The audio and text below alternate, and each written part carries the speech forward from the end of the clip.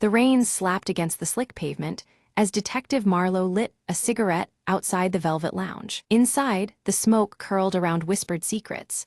A jazz saxophone wailed in the background, thickening the air with melancholy. Marlowe's eyes scanned the room until they landed on Ruby, the dame, with secrets darker than the alley streets. Ruby's voice was a low purr, barely above the jazz. "You're looking for Tommy, aren't you? He vanished last night." Marlowe nodded, flicking ash off his cigarette. "Yeah, and I think the answers are buried somewhere between the music and the shadows." She leaned closer, eyes gleaming.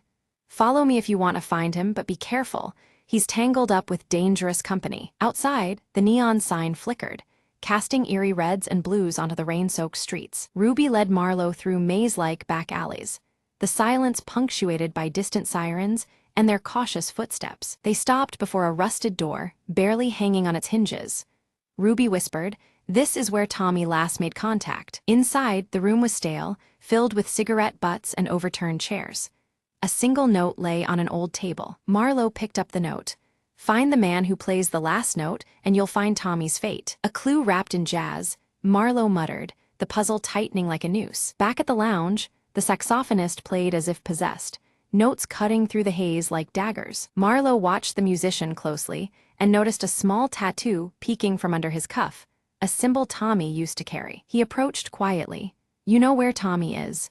The saxophonist's eyes flickered with a shadow of guilt. "He got into trouble with the wrong crowd," the man confessed. "They wanted something from him, something that could bring this whole city down." Suddenly, footsteps stormed in. Figures in dark coats encircled Marlowe and Ruby, their intentions clear. With quick thinking, Marlowe grabbed Ruby's hand, diving through a hidden exit behind the stage. They emerged into the cold night air, hearts pounding, but free the city's skyline bleeding neon hope into the darkness. Marlowe lit another cigarette, looking toward the horizon. "Tommy's out there somewhere, and this story, it's far from over."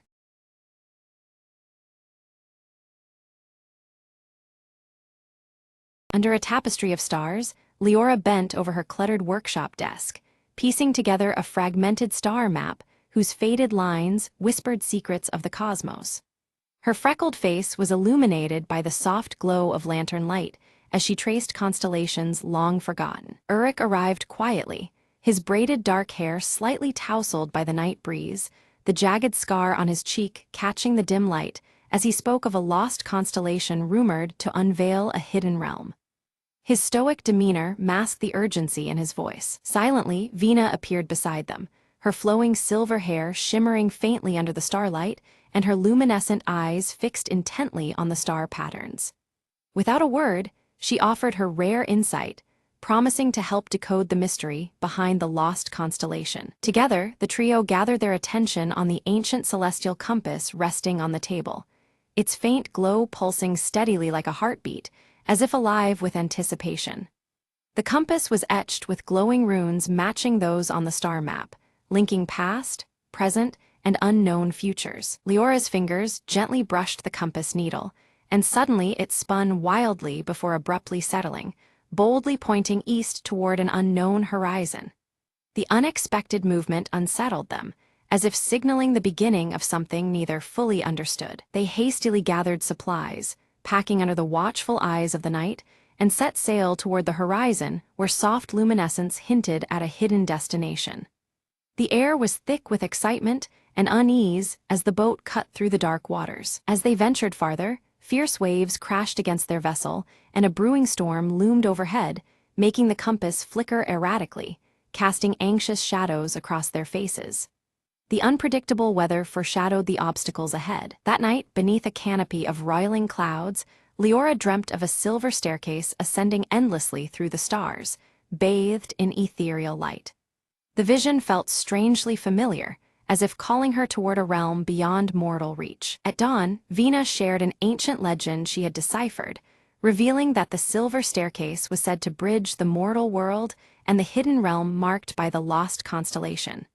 Her eyes glowed softly, embodying the mystery woven into the tale. Uruk voiced his doubts aloud, questioning the legends and their perilous journey, yet as he spoke the compass needle steadied unwaveringly, reaffirming their path and strengthening their resolve despite growing uncertainties. Morning mists parted to reveal a strange island shrouded in dense fog, its shadowy outline bearing uncanny resemblance to a marking on their star map. The air was thick with anticipation, as the island seemed to pulse with concealed secrets. They disembarked cautiously, the star amulet around Leora's neck pulsing softly in resonance with the island's aura, as if awakening alongside her spirit. Their footsteps stirred the ancient ground, the journey deepening in mystery. Navigating through dense undergrowth, they discovered ancient ruins etched with glowing runes that aligned perfectly with the star map, drawing connections between celestial patterns and earthly remnants. Each symbol seemed alive, humming with dormant energy. As they ventured deeper, fleeting shadows flickered just beyond the tree line, unseen but palpably sinister, evoking a sense of unseen watchers lurking in the periphery of their vision. Unease crept steadily among them. Suddenly, with a resonant crack, the celestial compass shattered in Leora's hands, scattering fragments that mirrored the broken trust in their surety. Panic surged as they realized the delicate thread guiding them home was severed. Lost and vulnerable under gathering twilight, tensions flared. Whispered fears and unspoken doubts threatened to unravel their unity as the unknown pressed in from all sides. Night's arrival carried a heavy weight of isolation and dread. Vina stepped forward, her luminescent eyes glowing with quiet authority as she led them deeper into the ruins, asserting that the star amulet around Leora's neck would now serve as their beacon. Hope flickered anew amidst the growing shadows. Within the heart of the ruins, they uncovered a carved wooden box nestled beneath ancient stones, its surface worn but holding fragments of an ancient star chart that might mend their fractured map. The discovery rekindled purpose and curiosity alike. Leora carefully assembled the fragmented star chart, the edges aligning slowly to reveal a new constellation and a hidden pathway through the cosmic expanse. The chart's revelations suggested a route filled with both peril and promise. A sudden rustle shattered the stillness, drawing their attention to ghostly figures emerging silently from the swirling mist, eyes fixed and movements deliberate yet cautious. The Watcher's presence introduced a chilling uncertainty. Uruk instinctively stepped forward, shield raised as a barrier against the unseen threat, his voice firm but tempered in the thickening tension, only to find the enigmatic Watchers vanish as swiftly as they appeared, leaving only eerie silence behind. Resolved to press onward, the group followed the new star chart's alignments etched faintly on the ground, each step guided by celestial clues that shimmered under the fading light. The path ahead was narrow and fraught with mystery. They reached a shimmering river mirroring the constellations perfectly above, the water's surface acting as a celestial mirror that blurred the lines between sky and earth. Crossing, it felt like traversing the boundary between worlds. Vina revealed that her luminescent eyes reacted uniquely to the starlight, granting her an uncanny ability to interpret the subtle shifts in the cosmic glow, effectively guiding their careful steps through the uncertain terrain. Her presence became both lantern and lifeline. As they ascended a hill crowned with ancient stone pillars, the ground beneath them seemed to shift subtly, the very air vibrating with unseen energy, signaling that they were drawing ever closer to the heart of the hidden realm's mysteries. Anticipation and dread intertwined with each breath. At the hilltop, Leora and her companions discover a sundial intricately carved to mirror the celestial compass's design. The sun casts long shadows that seem to dance precisely around its edges, hinting at a secret message encoded in the light. Leora carefully aligns the sundial's shadow with the star chart, noticing how the shadows intersect with marked constellations. As the last alignment clicks into place, a hidden path quietly reveals itself among the surrounding foliage. Suddenly, a deep rumbling shakes the hill beneath their feet as the earth splits open, revealing a narrow stairway spiraling downwards. The atmosphere thickens with anticipation as they prepare to descend into the unknown. The stairway leads into a vast cavern, shimmering with a breathtaking spectacle. Swirling patterns of living stars suspended above their heads, illuminating the darkness with a cosmic glow. Every movement feels weighted with reverence under this celestial dome. A subtle vibration fills the air, and the star amulet around Leora's neck bursts into radiant light, casting an ethereal glow to guide their steps deeper into the cavern's mysteries. The glowing runes on the walls pulse in harmony with the amulet's light. Within the cavern's depths, illusions emerge, crafting vivid visions that tug at their hearts and minds, images of home, whispered fears, and unspoken doubts. The trio steadies themselves, aware these spectral trials seek to unnerve their resolve. Uruk faces a haunting vision of failure, his jagged scar seeming to burn colder as self-doubt tempts him. Yet, his loyalty to the quest and companions steels his spirit, pressing onward beyond the mirage's grasp. Leora's voice cuts through the haze with quiet confidence, assuring the group they are nearing their goal. She traces the celestial compass's pieces with hopeful fingers, trusting deeply in their combined power to guide them through. They emerge into a vast chamber where a giant star map pulses alive on the ceiling, constellations shifting and glowing softly overhead. The cosmic chart fills the space with an otherworldly light, revealing patterns both familiar and arcane. Vina steps forward, her luminescent eyes reflecting the map as she interprets its symbols. Her voice weaves the tale of a forgotten celestial gateway, a portal beyond time that connects realms unseen. As they ready themselves to cross, the ethereal watchers reappear, no longer fierce but bearing peaceful intent. Their silent presence conveys a profound acceptance, lifting the tension that had clung tightly around the travelers. From the watchers, a fragment of pure starlight is bestowed upon them, an essential key for passage through the gateway. The shard pulses gently in their hands, a tangible promise of the journey ahead. Leora combines the starlight fragment with the star amulet, the two sources merging in a swell of radiant energy. This fusion activates the celestial gateway, opening a luminous portal shimmering with cosmic grandeur. Through the portal, the hidden realm reveals itself, bathed in radiant cosmic light and swirling constellations that dance with ethereal grace. The air hums with ancient power, inviting their passage into the unknown. Stepping through, they find themselves surrounded by a realm alive with swirling stars and gentle ethereal winds that carry whispers of forgotten secrets. Every breath feels infused with the infinite expanse of the cosmos. Their arrival awakens towering ancient guardians whose silent gaze measures their worthiness. The guardians present trials that test the travelers in solemn, wordless challenges beyond mortal understanding. Leora engages with the celestial puzzles, each solved unlocking deeper mysteries hidden within the realm's fabric. Her keen mind and the compass's clues illuminate paths long obscured by starlight and time. Uruk confronts daunting physical challenges, demanding unwavering courage and precision. Each trial hones his strength and will, forging him further as protector of their shared quest. Vina's deep knowledge interlaces the realm's lore with prophetic insights into their own world's destiny. She guides the group by weaving connections between cosmic truths and earthly pathways. Having proved their worth, the guardians grant them passage to the hidden realm's very heart. The air shimmers with heightened energy as they move closer to the source of the celestial mysteries. Within this sanctuary, a luminous tree stands tall, its roots intertwining seamlessly with twinkling stars above. The tree radiates ancient power, bridging the expanse between earth and sky. Leora gently places the carved wooden box at the tree's base, activating a flow of celestial knowledge emanating from the stars. The tree responds, its energy awakening long-dormant secrets woven into the cosmos. The tree's radiant energy flows into the shattered compass, which begins to glow anew with vibrant, restored power. The restored compass pulses like a beating heart, alive with fresh celestial light. They realize that this renewed power holds the ability to realign the constellations, promising the restoration of balance between realms.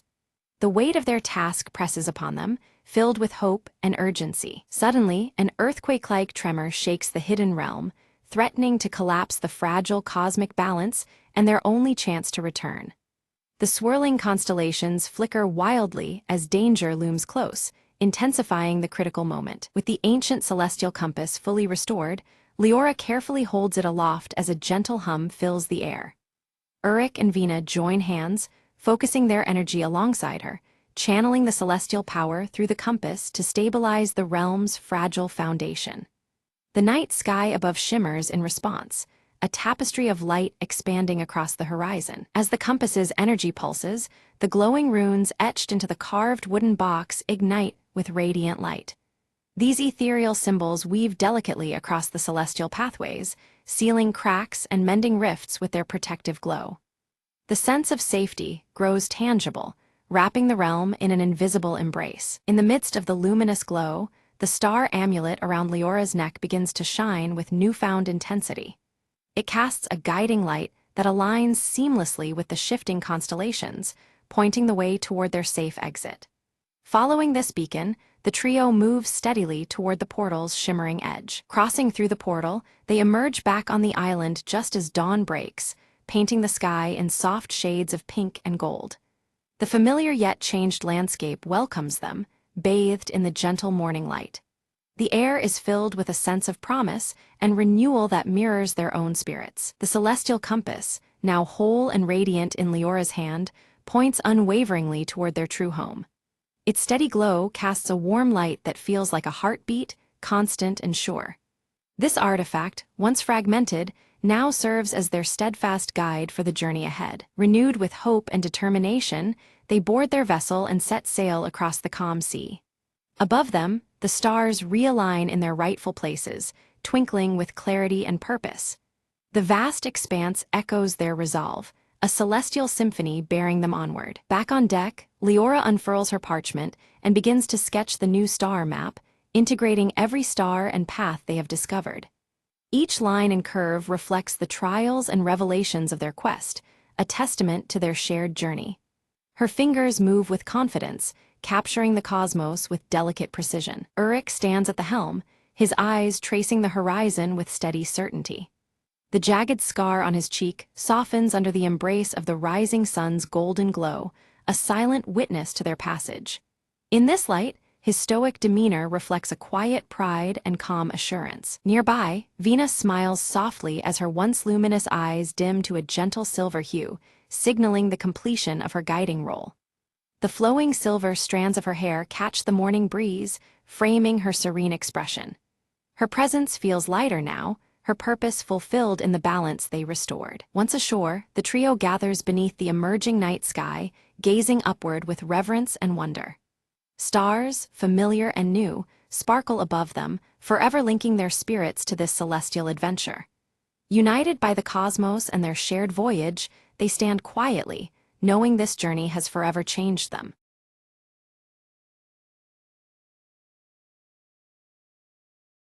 The clock in the hotel lobby struck midnight, its chimes swallowed by the creeping fog outside. Detective Margot slipped inside room 7, her flashlight cutting through the darkness. The door creaked open to reveal nothing but an empty bed, untouched since noon, the room unnervingly silent. She inspected the window.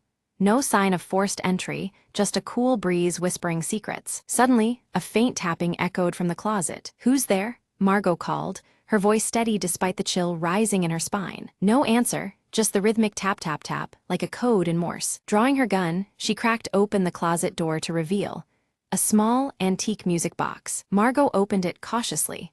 A haunting melody spilled into the air, matching the tapping perfectly. Behind the music box, she found a folded note taped to the wall. Unfolding it, she read, "Find the truth beneath the floorboards." Kneeling, she searched the rug for a trapdoor, fingers brushing against a loose plank. With effort, she pried it open, revealing a narrow space beneath the floor. Inside lay a weathered journal, its pages filled with frantic scrawls detailing secret meetings and betrayals. One entry caught her eye. "The visitor at midnight knows the real story." Margot glanced toward the clock. It was midnight now, the hour when the mystery came alive. Footsteps stirred above. She heard a door shut softly, then silence again. Clutching the journal, she smelled a faint trace of perfume, familiar yet elusive. Emerging from the floor, she whispered, "The key was hidden in the echoes all along." As dawn broke, the truth unraveled, and Room 7's secret finally found its voice.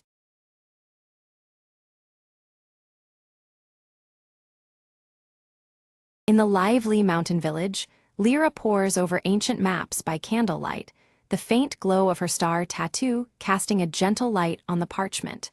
Her emerald eyes trace symbols, searching for clues hidden in the worn pages. Brahm arrives quietly, placing a small glowing crystal shard into Lyra's hand, urging her with a grave tone to seek the lost celestial compass before it falls into the wrong hands. The shard's blue glow pulses softly, mirroring the ancient star on her wrist. Tico, the silver-furred fox-like creature, playfully paws at the shard, the blue light reflecting vividly in his bright eyes. The wooden dagger at his side gleams faintly as he circles around excitedly. Lyra methodically packs essentials into a leather satchel embossed with the celestial compass symbol, fastening it securely. Her tattoo pulses subtly, as though anticipating the journey ahead. Whispers ripple through the village. The Shadow Order, hidden behind their unyielding silver masks and dark cloaks, are rumored to be searching for the same artifact. The urgency grows, tangled with fear in the villagers' hushed voices. Under a canopy of rustling leaves, Lyra, Brahm, and Tico step into the dense forest, the earth crunching beneath their boots. The warm earth tones of the village fade as cool blues begin to tint the surrounding shadows. They stumble upon a carved stone marker, ancient and weathered, etched with the celestial compass emblem. The symbol seems to pulse faintly in resonance with the shard's glow. Night descends, and an eerie silence envelops the forest. Lyra's tattoo pulses brighter, sending a subtle guiding light that steadies the group's wavering steps. Suddenly, cloaked figures, the Shadow Order, emerge silently between the trees, their silver masks reflecting the shard's blue light. Their presence chills the air and tightens the group's resolve. Lyra narrowly avoids a sudden ambush. Her satchel is torn in the scuffle, but the crystal shard remains clutched tightly in her grasp. Heart pounding, she retreats into the shadows. Brahm quickly tends to a minor wound on Lyra's arm, his voice low and grave as he warns that the Order's desperation is growing dangerously close. The tension weighs heavily on them all. Tico's sharp nose twitches, detecting faint magical traces lingering in the thick forest air. He follows the scent confidently, sensing a trail that leads deeper into the unknown. They cross a rickety bridge spanning a misty ravine, shadows lurking just beneath the damp planks.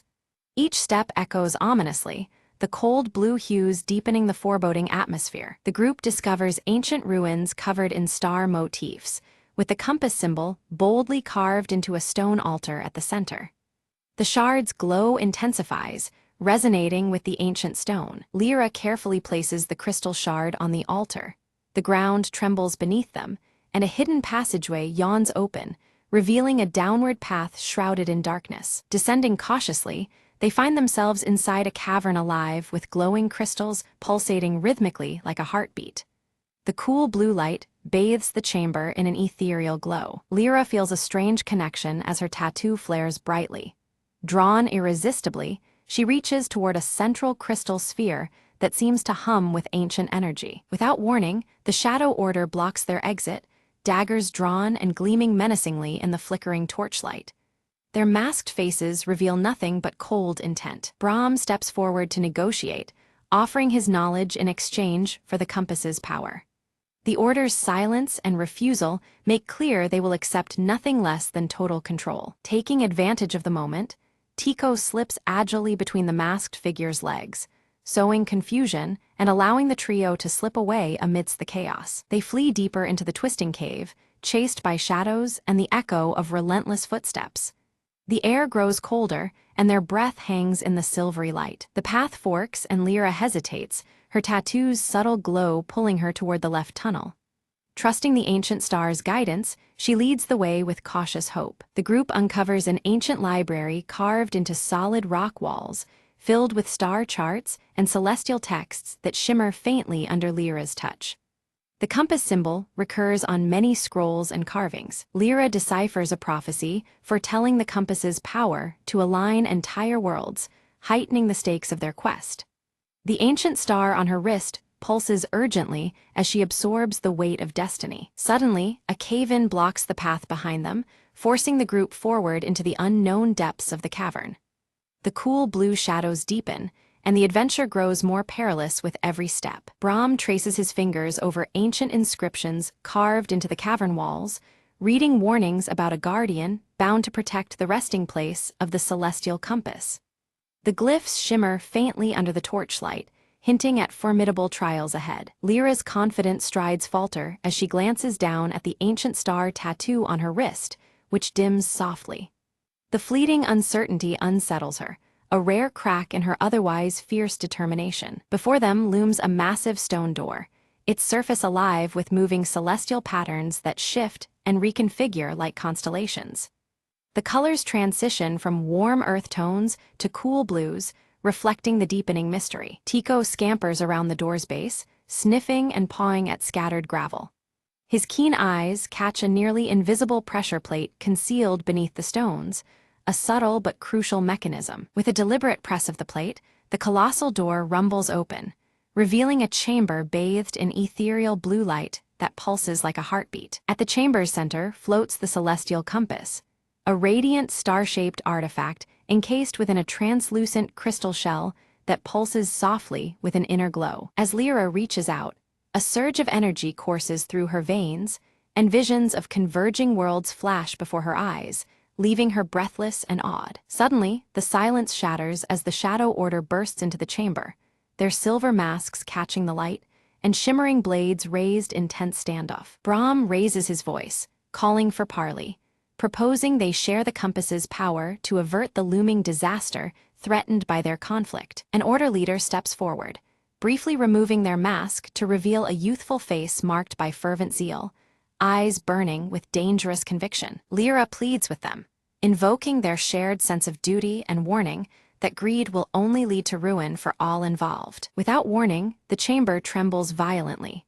From the stardust above, a colossal celestial lion materializes, its body shimmering with cosmic energy as the Guardian awakens. The lion's mighty roar reverberates through the astrological ceiling, forcing the Shadow Order to scatter defensively amidst falling star fragments. Quickly, Lyra leads Brahm and Tico in dodging the Guardian's astral claws and swirling beams of starlight, their movements synchronized and desperate. Recognizing the compass's power harmonizes with the Guardian's essence, Lyra extends her hand, the ancient star on her wrist now glowing fiercely in response. The celestial lion pauses, then slowly lowers its majestic head, accepting Lyra's genuine intent and calming the chamber's chaos. The Shadow Order retreats, their respect for the Guardian's judgment clear though their vow to continue their pursuit remains unshaken. With reverence, Lyra claims the compass.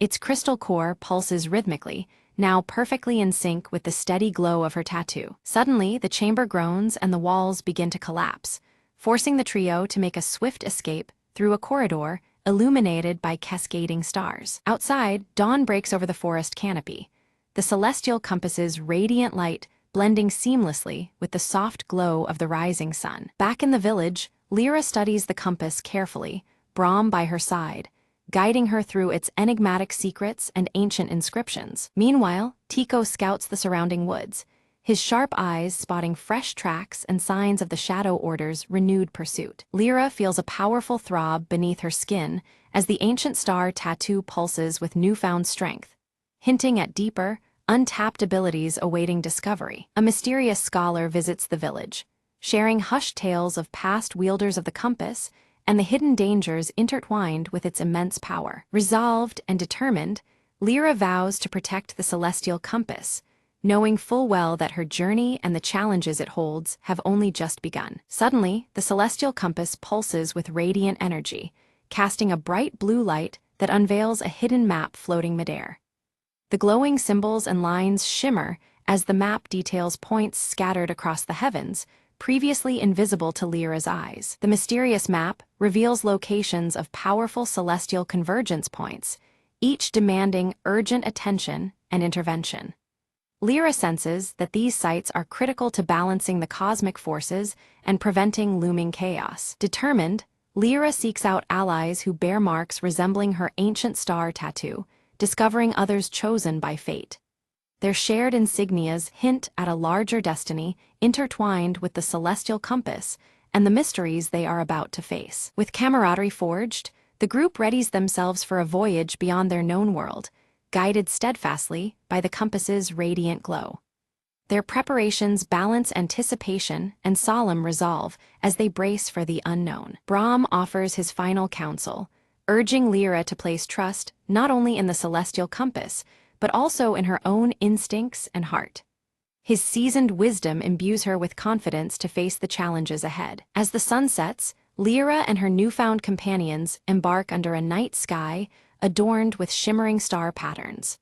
The cool blues of twilight mix with the compass's glow, marking the beginning of their epic journey. Navigating through surreal celestial storms and vast cosmic vistas, the compass guides their path unerringly. Each trial deepens their bond and understanding of the forces governing the stars. Lyra's ancient star tattoo pulses and blazes even brighter, a vivid sign of unity between her spirit and the celestial powers surrounding them. This luminous connection emboldens the group as they approach their quest's most critical juncture. Emerging on the horizon lies a new realm, its mysterious beauty promising adventure, revelations, and daunting challenges. The blue tones of the landscape echo the compass's light, inviting exploration and discovery. Resolute and unwavering, Lyra stands clutching the celestial compass, ready to shape a fate intricately woven among the stars. Her journey culminates here, poised to influence the cosmic balance forever.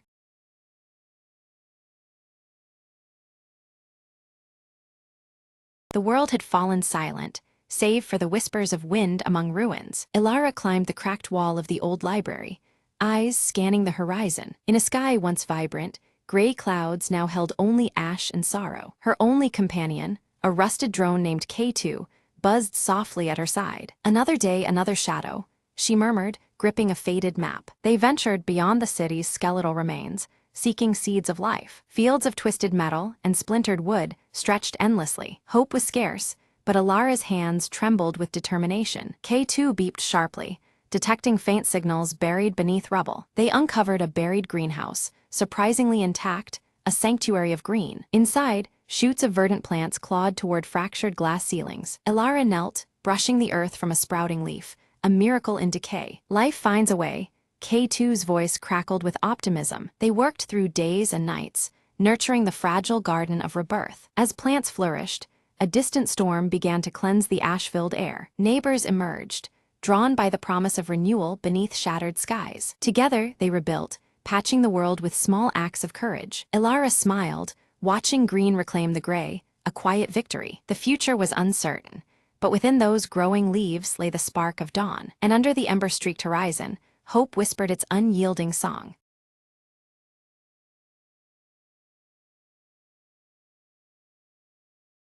Arachne stood beside the roaring fire, her luminous silver hair casting soft light as she wove shimmering threads on her spindle, the delicate patterns glimmering like stars caught in a night sky. Thuron approached cautiously, his bronze skin marked with swirling tattoos that seemed to pulse with unease, warning Arachne of a fracture growing within the fabric of fate itself. Examining a fragmented mirror, Arachne saw flickers of looming darkness reflected beyond the veil, the shards revealing possible futures, yet none offering clear answers to the present threat. From the shadows of the trees, Selene slipped silently, cloaked in shifting dark folds, her hidden eyes glinting faintly as she observed the unraveling threads of destiny. A chill wind swept through Arachne's chamber, causing the threads in her weaving to twist and break abruptly, as if an unseen force sought to distort her carefully crafted patterns. At the edge of the dense forest, Thuron stood tense, his swirling tattoos pulsating with each breath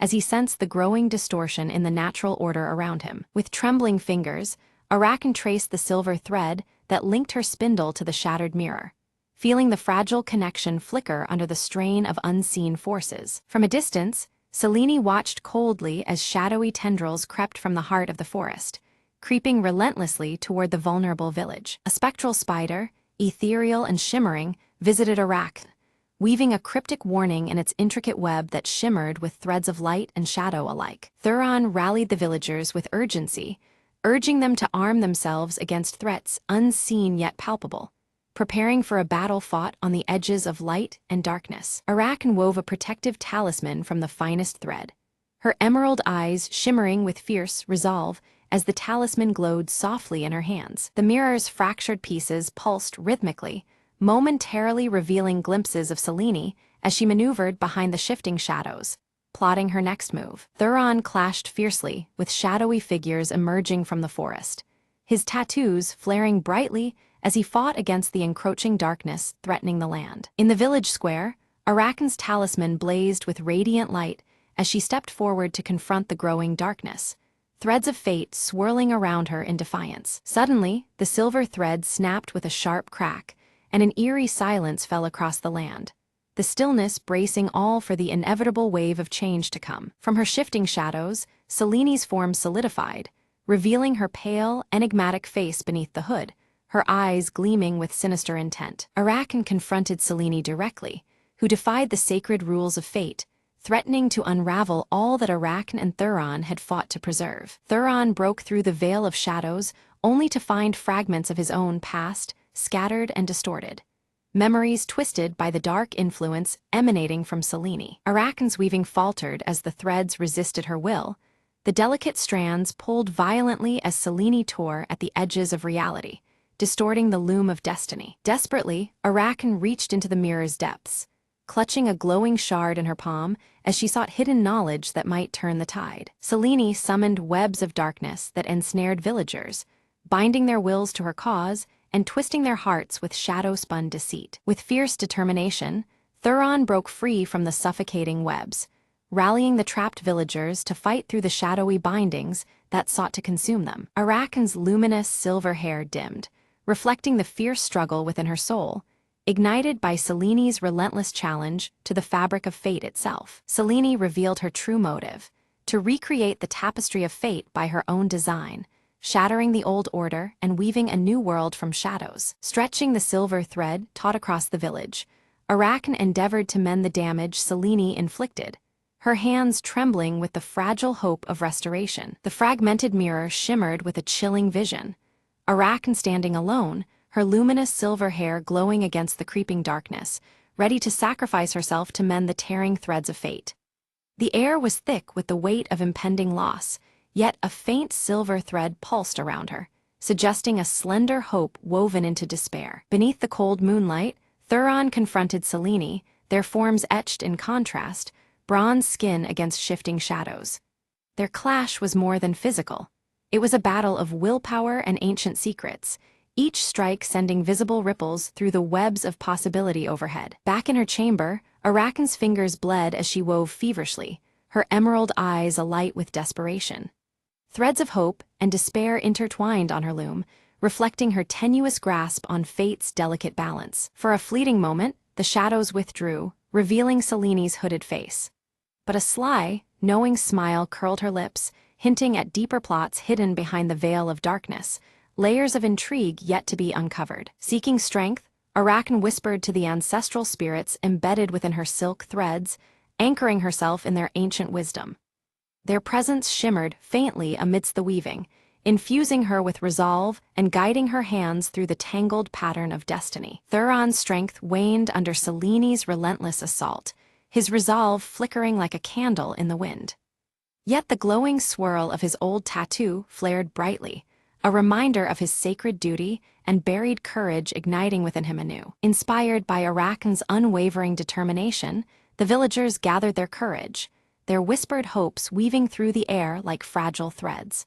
The once fearful faces now glimmered with renewed spirit, ready to stand against the encroaching shadows. Selene summoned a tempest of shadows that churned and twisted, consuming earth and root alike. The ground cracked as if the land itself rebelled, a dark web spreading to snuff out the village's fragile light. Anchored deeply to the silver thread of fate, Arachne radiated a shimmering light that pushed back against the consuming storm. Her presence became a steadfast beacon, a living thread unraveled in the face of chaos. Her weaving blossomed into a beacon, a luminous net that reached into shadow's depths. Lost souls, once swallowed by darkness, found their way back to the warmth of hope, guided by the steady glow of her creation. At the village's edge, Thuron intercepted waves of shadow figures creeping forward, each strike buying precious moments for Arachne's vital work. His actions spun a protective web, weaving time and space to shield the fragile future they sought to save. A cruel sneer twisted Selene's face as she revealed a broken spindle, one that had once belonged to Arachne's mother. The relic was a bitter reminder of past losses entwined with present struggles, the threads of family and fate cruelly fraying. Although her heart trembled, Arachne wove a new pattern, more intricate and resilient than anything before. Each thread pulse radiated strength, a tapestry crafted from both pain and hope, defying the shadows lurking close. The mirror shards began to realign, their fractured surfaces melding and shifting to unveil altered possibilities. Futures shimmered and blurred, reflecting the ever-changing weave of choice and chance. A sharp glance passed between Thuron and Arachne, heavy with unspoken resolve and trust.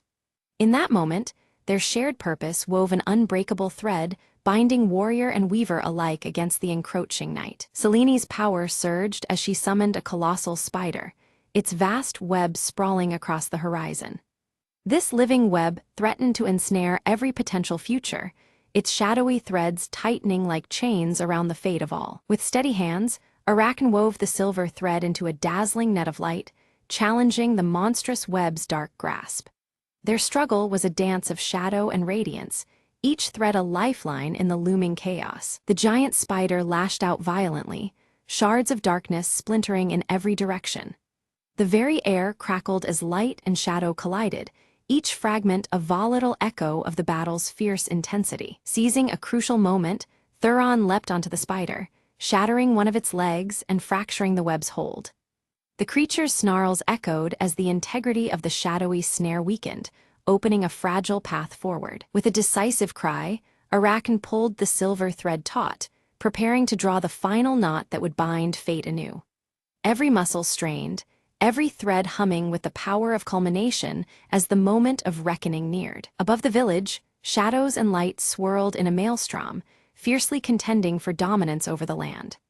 The fabric of reality itself trembled as threads of dark and luminescence intertwined in a chaotic storm. Selene's voice rang with desperation and temptation, offering Arachne immense power in exchange for surrendering the spindle and control over fate. Her plea was a woven trap of promises, dark silk laced with irredeemable consequences. Arachne's refusal was unwavering. She wove a pattern of unity rather than dominion, honoring the sacred laws that governed their realm. Her tapestry radiated harmony, rejecting control and embracing the bound threads that connected all lives. The spindle pulsed with radiant energy, binding Selene's shadow once more to the mirror fragments scattered throughout their world. The dark force was sealed within reflections, a captive strand in the grand weave once again. As the great web unraveled, a surge of brilliant light flooded the land, washing away despair and fear. Hope blossomed across the village, and beyond, threads of possibility woven anew into the tapestry of destiny. Cradling the now whole mirror, Arachne gazed into its smooth surface, where reflections shimmered with a balanced future. The fragmented edges had been mended, and with them, the threads of destiny aligned once more. Each shard fit seamlessly, revealing a harmonious dance of light and shadow within its depths. Thuron knelt beside her, his bronze skin marked from battle but his spirit unwavering. Their shared resolve was written plainly in their posture, guardians not only of the people, but of the fragile threads that tied them all. Together, they bore the weight of what had passed and the promise of what was to come. From the darkened alleys and quiet homes, villagers began to emerge, their faces brightening as the oppressive shadow lifted from their hearts. The once heavy air now sparkled with hope, threads of light weaving through the streets and homes.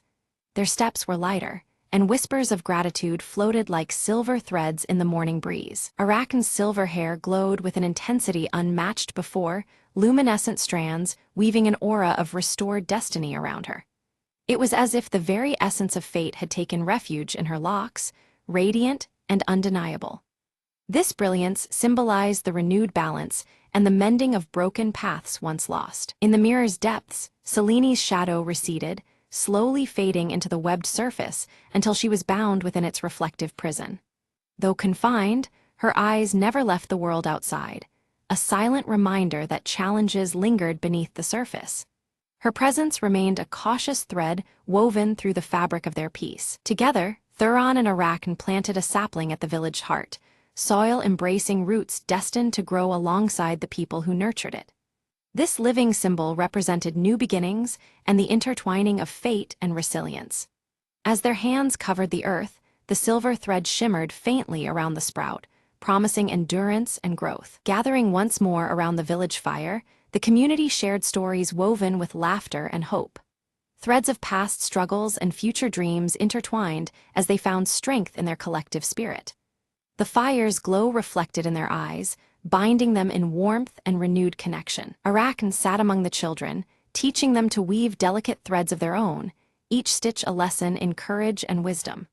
Her luminous hair cast gentle light over their eager faces as they learned to craft destinies with steady hands and hopeful hearts. Through them, the art of weaving fate would endure beyond her own time. Resting peacefully on a pedestal, the mirror shimmered quietly, its surface alive with glimpses of unseen possibilities.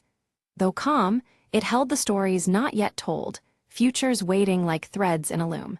It stood as both guardian and guide, an eternal witness to the ever-shifting tapestry of life. Looking toward the horizon, Arachne's gaze caught the faint glow of the silver thread winding softly through the air. The story of fate unfolded endlessly before her, an unbroken weave of light and shadow. With steady breath, she embraced the journey ahead, knowing that destiny never truly rests.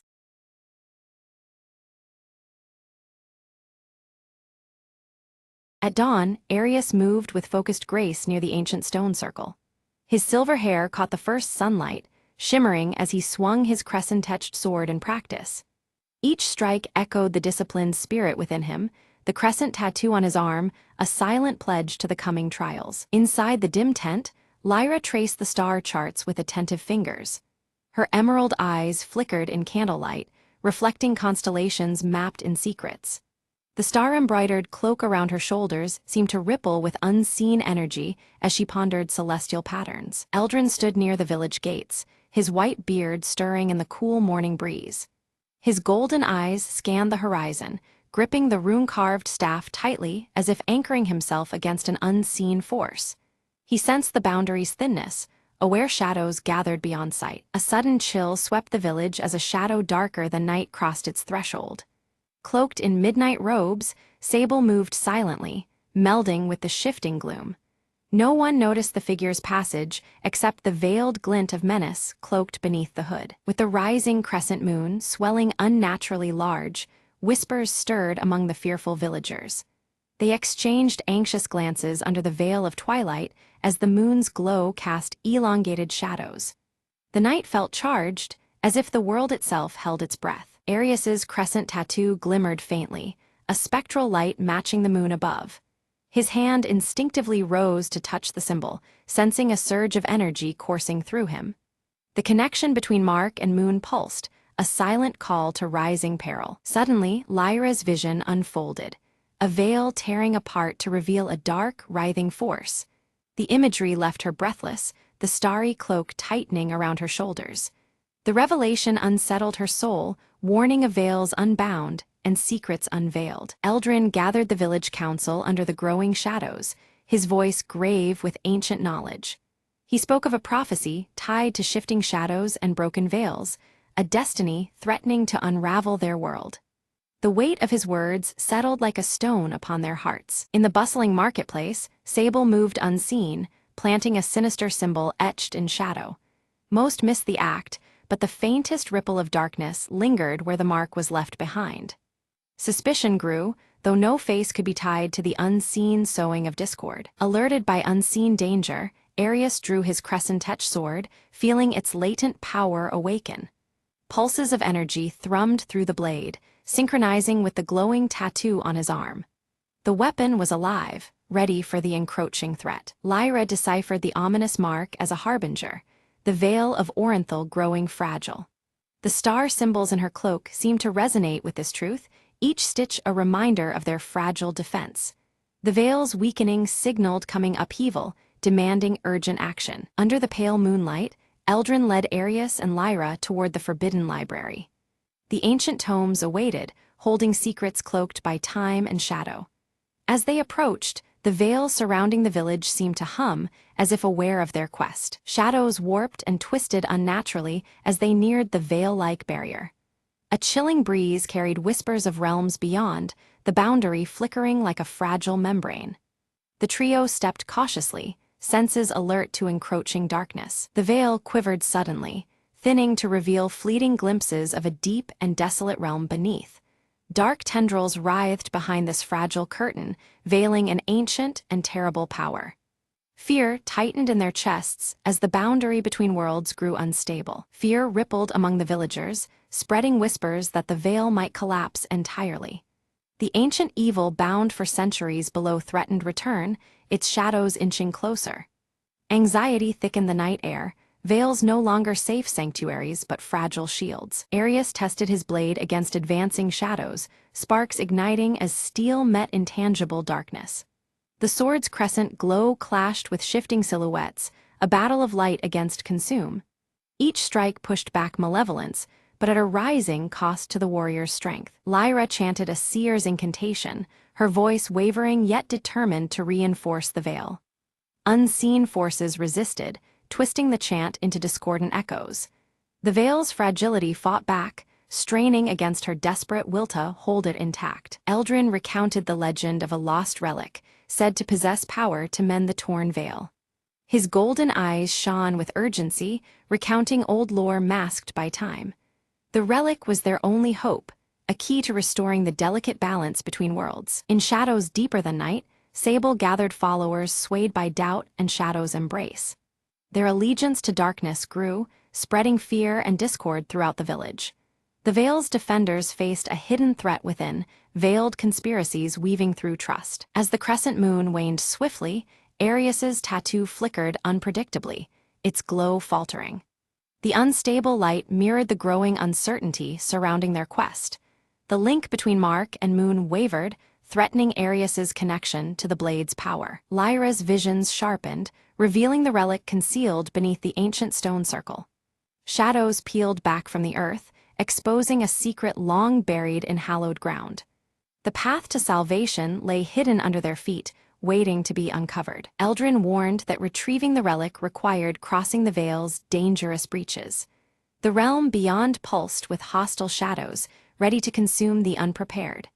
Their journey promised peril demanding courage and unbreakable resolve. Without hesitation, Arius volunteered to seek the relic, guided by Lyra's visions and Eldrin's wisdom. His silver hair caught moonlight as he prepared to step into unknown darkness. The burden of hope rested heavy but resolute upon him. Shadows clawed from every corner as the trio neared the Veil's thinning edge. The air swirled with shifting darkness, veiling secret dangers just beyond sight. Together, they pressed forward, each step a defiance against the growing gloom. Suddenly, Arius confronted a shadow creature, a twisted test of strength and will. The dark form lunged, seeking to extinguish the light within him. Steel met shadow in a fierce duel where every strike held the fragile fate of the Veil. Lyra drew her star-embroidered cloak tightly around her shoulders, channeling its faint glow to pierce the dense darkness ahead. As the celestial light spilled over the winding path, hidden traps, barely noticeable snare wires and concealed pits, became starkly visible, preventing disaster. Eldrin raised his rune-carved staff, which emitted a radiant golden light that pushed back the encroaching shadows in a wide arc. Yet with each dispelled shadow, distant alarms triggered, echoing ominously through the silent forest and heralding unseen dangers closing in. Just as their progress seemed steady, a trusted villager, whom they believed was loyal, turned abruptly against them. His betrayal introduced uncertainty and forced the group to reconsider who among the villagers could be trusted in this fragile alliance. Emerging from the swirling mists, Sable appeared briefly, his hooded figure radiating menace and mystery. He delivered a cryptic warning before dissolving into the mist, leaving his intentions as veiled as the shifting shadows around them. Suddenly, the veil pulsed violently, shimmering and flashing to reveal distorted glimpses of otherworldly horrors lurking beyond perception. These fleeting visions unsettled the group, reinforcing the Veil's tenuous nature as a boundary between worlds. During the chaos, Arius sustained a deep wound that caused the crescent tattoo on his forearm to burn fiercely and unpredictably. The searing pain was a stark reminder of the ancient power woven into his very skin. Lyra swiftly gathered her dwindling strength, focusing her energy through her cloak to heal Arius's injury. The effort drained her vitality noticeably, her emerald eyes dimming with the exertion, but her resolve remained strong. Eldrin examined the strange markings etched nearby and deciphered their meaning. The relic they sought lay hidden beneath the largest stone at the circle's center. This revelation offered a renewed sense of purpose amid growing peril. As they began to uncover the ancient stone, shadows twisted and surged around them, encroaching rapidly and threatening to engulf the fragile light they maintained. Doubt mingled with hope, as each shadow represented unforeseen danger. Before they could secure the relic, a group of Sable's followers emerged from the darkness, surrounding them and demanding surrender. A tense standoff ensued, the shifting shadows marking the precarious balance of power. Drawing deep from the ancient bond with his crescent-edged sword, Arius invoked the symbol's power to repel the advancing darkness.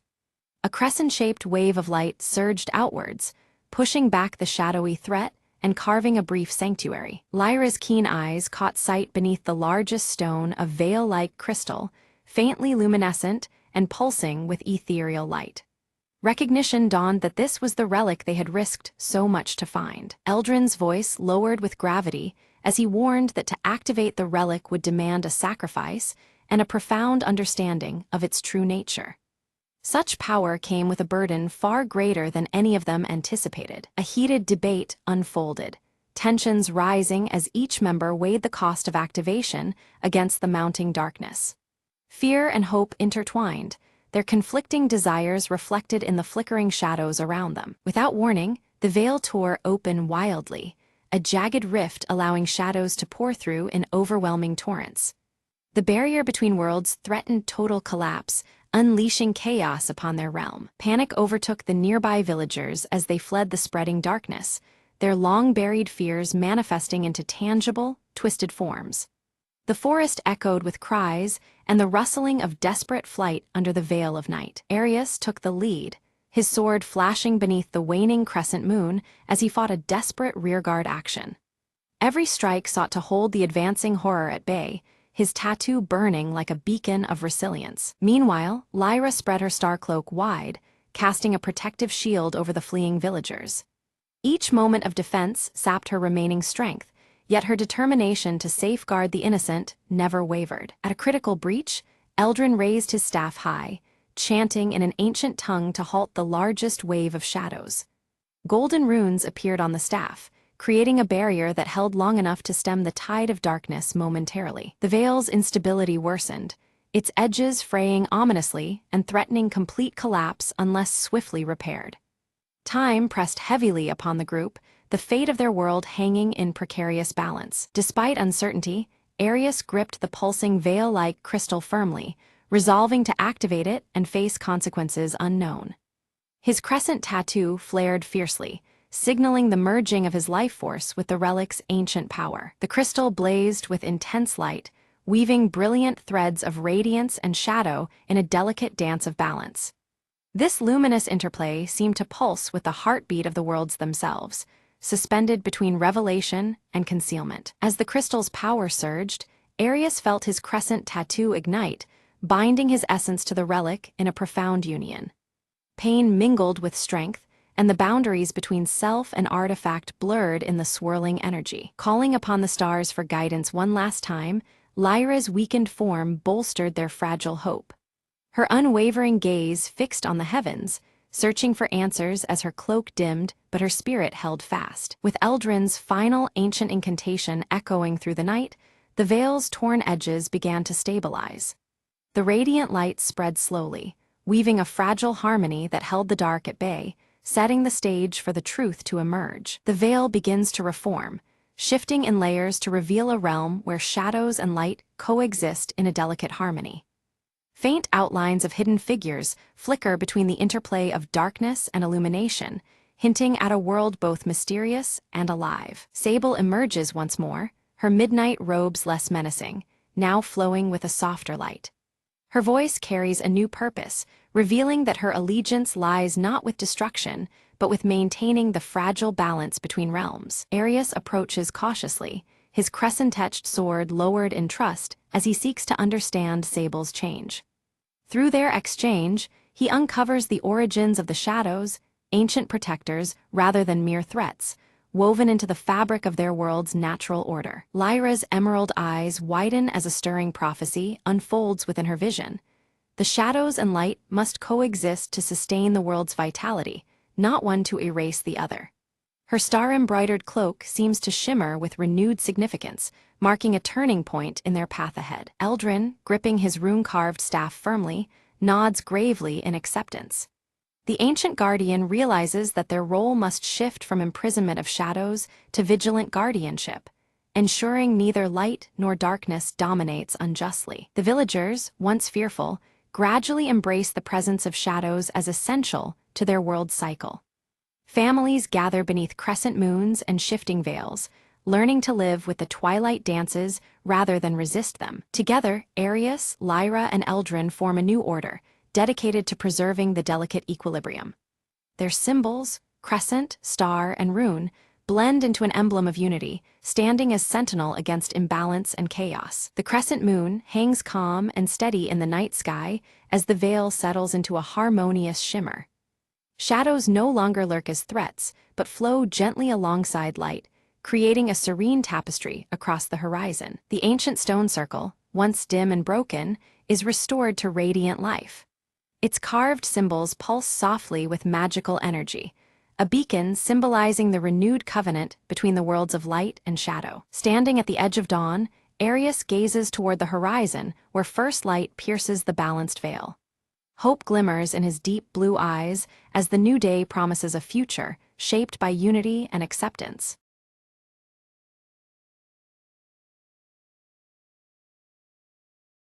Marvin stands before the mirror, his fingers gently stroking the proud, thick curls of his mustache.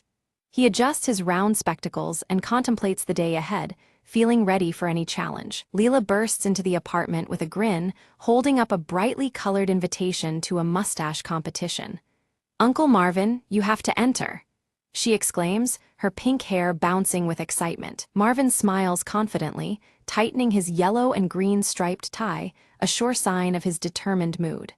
"I'll win it again this year," he declares with pride. He carefully arranges his grooming tools on the cluttered desk, while Mr. Whiskers slinks silently behind, eyeing the gleaming mustache comb with suspicious intent. With one final glance at the mirror, Marvin waves goodbye to Leela, who promises to guard the apartment and keep everything just right. Marvin steps onto the bustling city street, his stride confident and purposeful as he heads toward the competition venue, buzzing with excitement. Midway through his walk, Marvin suddenly freezes, feeling an uncanny lightness on his face where his mustache should be. Confused, he stops in his tracks. He peers into a shop window reflection and gasps.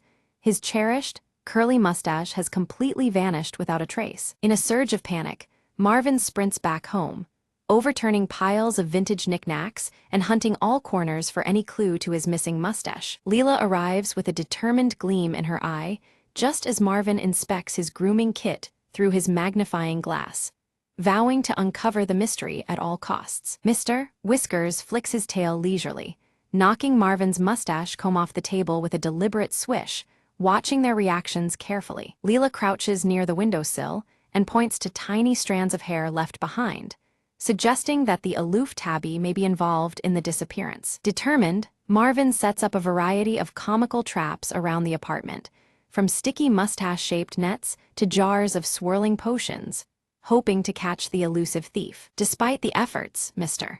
Whiskers nimbly evades every trap, slipping through false walls and darting beneath furniture, while Marvin and Leela grow increasingly frustrated and weary. The hours tick down toward the competition, tension mounting as Marvin feels the pressure of reclaiming his identity and pride before it's too late. Seeking alternative help, Marvin and Leela visit an eccentric local barber, who offers a strange, temporary fake mustache potion with wild promises. Marvin tries the potion nervously, but it causes his mustache to wiggle uncontrollably like a living creature, drawing amused stares and creating a public spectacle they hadn't anticipated. Embarrassed and frustrated, Marvin ditches the potion and decides to pursue leads outside, scanning the streets for anything resembling his lost mustache. Along a crowded street, Marvin spots a stranger sporting a suspiciously familiar curly mustache that seems oddly out of place, stirring Marvin's suspicion. Confronting the man,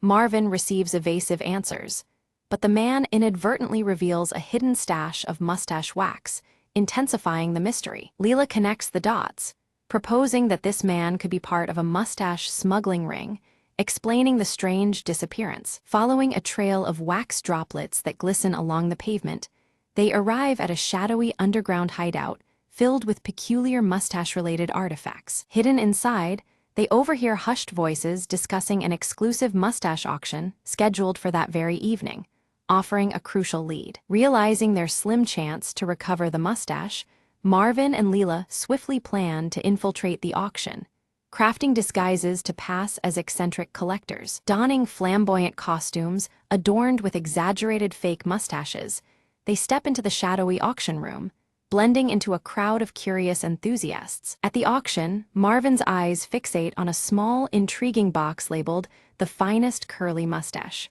His heart races, seeing a chance to reclaim what he lost. The box seems almost enchanted, promising a secret to his missing mustache. Marvin nervously raises his bid among a crowd of dubious bidders, cloaked in shadows and whispers. Each increase tightens the knot of tension in his stomach. Suddenly, a mysterious figure outbids him at the last moment, their identity hidden by a wide-brimmed hat and darkness. Refusing to give up, Marvin signals Leela with a glance. In response, she theatrically sways and collapses dramatically at the auction floor, drawing all eyes towards her. Instant uproar erupts as bidders rush to Leela's side, concerned for her sudden faint. The distraction creates a perfect moment for Marvin to stealthily slip the coveted box into his coat pocket. Back in a quiet corner, Marvin eagerly opens the box, only to find a cryptic note inside. It reads, "Look close in your own reflection," leaving Marvin puzzled and intrigued. Perplexed, Marvin pulls out his trusty pocket mirror and lifts it toward his face. Behind him, Mr.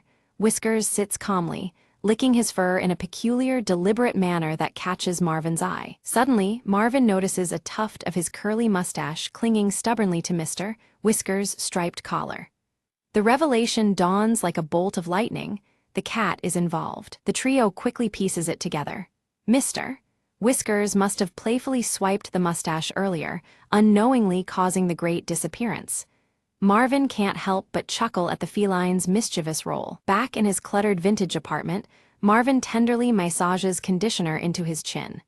He's hopeful, if a bit skeptical, wishing for even the slightest sign of regrowth before the next competition. Leela, ever inventive, whips up a quirky mustache growth potion using random kitchen ingredients. She presents it to Marvin with a mischievous grin, dubbing it their last, humorous hope. Marvin applies the homemade concoction cautiously, his fingers crossed beneath his perfectly striped yellow and green tie. Despite his skepticism, there's a glimmer of hope in his eyes. To their amazement, tiny hairs begin sprouting unevenly across Marvin's upper lip. The patchy new look is amusing if nothing else, but it breathes new life into his confidence. Emboldened by his unique growth, Marvin straightens his tie and adjusts his spectacles. He sets off determined to embrace this quirky new mustache at the competition venue. Upon arrival, the crowd bursts into laughter and cheers at Marvin's half-grown, unconventional mustache. The warm welcome deflates his nerves and fills him with unexpected pride. During the contest, Marvin captivates the audience with a witty speech about humor and acceptance. His charm and honesty resonate deeply, transforming the event's atmosphere. The judges, thoroughly entertained and impressed, award Marvin a special, most original mustache prize. It's a surprising twist that celebrates creativity over perfection. Beside him, Leela beams with pride while Mr. Whiskers purrs contentedly. Marvin's grin stretches wider than ever, his spirit lifted by their shared victory. The enigmatic auction figure reappears, stepping out of the shadows with a kind smile. They reveal themselves as a retired mustache champion, commending Marvin's admirable spirit. They hand Marvin an old photo album filled with bold, eccentric mustache styles from decades past. The images spark a newfound inspiration to explore diverse, playful looks in the days ahead. Marvin expresses heartfelt thanks to Leela and Mr. Whiskers. He realizes that sometimes unexpected mishaps blossom into remarkable adventures filled with laughter and growth. Back home, the trio settles into familiar comfort as Marvin carefully tends to his regrowing mustache. The cluttered apartment feels warmer, echoing their shared bond and triumph. Inspired, Leela begins a scrapbook titled Marvin's Mustache Mysteries, capturing every quirky moment of their journey. It's a testament to their camaraderie and Marvin's unmatched mustache saga. Mr. Whiskers curls up cozily on Marvin's lap, sporting a tiny, comically fake mustache crafted by Leela. The sight elicits chuckles and a sense of playfulness that fills the room. Marvin practices various mustache styles in the mirror, each more whimsical than the last. His striped yellow and green tie remains impeccably in place, matching his light-hearted mood. The apartment soon buzzes with laughter and cheer as they prepare a small celebration party. Quirky mustache-themed decorations dangle from the ceiling, marking an unforgettable chapter in Marvin's life. Suddenly, a letter slid gracefully under Marvin's cluttered apartment door, its envelope sealed with an elaborate mustache emblem that immediately caught his meticulous eye. He picked it up, intrigued by this unexpected delivery amidst his familiar vintage surroundings. Inside the envelope, Marvin discovered an elegant invitation to the International Mustache Festival, beckoning him to showcase his signature bushy, curly mustache among the world's finest.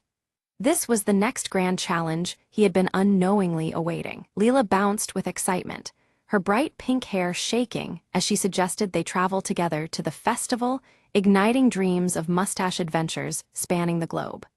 Marvin's heart warmed at the idea of sharing this whimsical journey with his lively niece. With focused energy, Marvin packed his cherished grooming kit, carefully placing his magnifying glass, assorted potion bottles, and the ever-important mustache comb inside. Ready for mystery and maintenance alike, he prepared to face whatever surprises the festival might hold. Mr. Whiskers, ever the aloof companion, lazily inspected a new batch of mustache wax on the windowsill, his patch-over-one-eye gaze hinting that he too would join in on their next escapade. The tabby's subtle chaos was always part of their story. Marvin took a reflective moment before the mirror to admire his fully regrown mustache, now showing a distinguished hint of silver at the tips of its curls. This sign of time added character to his ever-prized facial feature, a symbol of his enduring spirit. A gentle smile spread across Marvin's face as he thought back. Losing his mustache had taught him to find joy beyond appearances and embrace life's unexpected turns with grace. The tie around his neck, striped yellow and green, seemed to brighten in approval. The trio stepped out from the cozy, cluttered apartment onto the bustling city street, ready to embark on their upcoming journey together. The air was filled with promise, and their spirits danced in unison with the crowd's lively rhythm. Behind them, a stray curl of hair floated lazily in the gentle breeze, a playful reminder that every grand adventure begins with a single, seemingly insignificant strand. It twirled like the start of a new story, yet to be told. The scene faded out with Marvin adjusting his striped tie confidently, Leela grinning mischievously, and Mr. Whiskers trailing silently behind. United and spirited, they were all set for whatever curious mysteries awaited them next.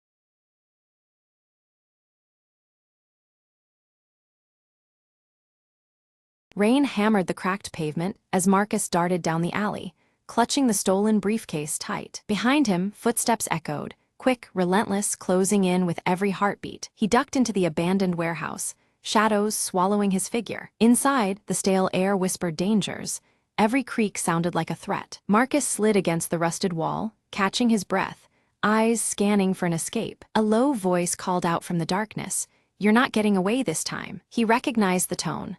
Victor, the man who had haunted his every move for weeks. Marcus weighed his options, a broken window or the heavy door that groaned ominously. Choosing the window, he smashed the glass and leapt into the stormy night. But Victor was faster, grabbing his jacket and pulling him back. A fierce struggle erupted, the briefcase slipping open to reveal glowing data chips. Marcus shouted, "These contain the truth they want buried." Victor snarled, "Truth, there's only power in secrets." With a sudden shove, Marcus broke free and sprinted towards the riverbank. Drenched and desperate, he activated a hidden transmitter inside one chip. Instantly, drones hovered overhead, broadcasting encrypted files to the world. Victor's expression faltered, their game was over. Sirens wailed, the chase had ended, but the revelations had only begun. Marcus turned to the rising sun, whispering, "This is just the beginning." In the light of dawn, the city held its breath, unaware the shadows had shifted forever.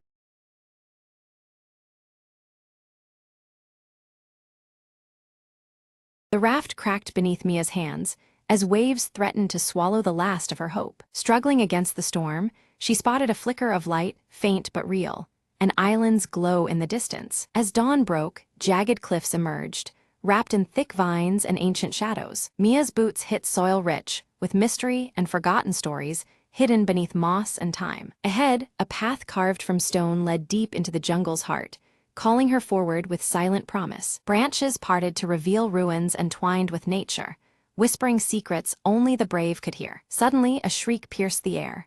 A wild creature bounded from the underbrush, eyes glinting like embers. Heart pounding, Mia remembered her grandfather's words. Courage isn't the absence of fear, but moving through it. Breathing steady, she stepped forward slowly, speaking calmly to the creature, earning a cautious truce. Deeper into the temple, carvings told of a guardian and a crystal with the power to heal or destroy. Mia's fingers traced the symbols, and the ground shuddered beneath her. The temple was waking. With quick reflexes, she dodged collapsing pillars and rushing water that threatened to trap her forever. In the temple's core, a chamber glowed with ethereal light, the crystal pulsing like a heartbeat. "This is it," Mia whispered, eyes fixed on the glowing prize that could save her village. As she reached out, the guardian emerged, not a creature of flesh, but light and shadow intertwined. It spoke without words, a voice felt in the soul. "Balance must be kept. What you take, you must give." Mia nodded, understanding that power came with responsibility beyond her own desire. She placed the crystal on the ancient altar, offering her own courage and hope in exchange. A wave of warmth spread through her, mingling with the island's song, sealing their pact forever. Stepping back onto her raft, Mia looked toward home, the horizon bright with promise and new beginnings.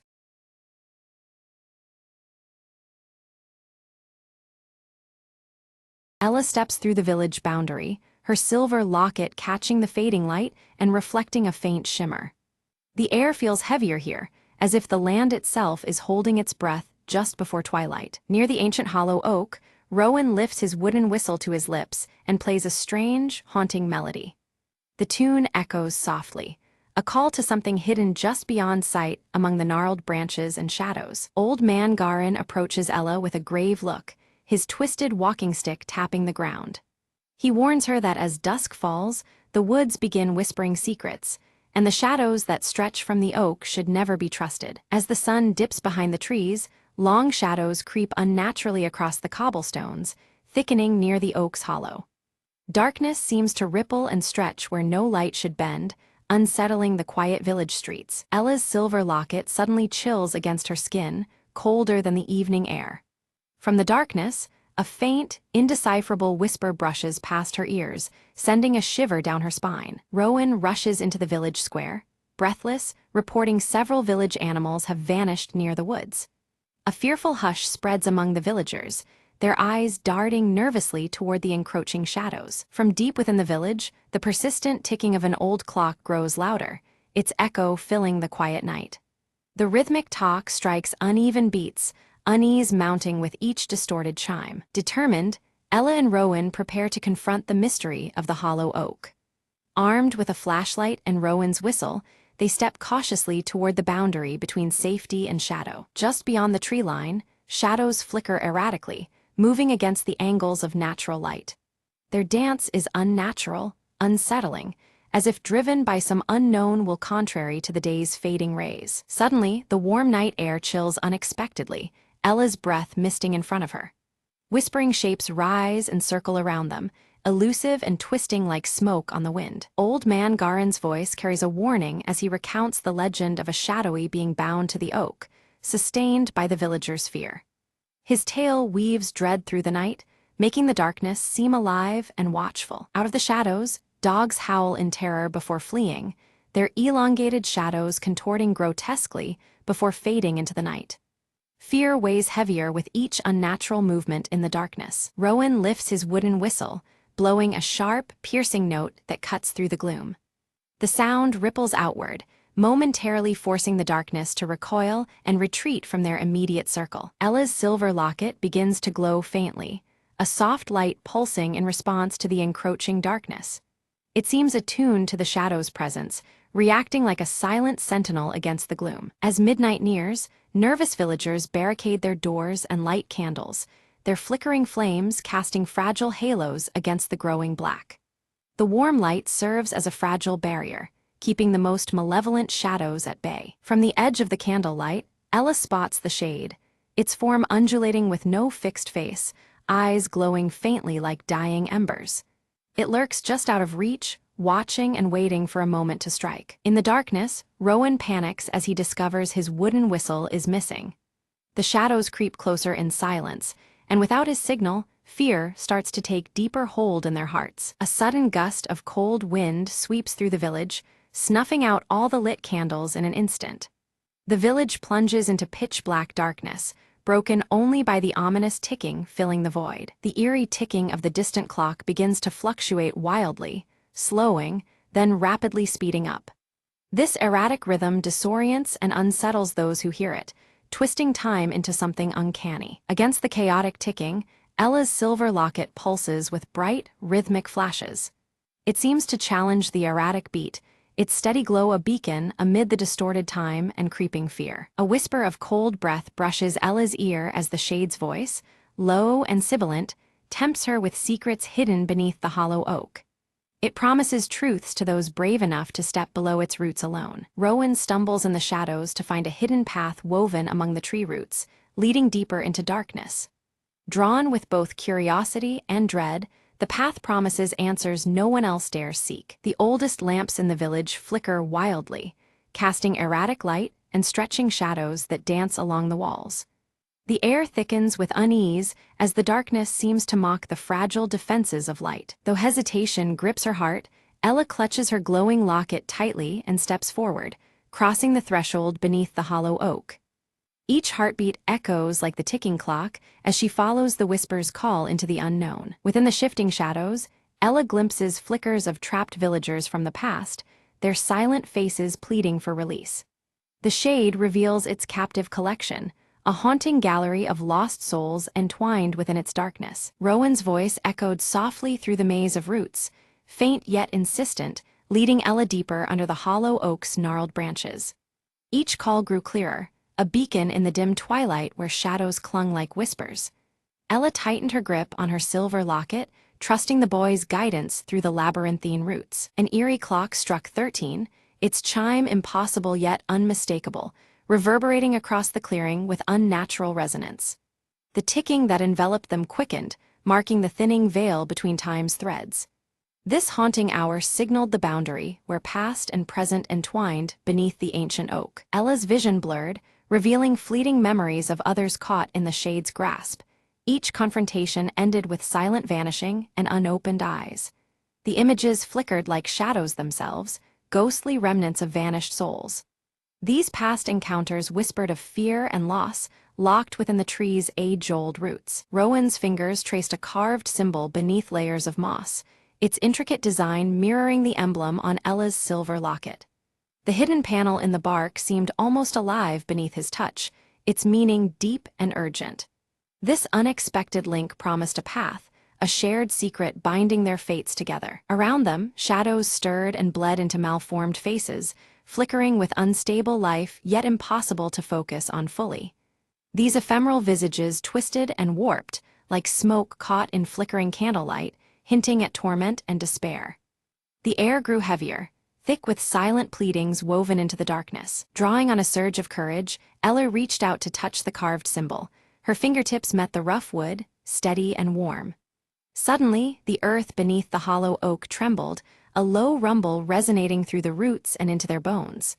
The connection felt alive, a bridge bridging shadow and flesh. The shade recoiled, its form condensing into a dense, foreboding mass that radiated menace. Shadows thickened, swirling with malevolent energy, as though angered by Ella's audacity. Its intangible presence now grew oppressive, suffocating the little light that lingered beneath the canopy. Rowan seized his wooden whistle, holding it as shadows encroached, then blew a piercing, desperate note. The sound shattered the darkness momentarily, scattering the shadowy faces like mist in dawn's first light. The fleeting reprieve bolstered their spirits even as anticipation churned in the air. Between Ella's locket and the carved symbol, a glowing thread appeared, pulsing slowly like a heartbeat. Its gentle light wove through the darkness, a fragile but undeniable link uniting past and present. The thread's rhythm synced with the old clock's ticking, drawing power from both time and memory. Emerging from the veil of trees, Old Man Garin began chanting an ancient verse, his voice low and resonant. His words carried strength, a call to awaken the spirits of the village and fortify their resolve. The air around him shimmered with age-old power, binding those present with shared determination. One by one, villagers lit candles, their flames flickering to life simultaneously in a unified defiance. The combined glow pushed back shadows inch by inch, carving space for hope amidst despair. The hollow oak stood illuminated, a battleground of light against creeping darkness. The ticking of the old clock accelerated, matching the pulsing glow emanating from Ella's silver locket. Time itself seemed to quicken, heartbeat and second hand entwined in urgent rhythm. This symphony of light and sound heralded a turning point beneath the ancient boughs. The shade lunged toward Rowan with desperate fury, its dark limbs grasping for the boy. But Rowan slipped away swiftly, darting into the village square where open light and life beckoned. The momentary breach left the shade agitated, its form writhing in shadowed frustration. Beneath the hollow oak, Ella faced the shade, her locket held aloft as a beacon of light. She stood steady in the dark, unyielding despite the fear gnawing within. The silver gleamed, casting sharp reflections that fractured the shadows around her. The shadows twisted before her eyes, revealing a memory warped by pain, a betrayal that bound the shade to this place. Faces contorted in anguish, a bond forged in sorrow and regret lingering beneath the gnarled roots. This revelation seeped like poison through the fractured darkness. Rowan and villagers formed a circle around the tree, hands joined and voices softly humming a steady, soothing melody. Their unity created a shield of warmth and light, reinforcing Ella's stand against the shadowy force. The harmony wove a protective barrier stronger than any single candle's glow. The shade's form flickered erratically, sorrow washing over its face before it began to fracture and dissolve. The fractured shadows splintered, losing coherence, as if the sorrow itself unraveled its dark essence. The force that once loomed threateningly now faltered, its presence fading like a dying breath. From Ella's locket burst a blinding light that pierced the darkness, scattering shadow and smoke alike. The sudden brilliance banished the lingering forms with fierce clarity, cleansing the hollow oak beneath which they had gathered. Light filled the space where fear and shadow had once dwelled. A profound silence followed, the incessant ticking ceasing abruptly as calm returned to the village. Moonlight bathed the clearing, serene and pure after the night's turmoil. The air felt lighter, charged with a peace that had seemed impossible just moments before. Exhausted, Ella collapsed, the silver locket resting warm against her chest once again. Dawn broke over the horizon, casting soft golden hues through the trees and promising a new beginning. Relief and weariness mingled in the quiet aftermath of their ordeal. Rowan knelt where the hollow oak had stood, discovering a small sprout glowing faintly with vibrant life. This fragile shoot seemed a symbol of renewal, the forest's promise of healing and hope reborn. Its gentle radiance breathed comfort into the cool morning air. One by one, villagers emerged from their homes, faces marked by relief yet touched by the terror of the night. Silent glances passed between them, a shared understanding of what had transpired beneath the ancient tree. Life would go on, forever altered but resilient. Old Man Garin approached Ella, a solemn nod acknowledging the closing of an ancient curse at last. His weathered eyes reflected respect and gratitude for her bravery. The twisted walking stick tapped softly against the earth, a rhythm steady as new beginnings. Ella's silver locket remained unbroken, now humming softly with a gentle, warm light. It shimmered faintly, a token of strength and hope preserved through darkness. The locket's glow promised protection and memory entwined beneath its silver face. Rowan clutched his wooden whistle, aware that though the danger had passed, its call might be needed again someday.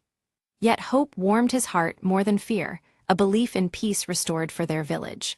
The whistle hung quietly at his side as dawn painted the sky with promise. Ella held her silver locket up to the dim light, explaining how its glow sealed the shade's power by binding shadow and time together. This ancient magic ensured that the dark entity could no longer slip through the cracks of the ticking moments.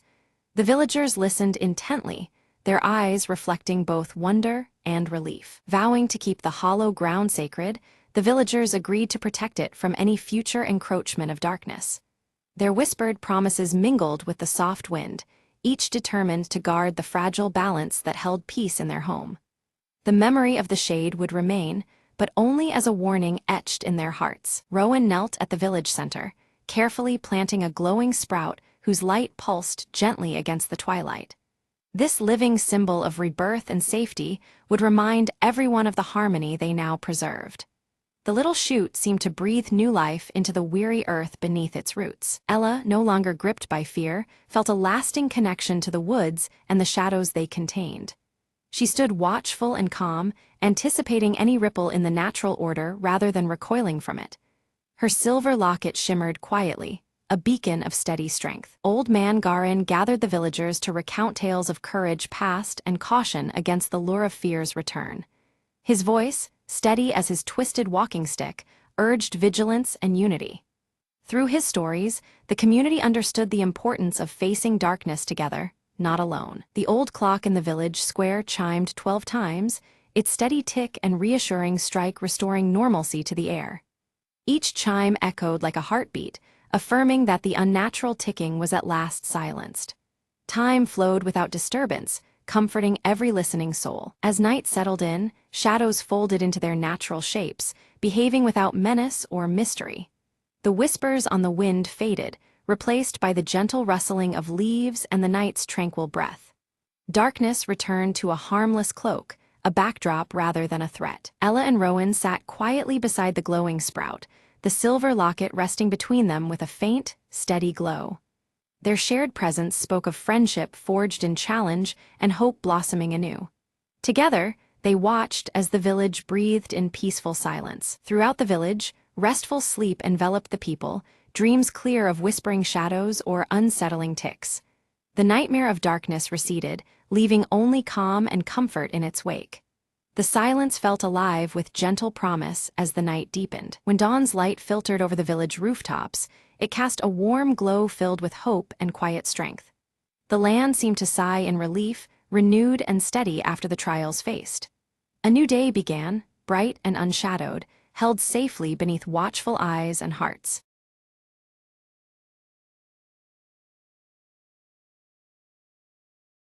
In the quiet village library, Ava studies an ancient map, the warm red light of sunset casting long shadows across the dusty pages. She carefully winds her bright red scarf around her neck, the fabric fluttering softly as a gentle breeze slips through the open window. At her feet, Keto, the mechanical fox with rusted bronze fur, twitches his ears with a spark of excitement. His glowing blue eyes shimmer as they fix on a peculiar marking revealed on the map, signaling a hidden path yet to be discovered. Elder Rowan approaches silently, steady with his carved wooden staff in hand. His silver hair catches the fading sun as he warns Ava in a low, grave tone about the perils that lie beyond the known horizon. Ava tightens her scarf resolutely, determination clear in her gaze. Keto circles protectively near her feet, his blue eyes glowing steadily, prepared to face whatever challenges may come. Suddenly, the skybound compass appears in Ava's palm, its soft, pulsing light matching the rhythm of her heartbeat. A breeze lifts strands of her hair while the crimson scarf ripples, as if charged by the compass's mysterious energy. With purposeful steps, Ava boards a small, weathered airship, the vessel creaking under her weight. From the deck, she waves goodbye to the village beneath a sky streaked with warm amber hues, the evening setting a hopeful yet somber tone. The airship ascends, drifting above clouds that puff like cotton below, and the village fades into a distant memory. Keto scans the endless horizon with glowing eyes, alert to any sign of danger or discovery. Suddenly, silhouettes of sky pirates' airships loom in the distance, their familiar outlines dark against the sky. Their leather goggles catch the sunlight, flashing menacingly as they close in with a chorus of raucous shouts. The pirates swiftly surround Ava's fragile craft, their patchwork coats billowing in the rising wind. They demand the glowing skybound compass, their voices harsh and commanding, eager to seize its power. Ava clutches the compass tightly against her chest, feeling its warmth against her palm. Keto growls low, his blue eyes intensifying to a fierce glow, signaling his readiness to defend. A fast-paced dogfight erupts, with clouds swirling wildly around them. The pirates weave aggressively through the sky, their ships threading close to Ava's airship in a dangerous dance of chase and evasion. The airship shudders as it takes damage. Ava's scarf catches briefly on a jagged edge of the railing, but she rips free, her grip unwavering. Despite the broken parts, she maneuvers adroitly to escape capture, heart-pounding. Inside the battered cabin, Ava spots a faded symbol on the map, an ancient floating island glowing faintly with mystical light. Legend says it holds answers about the skybound compass's true power and origin. Ignoring Elder Rowan's warnings echoing in her memories, Ava sets course toward the mysterious island. The compass's pulsing light grows stronger, its glow intensifying with every mile she travels closer. Elder Rowan's cautionary words resound within her. Opening the island's secrets could unleash unknown dangers. Yet her resolve hardens, knowing the risks but driven by a deeper purpose. As the airship nears the island, turbulent clouds whip violently around them, buffeting the vessel. Ava struggles to maintain control, eyes narrowed against the storm, testing both her skill and courage. Keto's eyes flash rapidly as he detects the brewing storm approaching fast. The sky darkens ominously, with the first rumbles of thunder rolling like distant drums. Lightning strikes illuminate the island's towering ruins, casting eerie shadows against roiling dark clouds. The jagged structures seem alive, silhouetted sharply, promising ancient secrets and lurking peril. The compass spins wildly in Ava's hand, its bright glow revealing intricate symbols etched across the ship's dashboard. The mysterious instrument seemed to awaken, reacting to the island's energy. Suddenly, a hidden mechanism on the airship activates, revealing a secret passageway descending toward the island below. Ava's heart races at the discovery, the path inviting yet fraught with uncertainty. Ava and Keto descend cautiously by zipline into the dense jungle, mist swirling thick and cool around them. Her crimson scarf flutters in the breeze, a vivid banner amidst the green shadows. They carefully navigate ancient stone paths, marked with glowing blue runes that match Keto's eye color. The mysterious symbols hint at a connection between the island's guardians and the mechanical fox. Without warning, sky pirates ambush them amid the ruins. Ava narrowly escapes through twisting corridors, her scarf snagged but holding firm, a symbol of her unyielding spirit. Keto uses his mechanical abilities to disable traps set by the pirates, his blue eyes scanning relentlessly for hidden dangers. Every encounter sharpens their bond and quickens their determination. Deeper in the heart of the ruins, Ava discovers murals depicting the skybound compass as a legendary key. The art tells of hidden skies far beyond their world, a secret waiting to be unlocked by the worthy. Ava hesitated at the threshold, the weight of Elder Rowan's warning pressing heavily on her. The words about awakening powers beyond understanding echoed in her mind, making her question the path ahead. Meanwhile, the sky pirates regrouped with renewed vigor, their leader's eyes burning with greed. They vowed to seize the island's secrets, no matter the cost, their ragtag crew sharpening their resolve under leather goggles and patchwork coats. Clutching the glowing skybound compass, Ava traced its light to a hidden mechanism that unlocked a radiant door.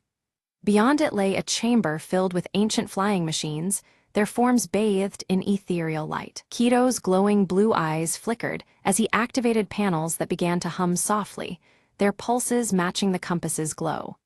Together, they bridged the gap between past ingenuity and present discovery. Suddenly, the cave groaned, a violent collapse severed Ava and Keto from the pursuing pirates. Dust filled the air, heightening the tension as they found themselves isolated within the island's depths. Among the flying machines, Ava found a weathered journal, its pages chronicling Elder Rowan's youth. The Elder's deep connection and pact with the skies unfolded beneath her fingers. Through the Elder's words, Ava learned to channel the compass's energy cautiously, mastering the art of safe navigation through uncharted skies. Each lesson illuminated the way forward, balancing courage with respect. Outside the chamber, the pirates began dismantling the island's ancient machinery recklessly. Their greed risked not only the ruins' collapse, but the loss of the island's secrets forever. Determined, Ava sprinted through the crumbling halls, her crimson scarf fluttering wildly behind her. Time was slipping away as she raced to halt the destruction. Keto, ever resourceful, conjured mechanical illusions that danced and flickered, drawing the pirates' attention away.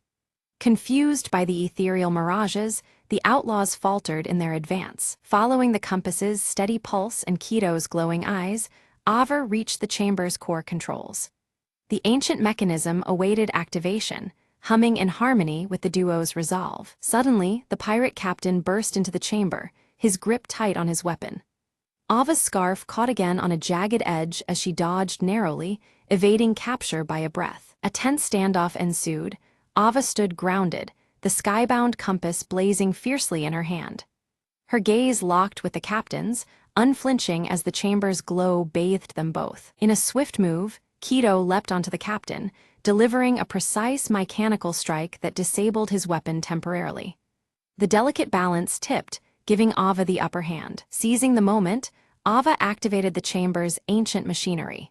Hovering platforms rose between them, their ascent blocking the pirate pursuit with a defiant shield. The ruins trembled as glowing runes flared, the island responding to long-forgotten magic. Slowly, the entire landmass began to lift, defying gravity to rise into the sky. The pirates scrambled to regroup, their skyships darting after the floating island with growing desperation. The mysterious ascent transformed the battlefield into a spectacle of air and light. With her scarf wrapped tightly, Ava climbed into one of the ancient flying machines from the chamber. She prepared to pilot it, determination radiating from her every movement. Keto's eyes glowed steadily, syncing with the compass's radiance as the flying machine stirred to life. Together, they took to the skies, ascending alongside the glowing island. They soared above the pursuing pirate ships, the radiant island behind them glowing like a beacon against the horizon. Ava felt the compass guiding her, a steady presence in the vast expanse. Unexpectedly, the pirate captain commandeered a rival flying craft, launching a relentless pursuit. The chase was on, the skies alive with tension and the roar of engines. Through dense clouds and shifting winds, Ava maneuvered with skill, her crimson scarf trailing vividly behind her. The engines hummed loudly as the chase unfolded in a dance of agility and resolve. With eyes fixed on the compass's steady glow, Ava navigated tight gaps with precision. The device's energy lit her path, guiding every daring move above the clouds. Keto detected a critical weakness in the pirate captain's airship, signaling Ava with urgent blinks. The mechanical fox's alert promised a chance to turn the tide of their perilous pursuit. Trusting Keto's warning, Ava triggered a well-placed trap that disabled the pirate captain's vessel abruptly. The chase ended suddenly, the threat momentarily quelled as silence fell over the sky. Back on the floating island, Ava carefully studied the skybound compass. With a steady hand and an eager heart, she unlocked the secret to commanding the skies safely, feeling the compass hum with newfound power. Activating Elder Rowan's staff beacon, a soft glow illuminated its carved wood. Ava shared her discovery, a wave of relief spreading through her voice as she reassured the elder that the skies were now secure. Around them, ancient flying machines stirred to life, gears turning and wings extending. Their silhouettes carved against the sunrise, these guardians were ready to defend the skies from any impending threats. With the crimson scarf fluttering boldly in the high-altitude breeze, Ava embraced her role as the island's protector. She stood tall and resolute, a beacon of hope and courage amidst the vast sky. Beside her, Keto nestled calmly, his rusted bronze fur reflecting the dawn's light. His blue eyes glowed softly, a perfect blend of contentment and perpetual vigilance. Not far away, island automatons surrounded the captured pirate captain. The outlaws' ragtag hopes were dashed as the mechanical protectors ensured peace with unwavering precision. A mysterious skyship approached silently, its unique silhouette cutting through the clouds. Elder Rowan descended, his wooden staff in hand, warmly welcoming Ava and affirming the hard-earned balance now resting upon their shoulders. Below, the village erupted in cheers, their voices rising like the wind that carried their joy to the heights. Watching the island ascend higher, they celebrated the dawn of a new era of harmony in the skies. Ava gazed toward the horizon, the compass firmly in her grasp. Ready for whatever adventures lay beyond, her spirit soared with possibility, eyes alight with determination and wonder. As Ava and Keto set their course across the endless blue, the crimson scarf fluttered one last time in the gentle wind. Together, they vanished into the vast sky, guardians of a boundless future.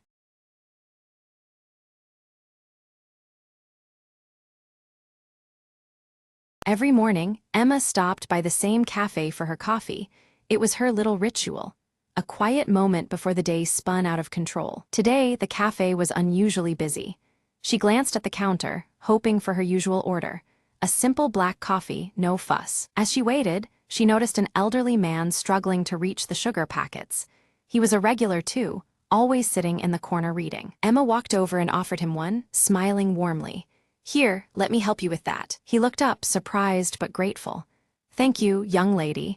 It's the little things that make a morning better," he said. They struck up a conversation, sharing stories about their favorite books and the city's changing streets. Before long, the barista called out, "Emma, your coffee's ready." She took her cup, then turned back to the man and offered, "Would you like to share it with me?" He chuckled softly.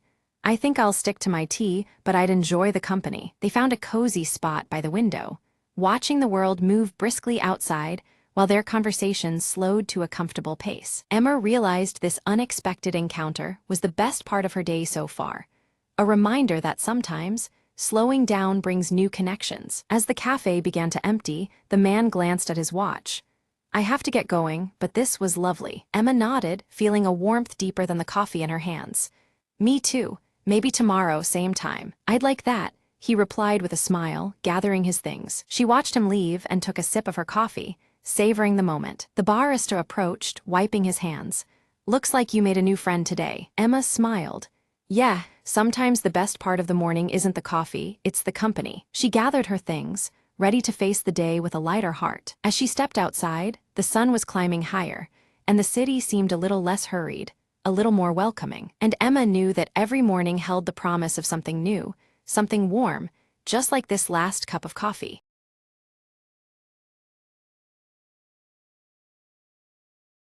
Beneath the twilight sky, a faint glow shimmered within the heart of the ancient crystal grove. Lyra, a young mage whose lineage whispered of forgotten powers, stepped cautiously onto the crystalline path. The grove's delicate trees sparkled with otherworldly light, each leaf a prism reflecting countless colors. "They say only the pure can unlock the ember's flame." A voice echoed softly, the wind carrying ancient secrets. Determined, Lyra approached the central pedestal where a single ember flickered faintly, its light dimming with every breath. The air thickened as memories of her ancestors stirred in the shadows, calling her to prove her worth. With hands trembling but heart steady, Lyra reached out, feeling the ember's warmth seep into her soul. Visions danced before her eyes, trials faced, sacrifices made, and the grove's survival hanging by a thread. Gathering her courage, she whispered the ancient incantation passed down through generations. The ember flared brilliantly, casting vibrant hues over the grove, as if awakening a long-dormant spirit. Trees leaned closer, their crystalline leaves chiming softly like bells in the breeze. Lyra's eyes sparkled with newfound strength. The ember's glow infused her with a gentle, radiant power. "The bond is restored," she murmured, feeling the grove pulse with life around her. Suddenly, a burst of light arced from her palms, spreading warmth over the frost-bitten earth. Tiny sprouts began to emerge, shimmering flowers blossoming where cold once lingered. The grove hummed a melody of renewal, its magic weaving seamlessly into the fabric of the world. Lyra smiled, knowing she had rekindled an ancient promise between nature and mage. As night embraced the sky, the crystal grove shone brighter than ever, a beacon of hope and magic. "Every ending holds a beginning," the whisper returned, fading into the gentle rustle of leaves. Lyra turned away with a peaceful heart, the ember's light guiding her journey beyond the grove's shimmering gates.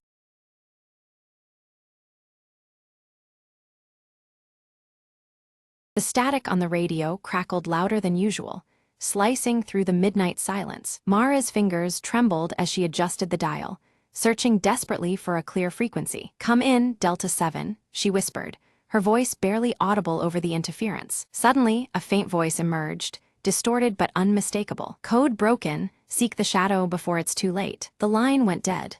She stared at the radio, heart pounding, breath ragged. Outside, the city slept, unaware of the storm creeping closer beneath its quiet surface. Mara grabbed her coat and slipped into the night, following the whisper of the message. She moved quickly down deserted streets, eyes darting for any sign of movement. Around the corner, a shadow detached itself from the darkness and approached silently. "You shouldn't be here," the figure warned, voice low and urgent. Mara squared her shoulders. "I need to stop what's coming.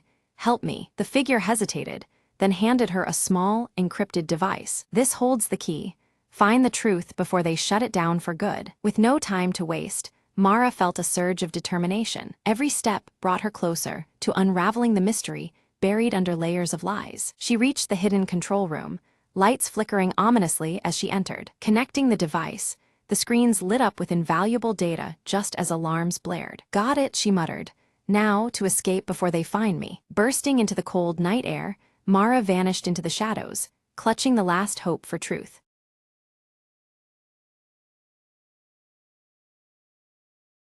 Under the dim glow of a street lamp, Detective Marlowe crouched beside the shattered glass of the old music shop window. Inside, among the scattered shards and broken strings, lay the body of Victor Chen, the town's renowned harpist. A single, crumpled sheet of music rested in his hand, untitled and unfamiliar. "What were you playing, Victor?"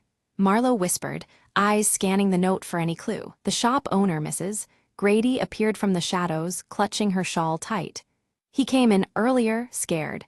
Said someone was after the composition he discovered." Marlowe examined the sheet again. The note seemed ordinary, yet there was an odd symbol scratched in the margin. A jagged lightning bolt. He recalled an old town legend about a lost melody hidden within pieces of music that could drive listeners mad. Determined, Marlowe headed to the local library's archives, fingers tracing over dusty ledgers and faded newspaper clippings. There, he found a record of a harpist from decades ago, who vanished after unveiling a captivating tune linked to that very symbol. The pieces fit.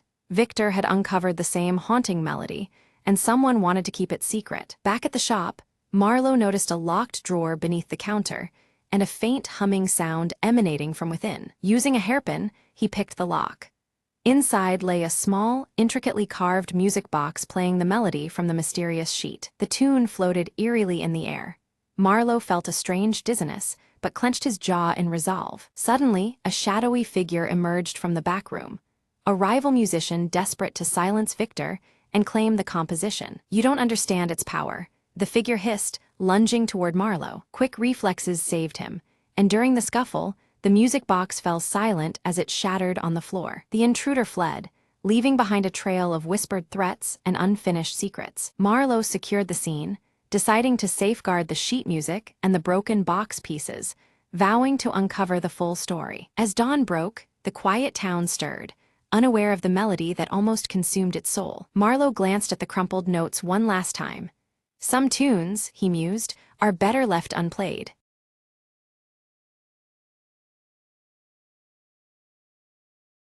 On a crisp autumn morning, Leela zipped up her coat and set out to explore the woods near Maplewood Bridge. She had heard whispers of a hidden garden blooming just beyond the old wooden planks, and curiosity tugged at her heart. The bridge creaked underfoot as she crossed, leaves crunching softly in the quiet air. Suddenly, a hush fell.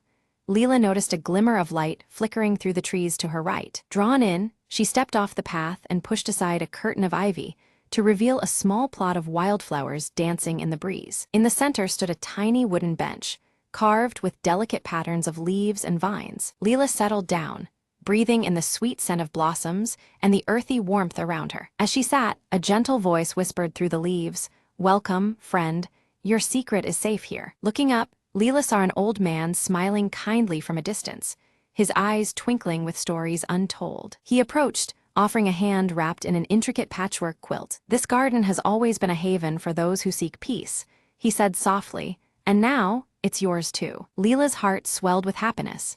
She had found a place where time slowed and worries faded. The old man shared tales of the bridge, of forgotten holidays and quiet evenings spent beneath the maple trees. With every story, the garden seemed to grow brighter, more alive with memories woven through the air. Leela promised to keep the secret, visiting often to tend the flowers and listen to the breeze. When she left, the garden gently faded behind the ivy, waiting patiently for her next arrival. Back home, she arranged wildflowers in a vase, their colors vivid as the morning sun. And every evening, she smiled, knowing that beyond the bridge lay a world of comfort and quiet joy. Sometimes, she whispered, the smallest secret makes the biggest difference. And with a heart full of wonder, Leela drifted into peaceful dreams of maple leaves and gentle whispers.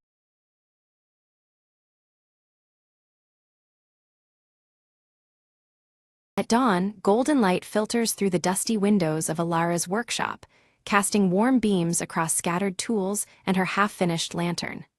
Nimble, the orange tabby, curls up peacefully beside the window, bathed in the gentle morning glow. Calder arrives with a worn lantern frame, aged but intricate, its delicate engravings faded by time. With a hopeful smile beneath his silver hair, he hands the ancient piece to Alara, entrusting her with its restoration. Alara carefully inspects the lantern frame, her fingers tracing the engraved patterns as if reading a forgotten language. The cool metal feels heavy with history, sparking a quiet determination within her heart. Stepping into the vibrant village market, Alara tucks the lantern frame under her navy blue cloak. Nimble darts outside swiftly, chasing shadows and scents, a silent guardian to her journey through the lively crowd. Whispers ripple among the villagers, their voices tinged with worry about the festival and the unsettling dimming of lantern lights.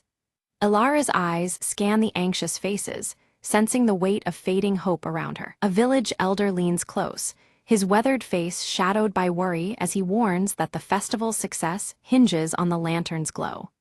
Without it, the spirit of the season threatens to wither and fade into night. The sky darkens far earlier than usual, heavy clouds casting long shadows over the village streets.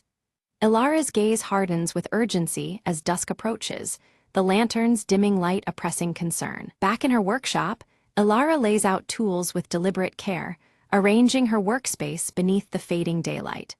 Her resolve strengthens to restore the lantern's light before night swallows the village's hope entirely. Calder returns with tales of the lantern's mysterious origins, speaking softly by the flickering hearth about a hidden power tied closely to the stars above. His deep-set blue eyes gleam, hinting at secrets long held. Nimble pounces playfully on a loose thread of Alara's navy cloak, the small orange sprite unfazed by the growing tension. Yet even in playfulness, the cat's bright green eyes reflect the unease that fills the room. Alara tests the ancient lantern frame by candlelight, but the glow that emerges is faint, flickering weakly like a dying ember. Shadows dance eerily on the walls, hinting at unknown forces dimming the light further. Recalling an old folk tale, Alara whispers to herself about a secret element, something rare and powerful, needed to rekindle the lantern's true glow. The story stirs a faint spark of hope amid the encroaching darkness. Determined, Alara packs a small satchel with essentials and pulls her cloak tightly around her against the evening chill. She steels herself for the journey ahead, ready to seek what is lost beneath the creeping dusk. Outside, the village buzzes with a mix of anticipation and unease, clouds thickening overhead as preparations for the festival continue. The atmosphere is heavy, as if the weather itself mirrors the anxious hearts of the townsfolk. With a firm, silent vow, Alara promises to restore the lantern's light and rekindle the village's hope before the festival begins. Her breath forms small clouds in the cool air, mingling with the fading day's last light. Alara ventures into the nearby forest, guided by faint glimmers weaving through the trees and rustling leaves. The whispering wind seems to carry secrets as she follows the subtle, glowing cues ahead. Nimble darts through tangled ferns, pausing at a cluster of luminescent flowers that emit a soft, ethereal glow. The cat's keen eyes flicker with curiosity, sensing the significance of this hidden place. Alara gently collects a few of the glowing flowers, marveling at their soft light, but then she halts at the distant sound of laughter. Her heart quickens as she realizes others are nearby, possibly watching her every move. Quickly, Alara hides behind thick underbrush as a group of villagers pass by, their hushed voices filled with fear about recent strange disappearances of light sources. Their anxious whispers deepen the mystery enveloping the village. Pressing onward, Alara encounters a fallen branch blocking her path. She pushes it aside to reveal ancient carvings etched into a hidden stone beneath, their worn symbols hinting at forgotten knowledge. The carvings depict a lantern identical to hers, surrounded by stars and a single bright orb glowing vividly.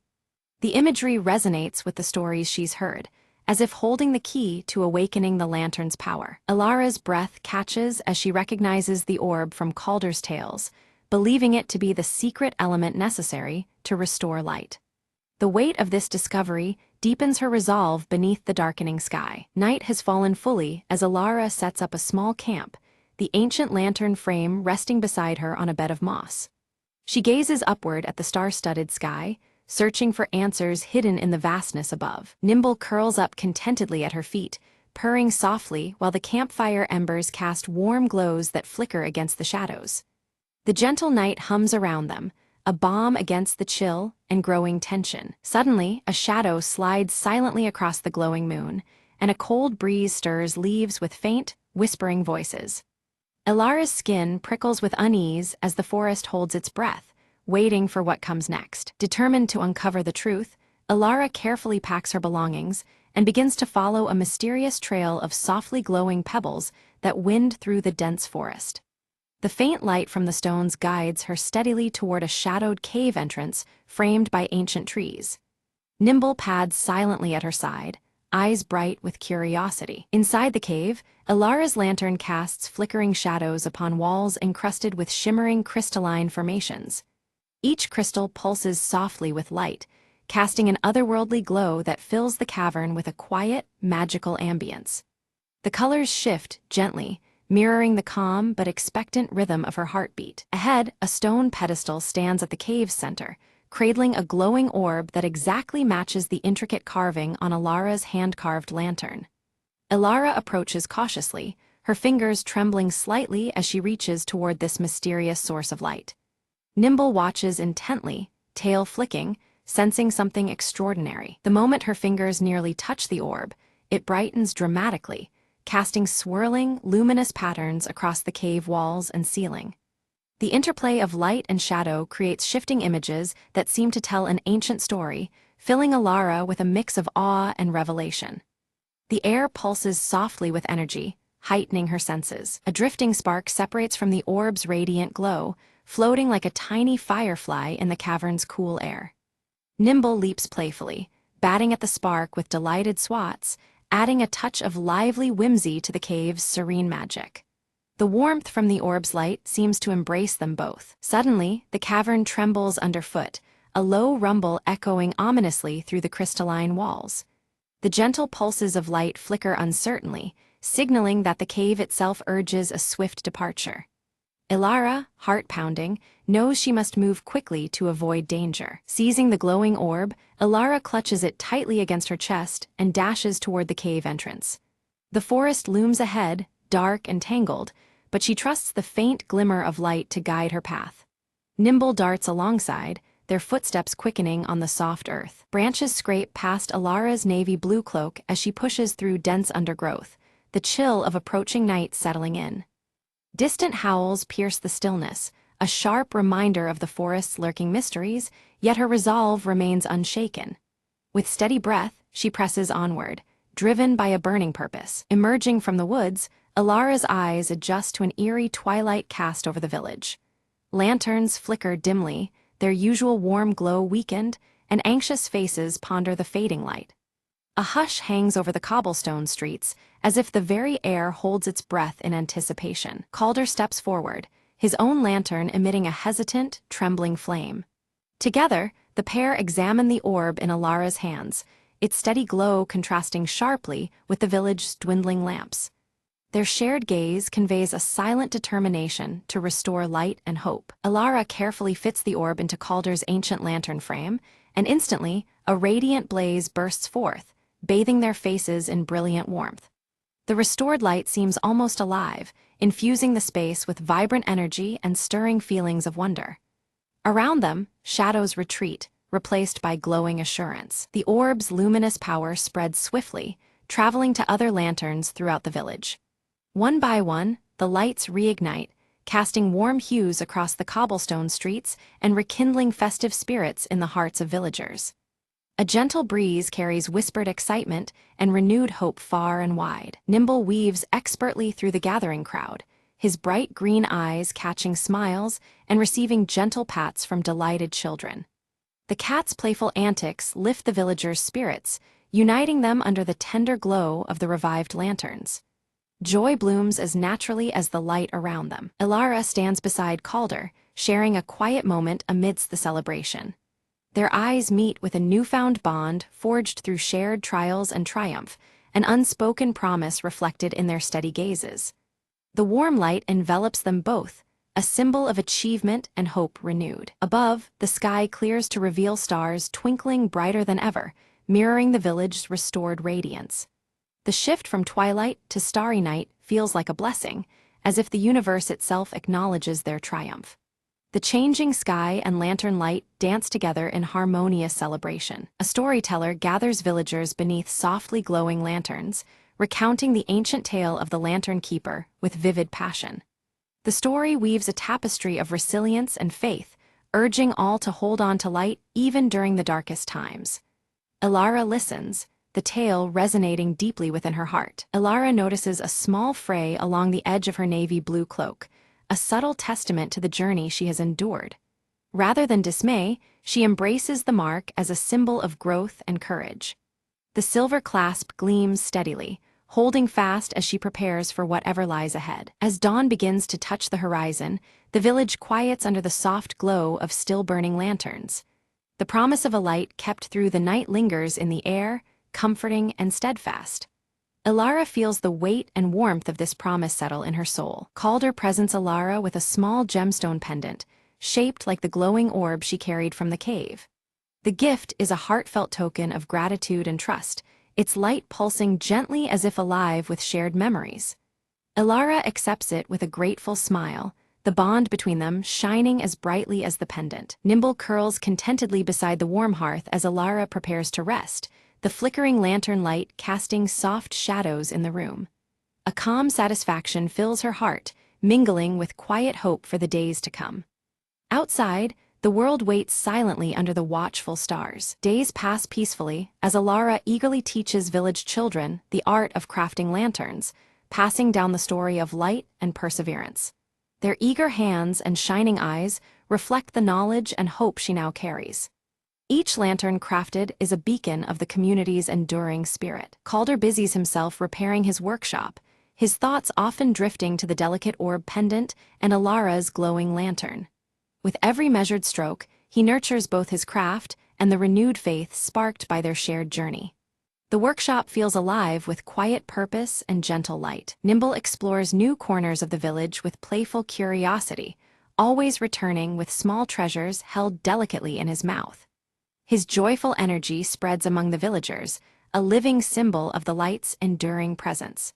The cat's adventures remind all of the wonder found in simple joys. Seasonal flowers burst into vibrant bloom throughout the village, their colors vivid under the warm glow of lantern light. The landscape itself seems to echo the renewal of hope and prosperity that has taken root. Each petal and leaf bathes in the soft, golden hues of a thriving community. At sunset, Elara sits atop a gentle hill, her lantern casting a steady glow beside her as the sky paints itself in shades of orange and purple. She reflects quietly on the journey she has taken and the warmth blossoming within her community. The light from her lantern seems to pulse in harmony with her steady breath, a lasting reminder of resilience and promise. On a crisp evening, a traveling merchant arrived in the village, drawn by whispers of a glowing orb and the artistry of Elara's lanterns. His eyes sparkled with curiosity as he sought to learn the secrets woven into her craft. Elara welcomed him warmly, explaining that each lantern was made not just with skill, but with heart and hope, the true essence behind every flicker of light. She stressed that the light carried within was more than illumination. It was a promise of warmth and guidance. Together, they began preparing for a festival in a distant village, packing lanterns and the radiant orb itself, symbols meant to inspire and unite. The air shimmered as they planned to carry this gentle glow far beyond their familiar home. When the day came to depart, the village gathered beneath a sky fading towards dusk. Lanterns were raised high, casting a comforting cascade of golden light that danced like fireflies across the evening sky, a tender farewell filled with shared hope. Elara, Nimble, and the merchant set out under the soft lantern light, their path steady and sure. Nimble padded silently between them, eyes bright, as the glow around them seemed to chase away shadows and doubt alike. Along the way, other travelers stirred by tales of light and kindness joined their journey, swelling the small caravan with new faces and stories.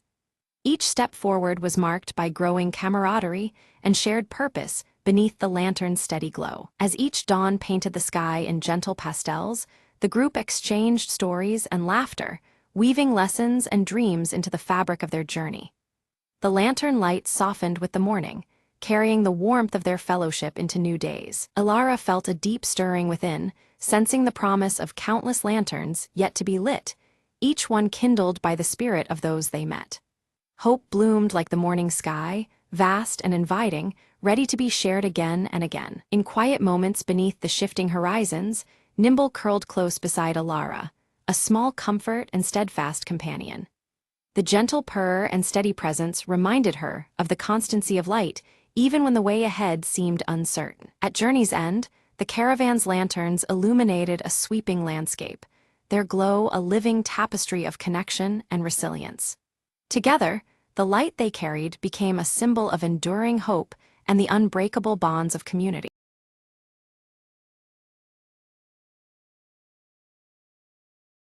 Evelyn Drake arrived at Greystone Manor, her red scarf fluttering in the cold breeze as the silhouette of the clock tower loomed overhead. The air held a chill, mirroring the unease she felt about the recent strange happenings reported here. At the doorstep, Thomas Hale greeted her warmly, clutching a stack of old letters he'd found hidden within the manor's vast library.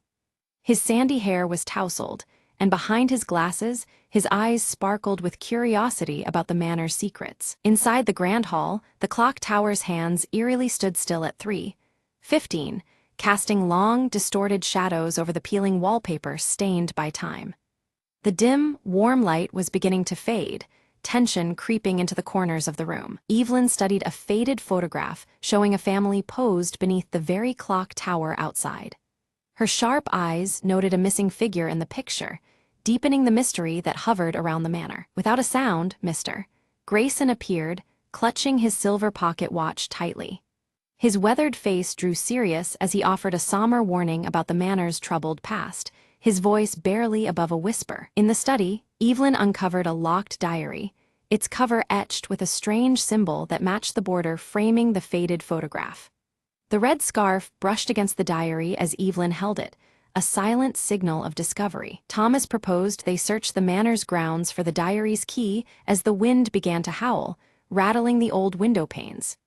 Outside, the clock tower stood silhouetted against a darkening sky, its still hands mocking the passage of time. As they reached the garden, Leela Crane appeared from the shadows, her mischievous smile breaking the tension. She claimed to have heard faint whispers near the old oak tree, which stood twisted beneath the looming clock tower. The group gathered around the ancient roots of the tree, where Evelyn's fingers found a hidden compartment. Within it lay an old key, its metal cold and ominous as the clock tower's shadow stretched across the ground. Suddenly, inside the manor, the clock chimed 3:15 sharply, its sound echoing through the halls despite being frozen for decades. The sudden noise startled everyone, plunging the room into a shadowy stillness. Evelyn opened the diary with trembling hands, reading aloud a cryptic entry hinting at secrets concealed behind the manor's very walls. Her red scarf slipped slightly as each word deepened their collective unease. Footsteps echoed across the floorboards upstairs, but when the group raced to the hallway, it was empty, haunted only by their whispered guesses and flickering shadows. The cold light from the window cast eerie patterns along the worn floor. Thomas discovered a hidden passage behind a grand bookshelf, its entrance marked by the same mysterious symbol etched on the diary and photograph. Dust swirled in the dim light, the air thickening with anticipation as the clock tower loomed outside. Evelyn hesitated at the passage, debating whether to proceed while her red scarf snagged on a protruding rusty nail, tugging her back to the present moment. Her sharp eyes scanned the shadowed corridor beyond as tension tightened. Determined, they resolved to explore the passage together, each step causing the manor to seem alive, exhaling shadows that grew thicker around them. Outside, the clock tower stood dark, the setting sun casting long shadows through broken windows. Inside the narrow passage, faded portraits clung to the walls, their eyes seeming to follow every movement with silent judgment. The red scarf brushed past a portrait's glass, sending a shiver down Evelyn's spine. Without warning, a gust of cold wind extinguished their lanterns, plunging them into impenetrable darkness. Evelyn's hands trembled as she relit the lantern, the flickering flame fighting back the oppressive blackness. At the passage's end, a creaking door slowly opened to reveal a dust-laden room crowded with forgotten furniture and memories long buried.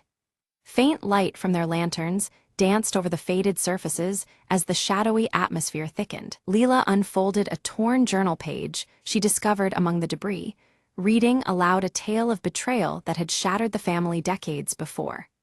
The words hung heavy in the air, deepening the sense of something lurking within the manor's walls. A sudden creak beneath Thomas's foot revealed a trapdoor, its edges swallowed by dust and darkness, descending further underground.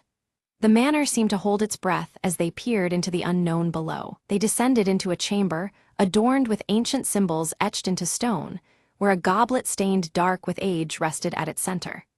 The flickering lantern light threw unsettling shapes, echoing through the silent room beneath the manor. Again, Evelyn's red scarf caught on a rusty nail, pulling loose a hidden drawer embedded in the wall. Inside lay a mysterious locket, its metal tarnished but intact, glinting faintly in the dim light. The group debated whether to open the locket, its weight heavy with possibilities. Inside, a miniature portrait bore a striking resemblance to the missing figure in the old photograph, suggesting hidden ties and unresolved secrets. Suddenly, a cold breeze swept through the underground chamber, extinguishing their lantern once more. Faint, indistinct whispers echoed off the stone, sending a chill through their bones as shadows danced on the walls. Thomas called out into the darkness, but only silence answered back.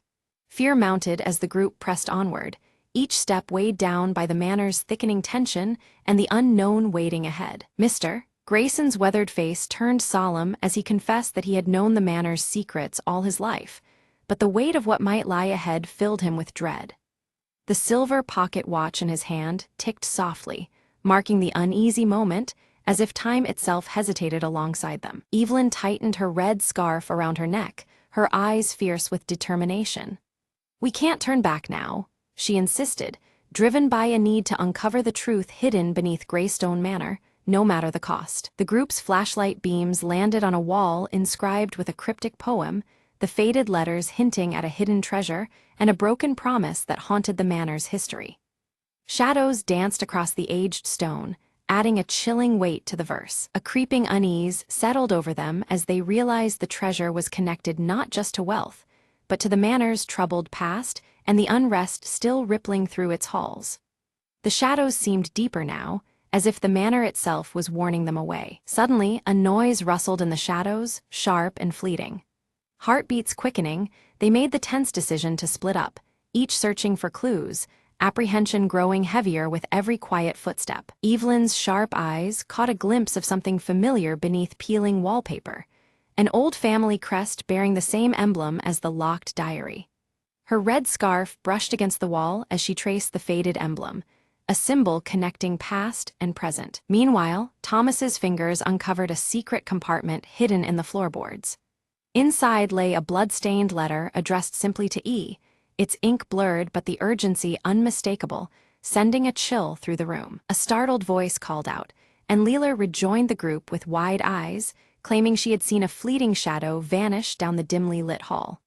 Her mischievous smile faded, replaced by an ominous tension that warned they were not alone. Regrouping, the four pieced together their discoveries, the clues suggesting that the missing figure had been silenced in a tragic act tied deeply to the manor's secrets.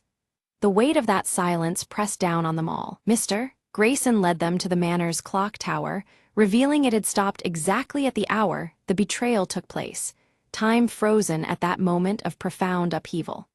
The silver pocket watch in his hand seemed to echo the stillness, marking a moment suspended in history. They rushed towards the tower, but the manor's walls felt alive, closing in as an unseen force barred their path. Shadows lengthened and shifted, turning the familiar home into a confining labyrinth of fear and resistance. Evelyn's red scarf snagged on a rusted hinge, and with a tug, the clock's hands trembled and began to move again. The slow turning of time seemed to unlock something deeper within the manor's heart as the mechanism groaned to life. As the clock struck 3:15, a concealed door creaked open at the base of the tower, revealing a narrow staircase spiraling upwards into darkness.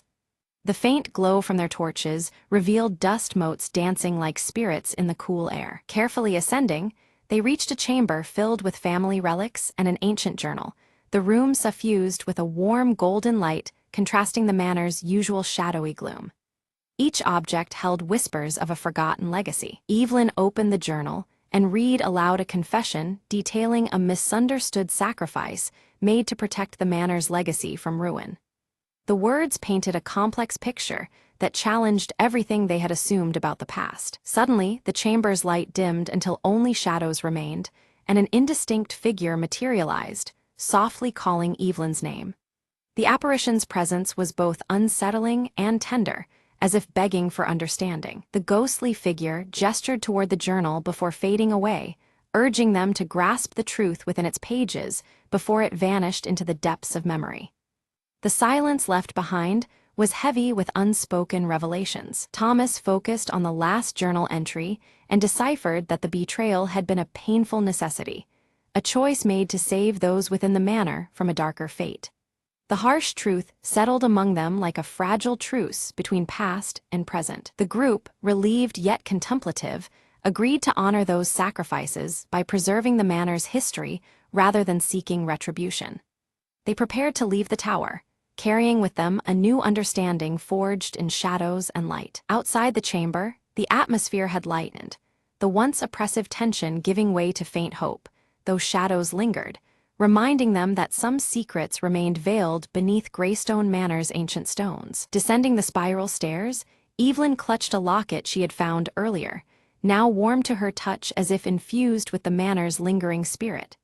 Her red scarf fluttered softly, a symbol of their ongoing connection to the house's hidden past. Back in the grand hall, the clock tower's hands now ticked steadily, marking the passage of time as the manor seemed to exhale a breath long held. The steady rhythm echoed a turning point, a present moving forward from a shadowed past. Mr. Grayson expressed heartfelt gratitude to Evelyn and her friends, revealing that the manor's legacy was now safe in their hands. The silver pocket watch gleamed faintly, a silent seal binding them to the manor's history and future. Leela discovered a hidden box tucked beneath the grand hall's floorboards, containing letters of reconciliation that bridged the fractured family history. The mischief returned to her smile, touched now with the weight of healing and hope. Together, they stepped out of Greystone Manor, the dawn casting warm sunlight over the once shadowed estate. As the clock tower chimed softly behind them, their footsteps carried the promise of new beginnings beyond the lingering shadows. Weeks later, Evelyn carefully unveiled the restored portrait in the manor's gallery. The missing figure, once obscured by time, finally appeared reunited with their family, completing the haunting image. Draped in her signature red scarf, Evelyn's eyes gleamed with quiet triumph as the room filled with warm light. Visitors arrived steadily, drawn by the story Evelyn shared with heartfelt passion and care. Each person lingered to hear the tales woven into the manor's walls, their curiosity kindled by the vibrant history now alive. Outside, the clock tower stood tall against a shifting dusky sky, sentinel to the new chapter unfolding. Thomas published an article that gracefully captured the mystery and its resolved secrets. His words painted a tale of redemption and hope, echoing through the town and beyond. His sandy hair catching the soft glow of his desk lamp, Thomas smiled, proud of the narrative they had brought to light. Inspired by their adventure, Leela founded a local history club with enthusiasm and a mischievous smile. Her braided hair catching the afternoon sun, she eagerly encouraged others to uncover untold stories buried in the town's past. The club meetings became vibrant gatherings where curiosity and friendship blossomed. The silver pocket watch, gleaming against the reception's polished wood, found a place of honor within the manor. It became a silent symbol of time and memory, its steady ticking marking moments both significant and serene. Visitors admired it, often pausing to reflect on its quiet presence. Evelyn's red scarf transformed into a badge of courage among the townsfolk, symbolizing their shared journey through shadows into light. The vibrant fabric appeared at community events and quiet moments alike, a rallying emblem of resilience. Its color stood vivid against the backdrop of healing and renewal. One evening, Evelyn stood beneath the manor's imposing clock tower, the shadows lengthening around her. The air pulsed with the convergence of past and present, the steady ticking echoing in her ears. Wrapped tight in her red scarf, she felt the weight and warmth of the journey thus far. A soft breeze stirred unexpectedly, lifting her scarf gently as if whispering a quiet thanks for the peace restored. The manor seemed to breathe around her, alive with a calm that had once eluded its halls. The shadowy light softened, embracing the night with a tranquil grace. Greystone Manor transformed from a place of lingering shadows to a beacon of stories, connection, and healing. Its walls, once heavy with silence, now hummed with laughter and shared memories. The clock tower, always watching, cast steady time over lives renewed and histories embraced. Evelyn smiled subtly beneath the watchful clock, knowing some mysteries endure beyond resolutions. These lingering echoes inspired those who chose to listen, weaving new tales beneath the ticking hands. The red scarf fluttered gently, a symbol of enduring hope and untold stories yet to come.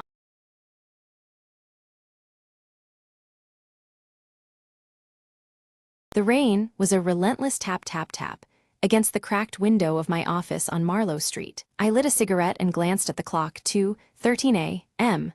Prime time for trouble. She walked in like a shadow sliding across a dimly lit alley, heels clicking, eyes burning with secrets. "Mr. Crane," she said, voice low and trembling, "I need your help." Her husband was missing, vanished into the city's underbelly, where whispers meant danger and silence could kill. I agreed to take the case, knowing full well that trouble was my closest companion these days. The first clue led me to a smoky jazz club, neon lights flickering like Morse code messages. A saxophone cried in the background as I sidled up to the bartender, who wiped a glass like he could erase the past. "Looking for a ghost, are you?" he grunted, sliding me a note. It was a scrawled address and a warning: stay out of the shadows or join the lost. Ignoring the threat, I made my way through puddles and dark alleys toward the haunted address. The door creaked open under my touch, revealing a room filled with smoke, secrets, and broken dreams. At the center, a man with tired eyes and bruises that told a story without words. "I didn't want him to get involved," the man whispered. "They're watching every corner." Suddenly, the room was bathed in red light, a warning or an ambush. I dove behind the battered furniture as footsteps thundered closer. A tense silence followed, broken only by my own ragged breath. When the danger passed, I helped the man escape into the night, vowing to bring the truth into the light. By dawn, the missing husband was safe, shadows lifted by the city waking to a new day. As she thanked me and disappeared into the crowd, I flicked the cigarette butt into the rain and muttered, "Another night, another story ended."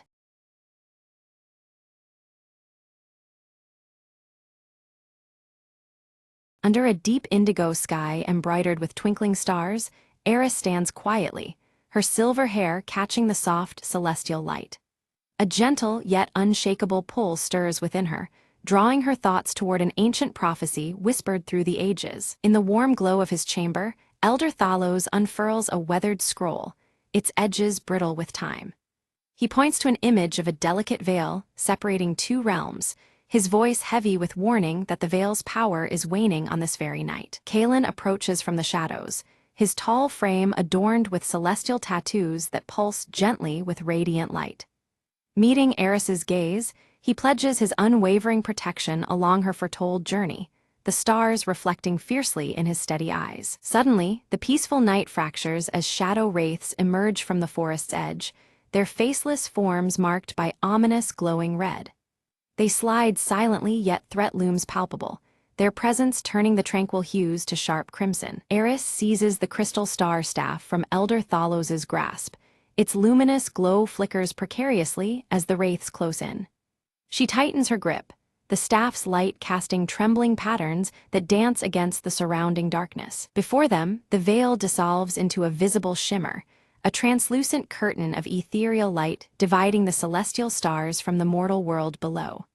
Its presence hums with ancient power, both fragile and infinite. With determination, Eris steps through the shimmering veil, entering a realm alive with swirling constellations and radiant celestial wonders. The air pulses with the energy of countless stars, illuminating her path through the cosmic expanse. Kalen follows closely, his armor catching and reflecting the distant starlight, making him appear as a beacon amidst the unfamiliar celestial surroundings. Together, they move cautiously, eyes alert to the mysteries and dangers that lie ahead. The wraiths cross the veil's threshold, their forms writhing menacingly as the outer realm shudders in response. The cosmic light twists erratically, signaling turmoil and the fragility of the boundary between worlds. A glimmer beneath the stars catches Eris's eye. There, embedded in the ground, lies a radiant star fragment pulsing softly. She senses its importance immediately, as though it carries the very essence of power needed to sway fate. Echoing in her mind, Elder Thalos's dire warning visits her. This glowing fragment holds the dual power to seal or shatter the veil. Its fate now rests uncertain in her hands, burdening her with grave responsibility. Raising the star fragment, Eris feels her violet eyes flare with intensified light, a ripple coursing through the starry realm in resonance. The energy around her vibrates, responding to the fragment's awakening force. Kaelin's vigilance sharpens as a wraith lunges toward them.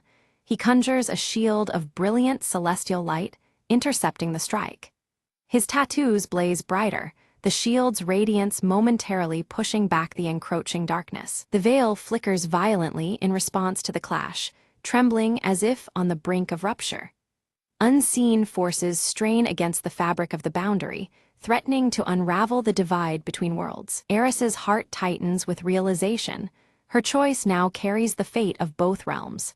Hesitation grips her, weighed down by the rising stakes and the uncertain consequences of her decision. The wraiths close in, surrounding Eris and Kaelin with unnerving certainty. Their forms multiply unnaturally, pressing the attack with relentless shadows that grow more menacing with every moment. Kaelin's celestial tattoos flare with fierce light as he summons a spear shaped like a constellation. With swift precision, he strikes back against the unseen enemy, the spear glowing brightly as it swings through the air. Drawing upon the star fragment's potent energy, Eris projects beams of shimmering light that sear through encroaching darkness. Her power holds the advancing wraiths at bay, though the effort strains her very being. The veil pulses erratically, its shimmering border quivering under the violent exchanges. The delicate balance between the realms weakens visibly, threatening to collapse with each surge of battle. Out of the veil's trembling surface emerges a shadowy figure, a lost starborn spirit cloaked in faint celestial glow. Its presence is urgent, pleaded eyes, seeking Eris's aid as the cosmos teeters toward greater peril. The spirit's voice trembles as it warns Eris of a looming darkness far greater than the wraiths, one that threatens the entire cosmic order. Its plea ignites a spark of alarm and curiosity within her heart. Clouded with doubt, Eris struggles to decide whether to trust the enigmatic spirit. A deeper mystery seems to unfold around them, shifting the very fabric of their understanding. Momentarily, the wraiths withdraw, retreating into shadows to gather strength. Above the veil, a dark storm swirls violently, its red hues casting ominous light over the celestial fight. Kaelin's voice cuts through the tension as he counsels vigilance, preparing for the next confrontation. His tattoos flicker nervously, a reflection of the looming threat awaiting their resolve. The starborn spirit reveals the existence of a hidden celestial forge, a place of ancient power pivotal to restoring balance to the veil. This revelation offers a glimmer of hope and a new direction amid the gathering dangers. Eris took a deep breath, her violet eyes glowing softly as she chose to follow the ethereal spirit deeper into the celestial realm's mysteries.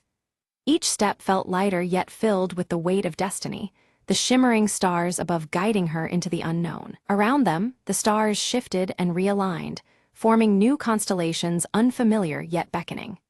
These celestial patterns glowed in deep purples and blues, casting a mystic light that traced their path through the vastness. Suddenly, jagged star-shaped portals burst open from the darkness, and shadow wraiths emerged, their glowing red marks contrasting sharply against the sky.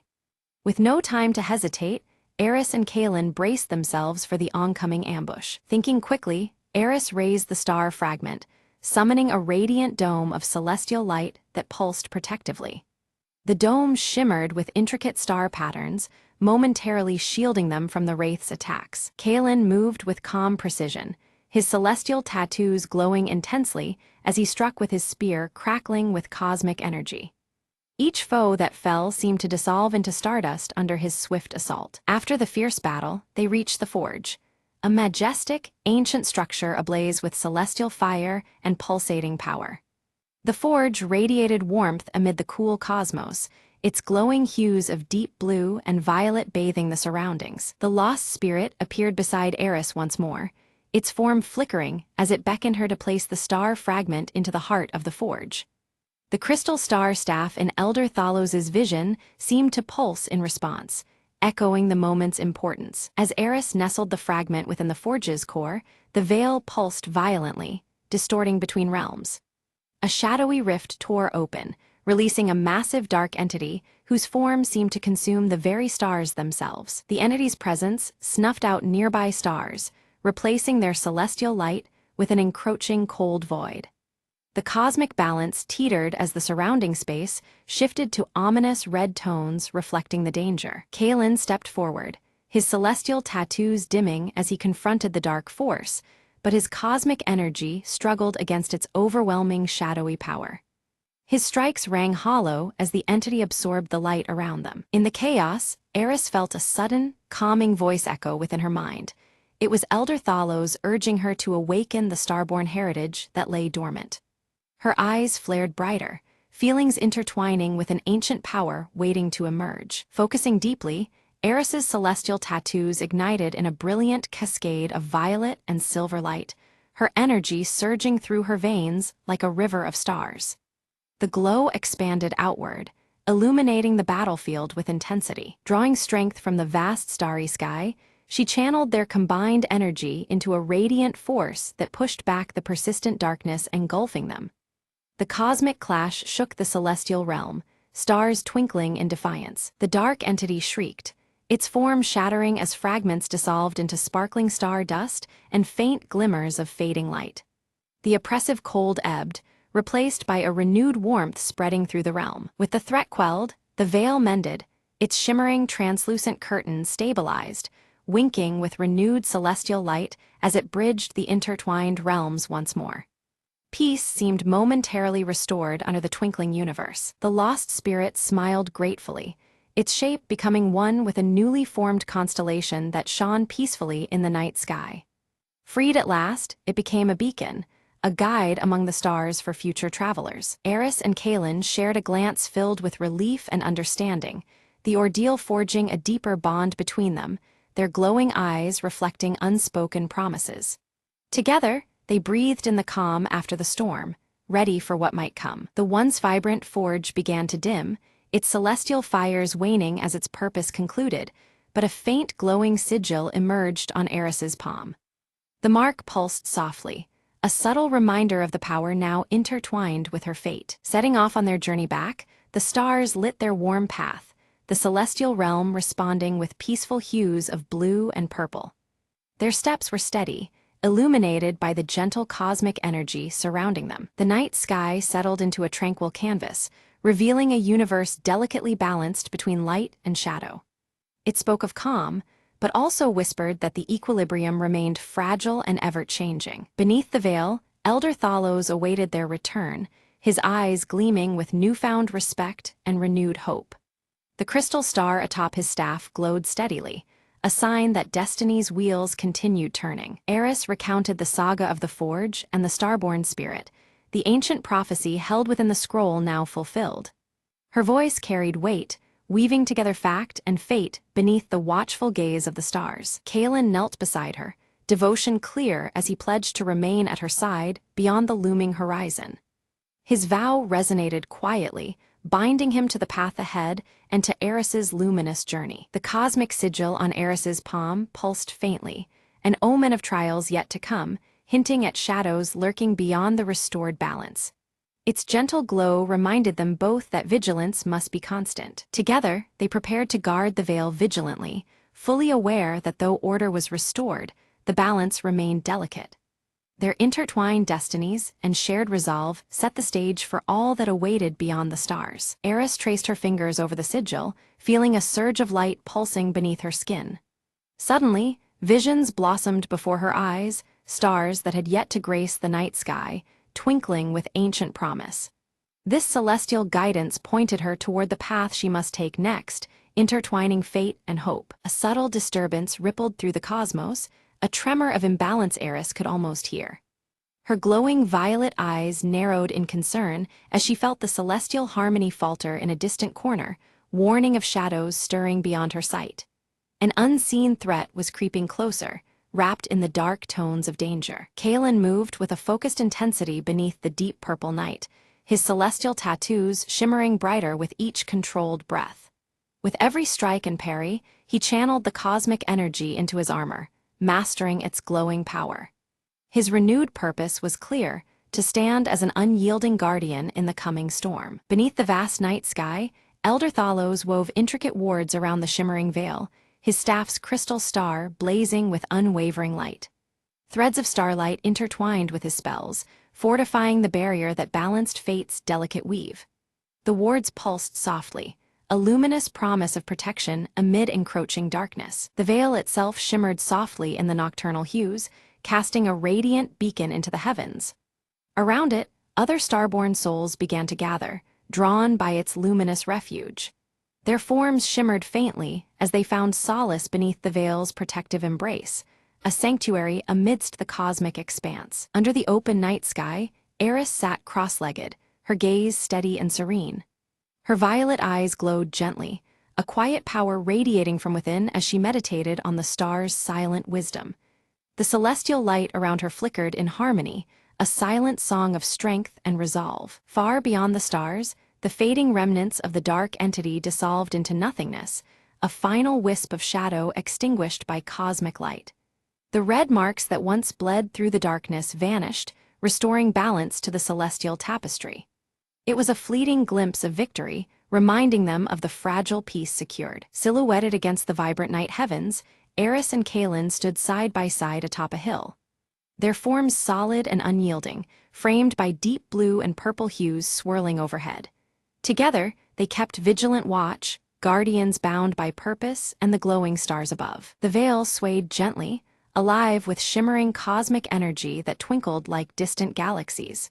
Its translucent fabric shifted in the soft night breeze, a living emblem of fate's intricate design. The celestial light that wove through it promised enduring hope and the ongoing dance of destinies intertwined. As dawn neared, Eris and Kalen stepped forward into a path illuminated by starlight and shadows alike. Their journey would continue, bound forever to the mysteries of the cosmos and the realms they vowed to protect. Together, they embraced the infinite secrets held beneath the endless sky.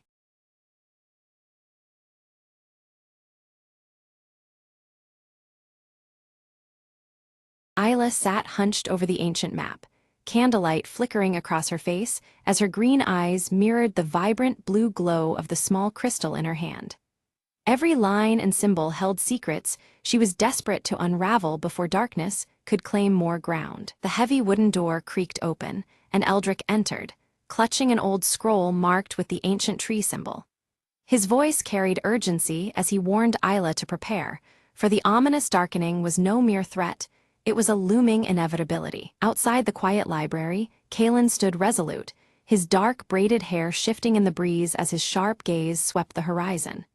Dark clouds, unnatural and heavy, creeped forward, signaling the perils steadily approaching their village. The village square hummed with restless whispers, faces etched with fear as rumors of the encroaching darkness spread like wildfire.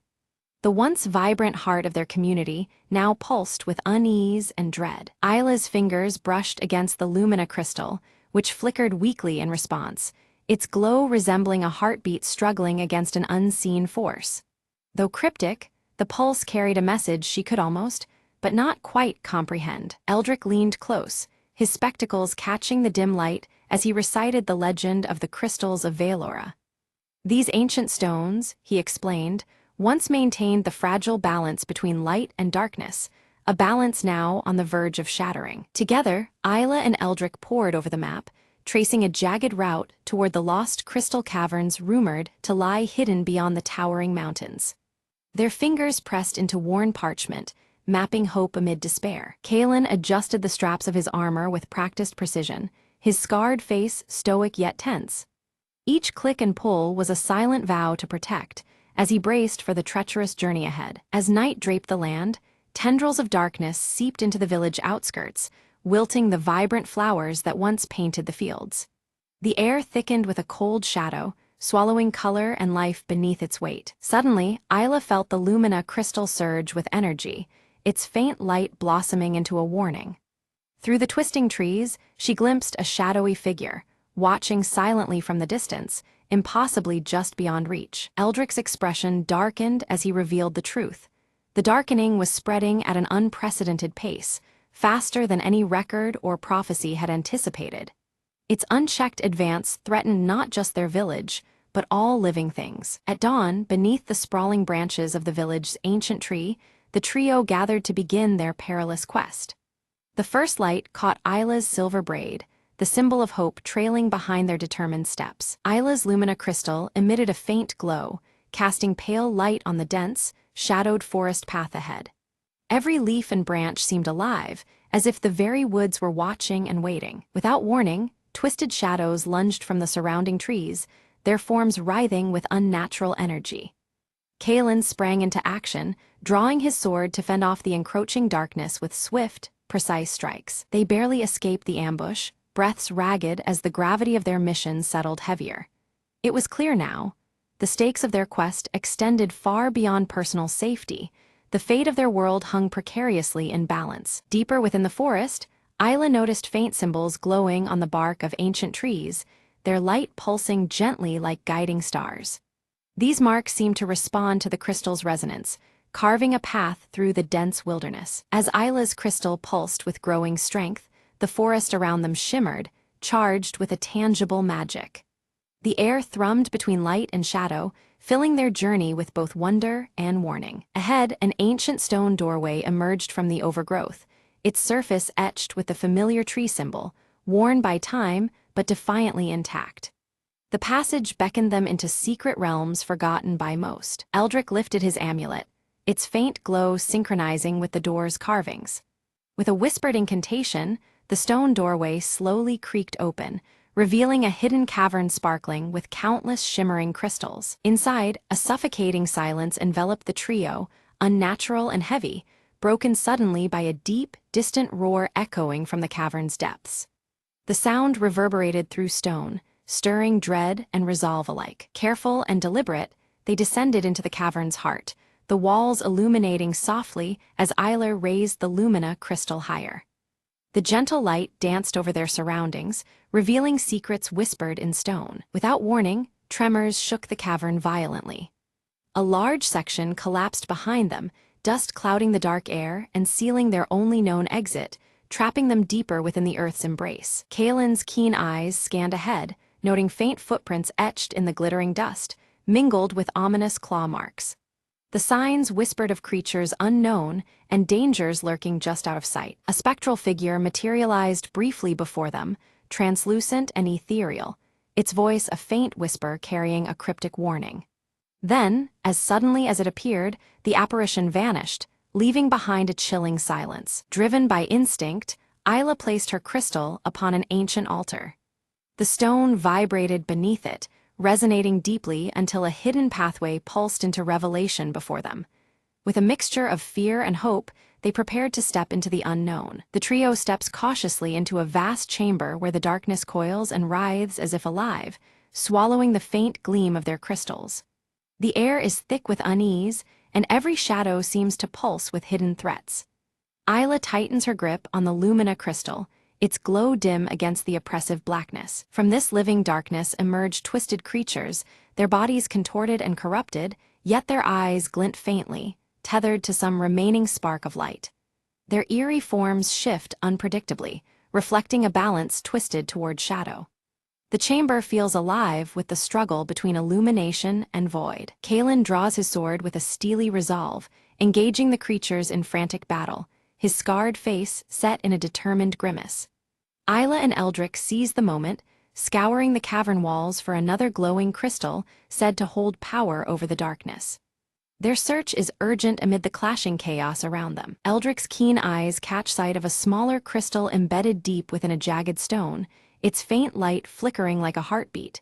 He strains to dislodge it, fingers grasping the ancient rock, but the crystal resists, locked tight as if bound by the cavern itself. Isla moves closer, ready to aid his efforts. As they free the crystal, a swell of darkness rolls through the chamber like a tidal wave, intensifying and pushing against them with relentless force. The shadows creep closer, alive with a malevolent hunger that threatens to overwhelm their fragile light. The lumina crystal flickers, mirroring the rising tension. Isla carefully aligns the two crystals, their glow melding into radiant beams that carve through the shadow like swords of light. The encroaching darkness recoils, pushed back momentarily by this sudden burst of clarity. Hope sparkles in her eyes as the luminous power courses between them. Suddenly, a violent tremor shakes the cave floor, and a deep chasm splits the ground, separating Kaelin from Isla and Eldrick. The gap is wide and ominous, walls steep and crumbling. Each side faces peril alone, the bond between them tested by the abyss. From across the divide, Kaelin shouts words of encouragement, his voice unwavering despite the danger. Bracing himself, he begins scaling the sheer cavern walls with grim determination. His dark, braided hair clings as he claws upward, driven to reunite with his companions. Pressing forward into the shadowed depths, Isla and Eldrick discover faded inscriptions carved into stone, depicting an ancient ritual meant to restore balance between light and shadow. The symbols shimmer faintly under the crystal's glow, hinting at forgotten knowledge. The weight of history settles around them. Without warning, the lumina crystal's glow dims unexpectedly, sending a cold shiver through Isla's heart. The pulse of magic seems to falter, as though responding to an unseen threat. Darkness creeps not only outside, but within their very artifacts of power. Eldrick becomes encircled by a shadowy presence, whispering ancient curses in a language long lost to time. The dark aura tests his resolve, threatening to consume his spirit and fracture their mission.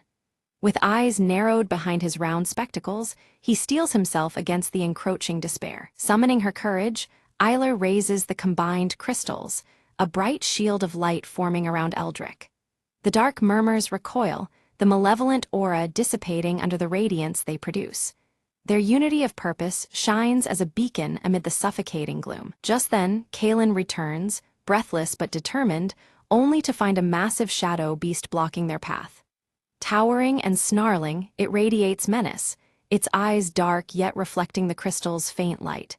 The three face a new, daunting threat together. They move as one, using swift strikes and the luminous beams from their crystals to confuse and weaken the monstrous foe. The light dances around the beast, disrupting its dark essence, while Kaelin exploits every opening.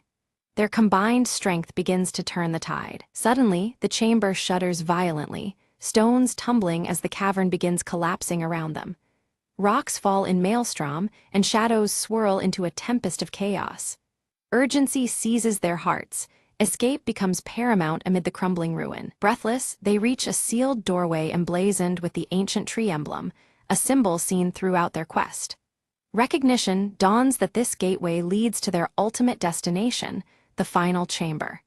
The air hums with latent power, signaling the climax of their journey. Isla carefully fits the crystals into indentations matching their shapes on the door's surface. As the last piece settles, the emblem glows brightly, and the heavy door unlocks with a resonant burst of light. Beyond lies the chamber that holds the fate of Valora. Inside, a pedestal rises, cradling the great crystal of Valora. Its vibrant pulsing life energy fills the room, but falters, flickering dangerously as if unstable. The air around it crackles with tension, the ancient power teetering between restoration and ruin. Approaching cautiously, they are confronted by the shadowy figure seen earlier, now revealed as the corrupted guardian of the crystal. Its form wavers between light and darkness, bearing both menace and sorrow. The Guardian's presence commands both respect and wariness. The Guardian challenges their worth, eyes piercing as it tests the unity and resolve of the group. A tense standoff ensues, where trust and strength must overcome fear and suspicion. The fate of the crystal, and all of Valora, hangs in the balance. Stepping forward, Isla speaks with quiet conviction of balance and hope, her words weaving through the chamber like gentle light. The Guardian's aggression softens as the combined crystals resonate with her spirit, harmonizing conflict into calm. A fragile peace kindles between them. The Guardian yields, merging with the crystal of Valora in a brilliant fusion that steadies its pulsing energy. Light spreads through the crystal, illuminating every corner of the chamber in serene brilliance. The once flickering crystal now glows with vibrant life and promise. A flood of luminous energy pours forth, pushing back the shadows that had seeped into the cavern's stones and crystals. The colors return, richer and more vivid, as darkness is swept away by radiance. The chamber feels reborn, a sanctuary of light restored. Eldrick studies the now clear inscriptions carefully, fully deciphering the ritual meant to awaken the crystal's true power. His amulet pulses in rhythm with the newfound clarity, guiding their next steps precisely. The path forward is illuminated by knowledge and hope alike. Together, the trio performs the ritual, their hands joined over the glowing crystal. A radiant light envelops them, weaving threads of balance between light and darkness throughout the cavern. Harmony is restored, yet deeper truths linger just beyond the glow. The dark, brooding clouds that had long hung over the land began to dissolve, unveiling a vast expanse of clear, cerulean skies. The once withered fields breathed anew, vibrant greenery spreading like a gentle tide, reclaiming the earth. It was as if the world itself exhaled a sigh of relief, its wounds visibly healing under the cleansing light. In Isla's hand, the crystal she carried pulsed with a steady, brilliant glow, steady and warm as the dawn. The light it emitted was no longer flickering or weak. It symbolized a renewed hope that now radiated within every heart. This was the gleaming promise that darkness had been overcome. At the heart of the village, the ancient tree, their timeless guardian, began to pulse with gentle waves of life energy. Its leaves shimmered with renewed vitality, reflecting the balance restored between light and shadow. The symbol etched into its bark seemed to glow faintly, a beacon of harmony reborn. One by one, the villagers stepped from their homes, eyes wide in cautious wonder at the transformed landscape. The tense silence that had gripped them was replaced by a tranquil peace as smiles slowly returned. They felt, deep within, the promise of safety and renewal settling over their homeland. Eldrick gathered the villagers near the ancient tree and shared stories of their arduous journey. His voice, steady and enriched with wisdom, spoke of courage tested and the strength found only in unity. He reminded them that this harmony was won through the bravery of each soul who dared to stand against the darkness. Kalen stood solemnly at the edge of the gathering, his vigilant gaze sweeping the horizon. The scar across his left cheek caught the sun's rays, glowing faintly as if touched by the lingering magic in the air. His presence was a steadfast sentinel, reflecting the warrior's unwavering resolve. By the ancient tree, Isla sat quietly, the gentle breeze tugging softly at her silver braid as she smiled with peaceful reflection. Her vivid green eyes shone with gratitude and quiet strength, knowing the cost of their victory. In this serene moment, she felt a deep connection to the land and to her companions. With great care, the trio placed the Lumina crystal at the very center of the village, where it radiated a protective light. Its steady glow served not only as a symbol, but as an enduring safeguard for generations to come. The crystal's brilliance became a beacon, promising light in any shadow that may arise. Together, Isla, Eldrick, and Kalen prepared for a new adventure, their spirits fortified by the trials they had faced. The bonds forged through hardship had deepened into unbreakable trust and shared purpose. With renewed hope and heartened resolve, they set their sights beyond the village's edge. As the sun dipped low, casting a golden glow upon the distant mountains, the trio moved forward with steady steps. Their silhouettes merged with the vibrant landscape, a testament to journeys past and those yet to come. The horizon shimmered with promise, and they were ready to embrace whatever fate awaited.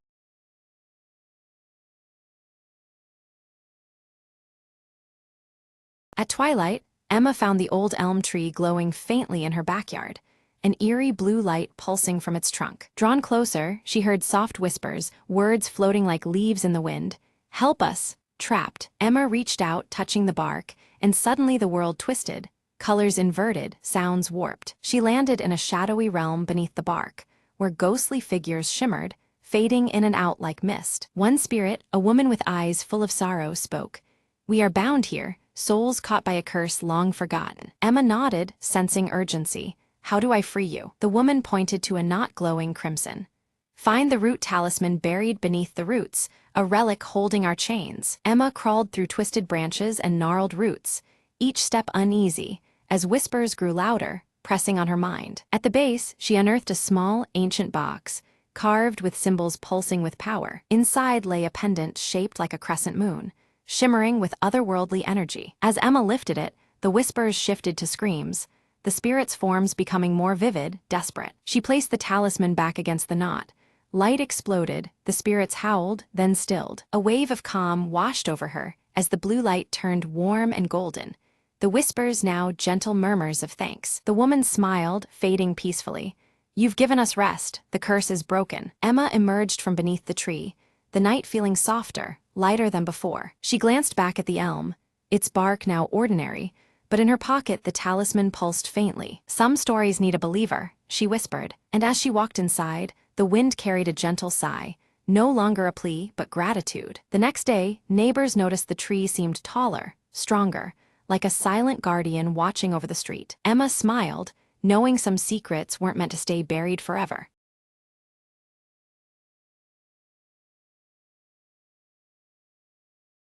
A fierce storm drove Mira's small boat toward the jagged coast of an island that wasn't on any map. She clung to her oars as waves crashed, finally collapsing on the rocky shore, breathless but alive. The island was silent, except for the whisper of the wind weaving through twisted trees. Mira stood, brushing seaweed from her hair, spotting a dim light flickering through the dense forest. Curious, she ventured toward the glow, her footsteps crunching over dry leaves. Suddenly, a low growl echoed. A shadow slipped between the trees, eyes gleaming. Heart pounding, Mira remembered the stories her grandfather told. This was the lair of the island's guardian beast. But the light called her onward, promising answers tied to the legends she'd chased all her life. Deeper in the woods, she found a clearing where the light came from an old, intricately carved lantern hanging from a stone pillar. Beneath it, an ancient map etched into the rock, showing a hidden cavern beneath the island. The growl returned, closer this time, but as Mira reached for the lantern, a large wolf stepped into view, calm and watchful. She lowered her hand, meeting the wolf's eyes. Instead of fear, she saw a knowing spark, a silent invitation. Together, they made their way to the cavern entrance, the wolf leading confidently as if this place belonged to it alone. Inside, tetrahedrons of light from crystals guided their path through twisting tunnels. At the chamber's heart, Mira uncovered a cavern of shimmering stones, their energy humming beneath her fingertips. The map revealed the stones held power to calm storms, why her boat had survived, why she had been drawn here. As she touched a crystal, the wolf nuzzled her hand, as if approving the island's secret keeper was found. Mira lit the ancient lantern again, promising the wolf she'd protect the island's secrets and respect its fierce guardian. The storm cleared, sunlight breaking through the canopy. The wolf vanished into the shadows, the island now peaceful. Rowing home, Mira smiled, knowing some adventures are not just about discovery, but guardianship too.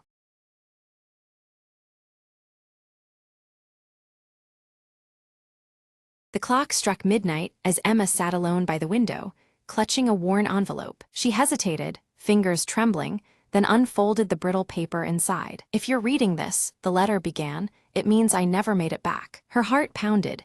It was her brother, Alex, lost at sea months ago. He wrote of regrets, dreams, and a secret he had kept about their childhood. Emma's eyes filled with tears, but she kept reading, drawn into his words. "I've hidden something in the old oak tree by the river.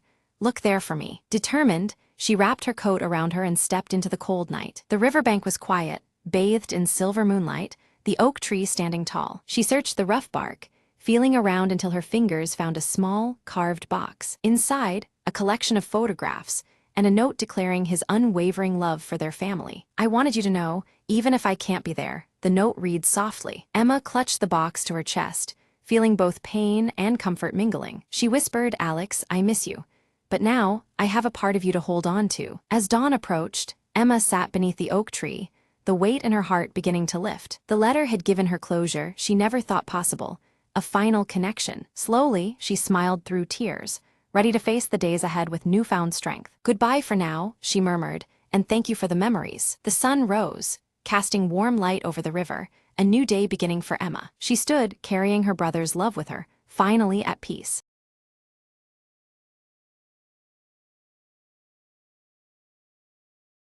The morning sun spilled golden light across Maple Hollow, where ivy crept lazily over weathered stone walls. Evelyn clutched a faded map, its edges soft from years of handling, and stepped through the garden gate. "It's just an old legend," she mumbled, eyes scanning for the mysterious landmark marked by a tiny star. Her footsteps stirred the crunch of leaves, as the village seemed to hold its breath in the quiet hum of dawn. At the heart of the hollow stood an ancient oak, its branches tangled like stories waiting to be told. Evelyn circled the tree, fingers tracing the carved symbols worn smooth by countless seasons. Suddenly, a tinkling laugh floated on the breeze, and from behind the trunk hopped a tiny creature. "Looking for something special," whispered a voice as soft as moss underfoot. Startled, Evelyn met the bright eyes of a sprightly forest spirit, shimmering in shades of amber and emerald. "I guard the secrets of Maple Hollow," the sprite said, "and I've been waiting for someone brave enough to believe." Evelyn smiled, feeling the weight of the map lighten in her hands. Together, they ventured deeper into the thicket, where sunlight danced through leaves like scattered coins. There, beneath a carpet of ferns, bloomed a hidden garden of tiny lanterns, glowing with gentle light. "This is the sanctuary of hope," the sprite explained, "kept alive by those who carry kindness in their hearts." Evelyn knelt and touched a fragile blossom, feeling warmth seep into her very soul. "Will you help protect it?"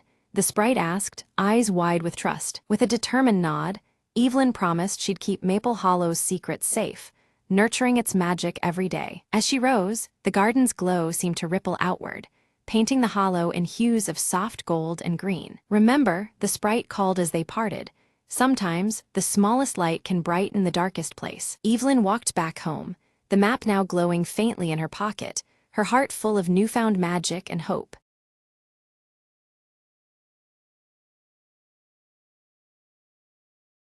The sky split silently just after midnight, casting a pale glow over the deserted city streets. Lena's fingers trembled as she adjusted the settings on the quantum scanner, her breath shallow with anticipation. "If these readings are right," she murmured, "we're staring at a rift in space-time itself." The device buzzed, emitting a steady hum that resonated through the hollow chamber where Lena worked. Suddenly, a ripple shimmered in the air, a translucent tear revealing glimpses of a parallel world. She leaned closer, eyes wide, watching shadows dance across the surface, foreign yet familiar. "It's like looking into a pond reflecting another life," the voice behind her whispered. Startled, Lena turned to see her colleague, Mark, illuminated by the eerie light from the rift. "This changes everything," Mark said, his voice filled with awe and fear. Without warning, a figure stepped through, unstable but unmistakably human. Lena reached out, heart pounding as the stranger's hand met hers, a bridge between realities. "We don't have much time," the visitor warned.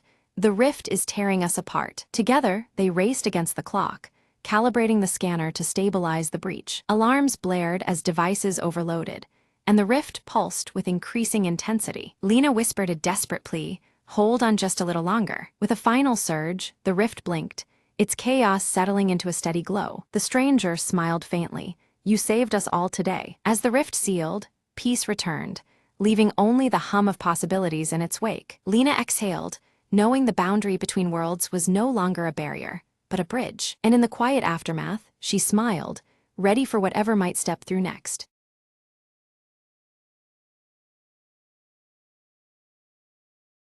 Arachne stood beside the roaring fire, her luminous silver hair casting soft light as she wove shimmering threads on her spindle, the delicate patterns glimmering like stars caught in a night sky. Thuron approached cautiously, his bronze skin marked with swirling tattoos that seemed to pulse with unease, warning Arachne of a fracture growing within the fabric of fate itself. Examining a fragmented mirror, Arachne saw flickers of looming darkness reflected beyond the veil, the shards revealing possible futures, yet none offering clear answers to the present threat. From the shadows of the trees, Selene slipped silently, cloaked in shifting dark folds, her hidden eyes glinting faintly as she observed the unraveling threads of destiny. A chill wind swept through Arachne's chamber, causing the threads in her weaving to twist and break abruptly, as if an unseen force sought to distort her carefully crafted patterns. At the edge of the dense forest, Thuron stood tense, his swirling tattoos pulsating with each breath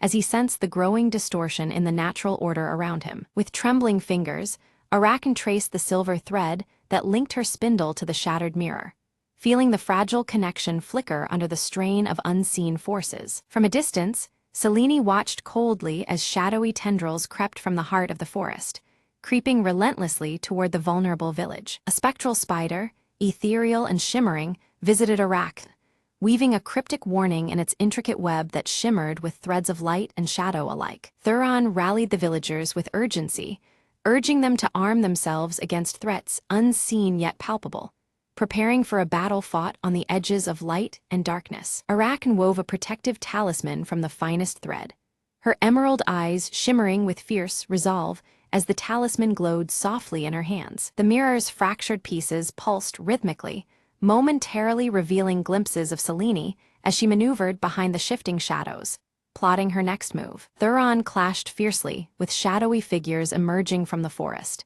his tattoos flaring brightly as he fought against the encroaching darkness threatening the land. In the village square, Arachne's talisman blazed with radiant light as she stepped forward to confront the growing darkness, threads of fate swirling around her in defiance. Suddenly, the silver thread snapped with a sharp crack, and an eerie silence fell across the land, the stillness bracing all for the inevitable wave of change to come. From her shifting shadows, Selene's form solidified, revealing her pale, enigmatic face beneath the hood, her eyes gleaming with sinister intent. Arachne confronted Selene directly, who defied the sacred rules of fate, threatening to unravel all that Arachne and Thuron had fought to preserve. Thuron broke through the veil of shadows only to find fragments of his own past, scattered and distorted, memories twisted by the dark influence emanating from Selene. Arachne's weaving faltered as the threads resisted her will, the delicate strands pulled violently as Selene tore at the edges of reality,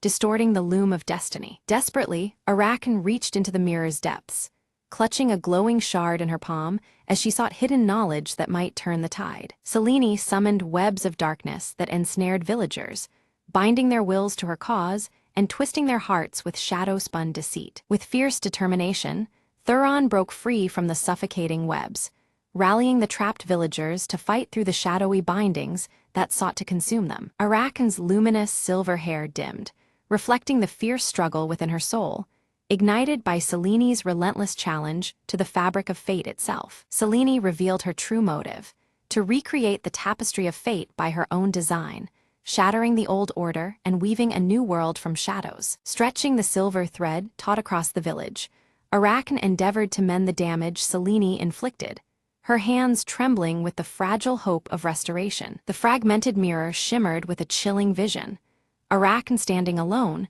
her luminous silver hair glowing against the creeping darkness, ready to sacrifice herself to mend the tearing threads of fate. The air was thick with the weight of impending loss, yet a faint silver thread pulsed around her, suggesting a slender hope woven into despair. Beneath the cold moonlight, Thuron confronted Selene, their forms etched in contrast, bronze skin against shifting shadows. Their clash was more than physical. It was a battle of willpower and ancient secrets, each strike sending visible ripples through the webs of possibility overhead. Back in her chamber, Arachne's fingers bled as she wove feverishly, her emerald eyes alight with desperation. Threads of hope and despair intertwined on her loom, reflecting her tenuous grasp on fate's delicate balance. For a fleeting moment, the shadows withdrew, revealing Selene's hooded face. But a sly, knowing smile curled her lips, hinting at deeper plots hidden behind the veil of darkness, layers of intrigue yet to be uncovered. Seeking strength, Arachne whispered to the ancestral spirits embedded within her silk threads, anchoring herself in their ancient wisdom. Their presence shimmered faintly amidst the weaving, infusing her with resolve and guiding her hands through the tangled pattern of destiny. Thuron's strength waned under Selene's relentless assault, his resolve flickering like a candle in the wind. Yet the glowing swirl of his old tattoo flared brightly, a reminder of his sacred duty and buried courage igniting within him anew. Inspired by Arachne's unwavering determination, the villagers gathered their courage, their whispered hopes weaving through the air like fragile threads. The once fearful faces now glimmered with renewed spirit, ready to stand against the encroaching shadows. Selene summoned a tempest of shadows that churned and twisted, consuming earth and root alike. The ground cracked as if the land itself rebelled, a dark web spreading to snuff out the village's fragile light. Anchored deeply to the silver thread of fate, Arachne radiated a shimmering light that pushed back against the consuming storm. Her presence became a steadfast beacon, a living thread unraveled in the face of chaos. Her weaving blossomed into a beacon, a luminous net that reached into shadow's depths. Lost souls, once swallowed by darkness, found their way back to the warmth of hope, guided by the steady glow of her creation. At the village's edge, Thuron intercepted waves of shadow figures creeping forward, each strike buying precious moments for Arakan's vital work. His actions spun a protective web, weaving time and space to shield the fragile future they sought to save. A cruel sneer twisted Seleni's face as she revealed a broken spindle, one that had once belonged to Arakan's mother.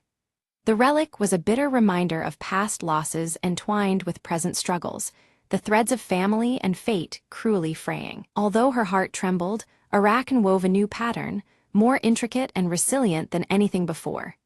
Each thread pulse radiated strength, a tapestry crafted from both pain and hope, defying the shadows lurking close. The mirror shards began to realign, their fractured surfaces melding and shifting to unveil altered possibilities. Futures shimmered and blurred, reflecting the ever-changing weave of choice and chance. A sharp glance passed between Thuron and Arakan, heavy with unspoken resolve and trust. In that moment, their shared purpose wove an unbreakable thread, binding warrior and weaver alike against the encroaching night. Seleni's power surged as she summoned a colossal spider, its vast web sprawling across the horizon. This living web threatened to ensnare every potential future, its shadowy threads tightening like chains around the fate of all. With steady hands, Arakan wove the silver thread into a dazzling net of light, challenging the monstrous web's dark grasp.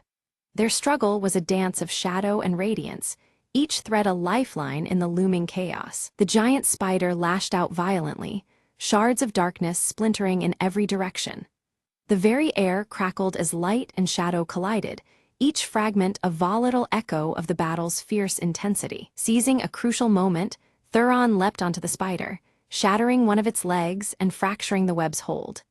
The creature's snarls echoed as the integrity of the shadowy snare weakened, opening a fragile path forward. With a decisive cry, Arakan pulled the silver thread taut, preparing to draw the final knot that would bind fate anew. Every muscle strained, every thread humming with the power of culmination as the moment of reckoning neared. Above the village, shadows and light swirled in a maelstrom, fiercely contending for dominance over the land.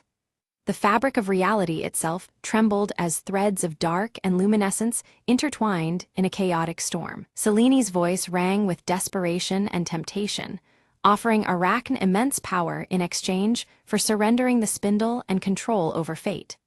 Her plea was a woven trap of promises, dark silk laced with irredeemable consequences. Arakan's refusal was unwavering. She wove a pattern of unity rather than dominion, honoring the sacred laws that governed their realm. Her tapestry radiated harmony, rejecting control and embracing the bound threads that connected all lives. The spindle pulsed with radiant energy, binding Seleni's shadow once more to the mirror fragments scattered throughout their world. The dark force was sealed within reflections, a captive strand in the grand weave once again. As the great web unraveled, a surge of brilliant light flooded the land, washing away despair and fear. Hope blossomed across the village, and beyond, threads of possibility woven anew into the tapestry of destiny. Cradling the now whole mirror, Arakan gazed into its smooth surface, where reflections shimmered with a balanced future. The fragmented edges had been mended, and with them, the threads of destiny aligned once more. Each shard fit seamlessly, revealing a harmonious dance of light and shadow within its depths. Thuron knelt beside her, his bronze skin marked from battle but his spirit unwavering. Their shared resolve was written plainly in their posture, guardians not only of the people, but of the fragile threads that tied them all. Together, they bore the weight of what had passed and the promise of what was to come. From the darkened alleys and quiet homes, villagers began to emerge, their faces brightening as the oppressive shadow lifted from their hearts. The once heavy air now sparkled with hope, threads of light weaving through the streets and homes. Their steps were lighter, and whispers of gratitude floated like silver threads in the morning breeze. Arakan's silver hair glowed with an intensity unmatched before, luminescent strands weaving an aura of restored destiny around her. It was as if the very essence of fate had taken refuge in her locks, radiant and undeniable. This brilliance symbolized the renewed balance and the mending of broken paths once lost. In the mirror's depths, Selene's shadow receded, slowly fading into the webbed surface until she was bound within its reflective prison. Though confined, her eyes never left the world outside, a silent reminder that challenges lingered beneath the surface. Her presence remained a cautious thread woven through the fabric of their peace. Together, Thuron and Arachne planted a sapling at the village heart, soil embracing roots destined to grow alongside the people who nurtured it. This living symbol represented new beginnings and the intertwining of fate and resilience. As their hands covered the earth, the silver thread shimmered faintly around the sprout, promising endurance and growth. Gathering once more around the village fire, the community shared stories woven with laughter and hope. Threads of past struggles and future dreams intertwined as they found strength in their collective spirit. The fire's glow reflected in their eyes, binding them in warmth and renewed connection. Arachne sat among the children, teaching them to weave delicate threads of their own, each stitch a lesson in courage and wisdom. Her luminous hair cast gentle light over their eager faces as they learned to craft destinies with steady hands and hopeful hearts. Through them, the art of weaving fate would endure beyond her own time. Resting peacefully on a pedestal, the mirror shimmered quietly, its surface alive with glimpses of unseen possibilities. Though calm, it held the stories not yet told, futures waiting like threads in a loom. It stood as both guardian and guide, an eternal witness to the ever-shifting tapestry of life. Looking toward the horizon, Arachne's gaze caught the faint glow of the silver thread winding softly through the air. The story of fate unfolded endlessly before her, an unbroken weave of light and shadow. With steady breath, she embraced the journey ahead, knowing that destiny never truly rests.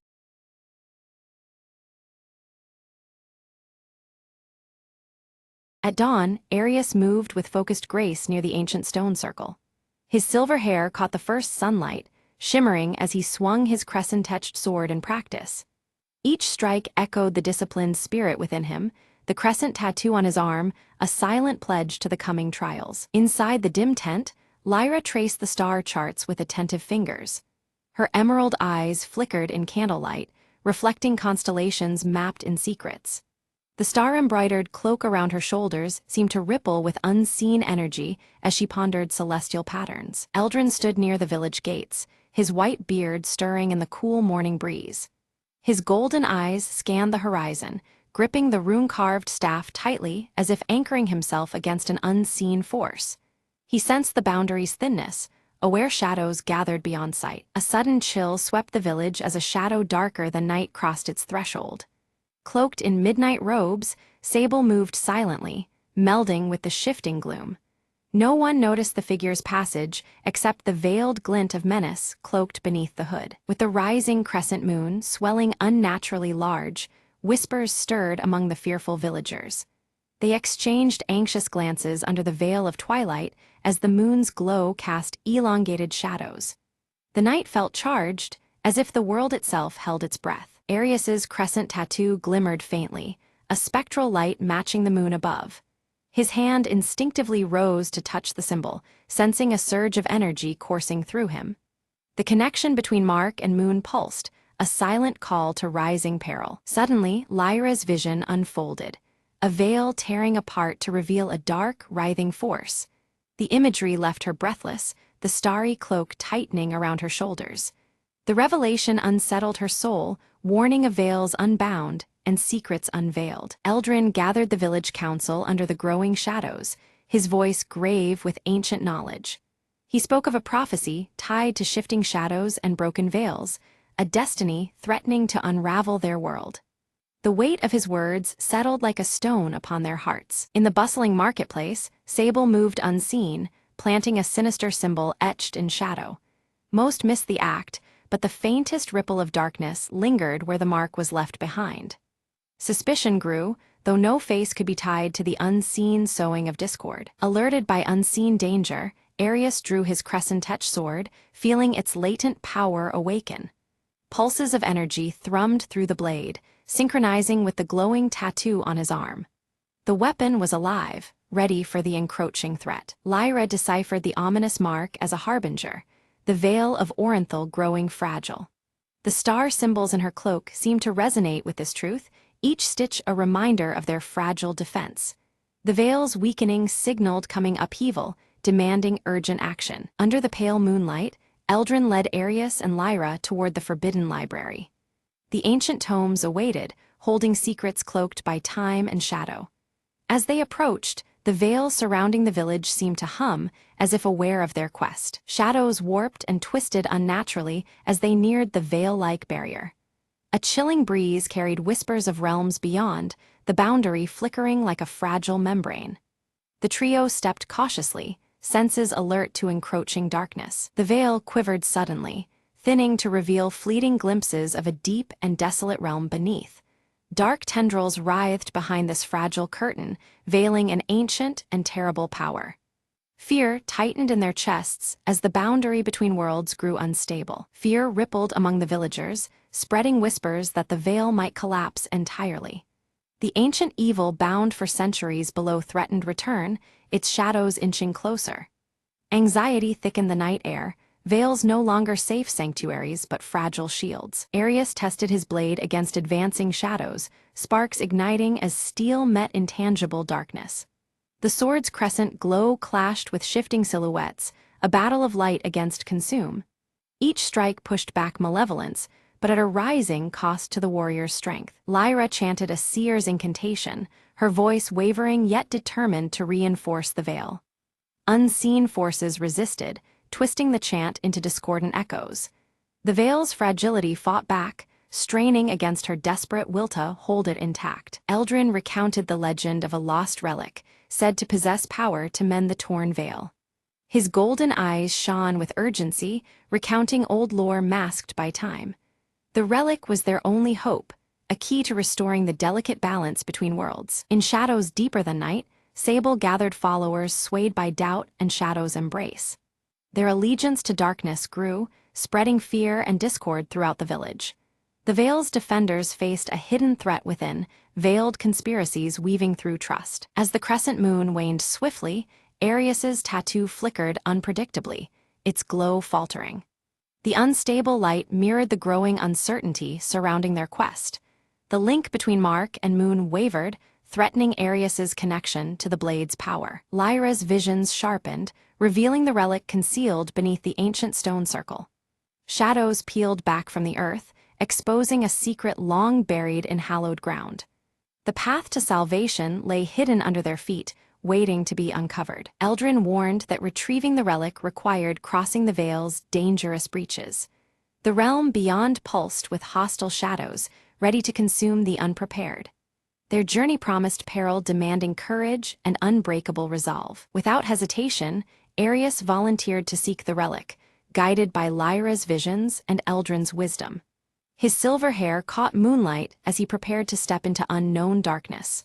The burden of hope rested heavy but resolute upon him. Shadows clawed from every corner as the trio neared the Veil's thinning edge. The air swirled with shifting darkness, veiling secret dangers just beyond sight.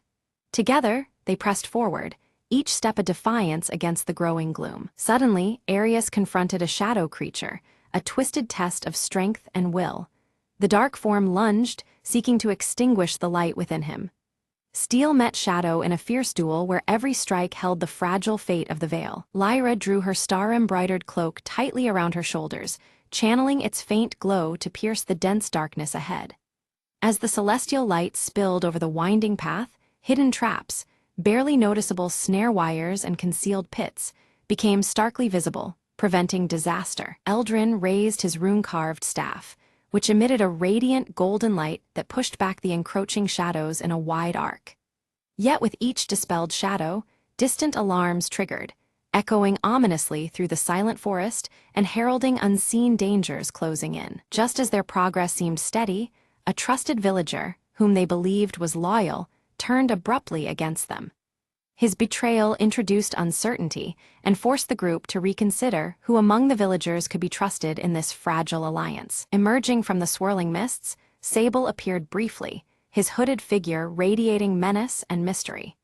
He delivered a cryptic warning before dissolving into the mist, leaving his intentions as veiled as the shifting shadows around them. Suddenly, the veil pulsed violently, shimmering and flashing to reveal distorted glimpses of otherworldly horrors lurking beyond perception. These fleeting visions unsettled the group, reinforcing the veil's tenuous nature as a boundary between worlds. During the chaos, Arius sustained a deep wound that caused the crescent tattoo on his forearm to burn fiercely and unpredictably. The searing pain was a stark reminder of the ancient power woven into his very skin. Lyra swiftly gathered her dwindling strength, focusing her energy through her cloak to heal Arius's injury. The effort drained her vitality noticeably, her emerald eyes dimming with the exertion, but her resolve remained strong. Eldrin examined the strange markings etched nearby and deciphered their meaning. The relic they sought lay hidden beneath the largest stone at the circle's center. This revelation offered a renewed sense of purpose amid growing peril. As they began to uncover the ancient stone, shadows twisted and surged around them, encroaching rapidly and threatening to engulf the fragile light they maintained. Doubt mingled with hope, as each shadow represented unforeseen danger. Before they could secure the relic, a group of Sable's followers emerged from the darkness, surrounding them and demanding surrender. A tense standoff ensued, the shifting shadows marking the precarious balance of power. Drawing deep from the ancient bond with his crescent-etched sword, Arius invoked the symbol's power to repel the advancing darkness. A crescent-shaped wave of light surged outwards, pushing back the shadowy threat and carving a brief sanctuary. Lyra's keen eyes caught sight beneath the largest stone of veil-like crystal, faintly luminescent and pulsing with ethereal light. Recognition dawned that this was the relic they had risked so much to find. Eldrin's voice lowered with gravity as he warned that to activate the relic would demand a sacrifice and a profound understanding of its true nature. Such power came with a burden far greater than any of them anticipated. A heated debate unfolded, tensions rising as each member weighed the cost of activation against the mounting darkness. Fear and hope intertwined, their conflicting desires reflected in the flickering shadows around them. Without warning, the veil tore open wildly, a jagged rift allowing shadows to pour through in overwhelming torrents. The barrier between worlds threatened total collapse, unleashing chaos upon their realm. Panic overtook the nearby villagers as they fled the spreading darkness, their long-buried fears manifesting into tangible, twisted forms. The forest echoed with cries and the rustling of desperate flight under the veil of night. Arius took the lead, his sword flashing beneath the waning crescent moon as he fought a desperate rearguard action. Every strike sought to hold the advancing horror at bay, his tattoo burning like a beacon of resilience. Meanwhile, Lyra spread her star cloak wide, casting a protective shield over the fleeing villagers. Each moment of defense sapped her remaining strength, yet her determination to safeguard the innocent never wavered. At a critical breach, Eldrin raised his staff high, chanting in an ancient tongue to halt the largest wave of shadows. Golden runes appeared on the staff, creating a barrier that held long enough to stem the tide of darkness momentarily. The veil's instability worsened, its edges fraying ominously and threatening complete collapse unless swiftly repaired. Time pressed heavily upon the group, the fate of their world hanging in precarious balance. Despite uncertainty, Arius gripped the pulsing veil-like crystal firmly, resolving to activate it and face consequences unknown. His crescent tattoo flared fiercely, signaling the merging of his life force with the relic's ancient power. The crystal blazed with intense light, weaving brilliant threads of radiance and shadow in a delicate dance of balance. This luminous interplay seemed to pulse with the heartbeat of the worlds themselves, suspended between revelation and concealment. As the crystal's power surged, Arius felt his crescent tattoo ignite, binding his essence to the relic in a profound union. Pain mingled with strength, and the boundaries between self and artifact blurred in the swirling energy. Calling upon the stars for guidance one last time, Lyra's weakened form bolstered their fragile hope. Her unwavering gaze fixed on the heavens, searching for answers as her cloak dimmed but her spirit held fast. With Eldrin's final ancient incantation echoing through the night, the veil's torn edges began to stabilize. The radiant light spread slowly, weaving a fragile harmony that held the dark at bay, setting the stage for the truth to emerge. The veil begins to reform, shifting in layers to reveal a realm where shadows and light coexist in a delicate harmony. Faint outlines of hidden figures flicker between the interplay of darkness and illumination, hinting at a world both mysterious and alive. Sable emerges once more, her midnight robes less menacing, now flowing with a softer light. Her voice carries a new purpose, revealing that her allegiance lies not with destruction, but with maintaining the fragile balance between realms. Arius approaches cautiously, his crescent-etched sword lowered in trust as he seeks to understand Sable's change. Through their exchange, he uncovers the origins of the shadows, ancient protectors rather than mere threats, woven into the fabric of their world's natural order. Lyra's emerald eyes widen as a stirring prophecy unfolds within her vision. The shadows and light must coexist to sustain the world's vitality, not one to erase the other. Her star-embroidered cloak seems to shimmer with renewed significance, marking a turning point in their path ahead. Eldrin, gripping his rune-carved staff firmly, nods gravely in acceptance. The ancient guardian realizes that their role must shift from imprisonment of shadows to vigilant guardianship, ensuring neither light nor darkness dominates unjustly. The villagers, once fearful, gradually embrace the presence of shadows as essential to their world's cycle. Families gather beneath crescent moons and shifting veils, learning to live with the twilight dances rather than resist them. Together, Arius, Lyra, and Eldrin form a new order, dedicated to preserving the delicate equilibrium. Their symbols, crescent, star, and rune, blend into an emblem of unity, standing as sentinel against imbalance and chaos. The crescent moon hangs calm and steady in the night sky as the veil settles into a harmonious shimmer. Shadows no longer lurk as threats, but flow gently alongside light, creating a serene tapestry across the horizon. The ancient stone circle, once dim and broken, is restored to radiant life. Its carved symbols pulse softly with magical energy, a beacon symbolizing the renewed covenant between the worlds of light and shadow. Standing at the edge of dawn, Arius gazes toward the horizon where first light pierces the balanced veil. Hope glimmers in his deep blue eyes as the new day promises a future shaped by unity and acceptance.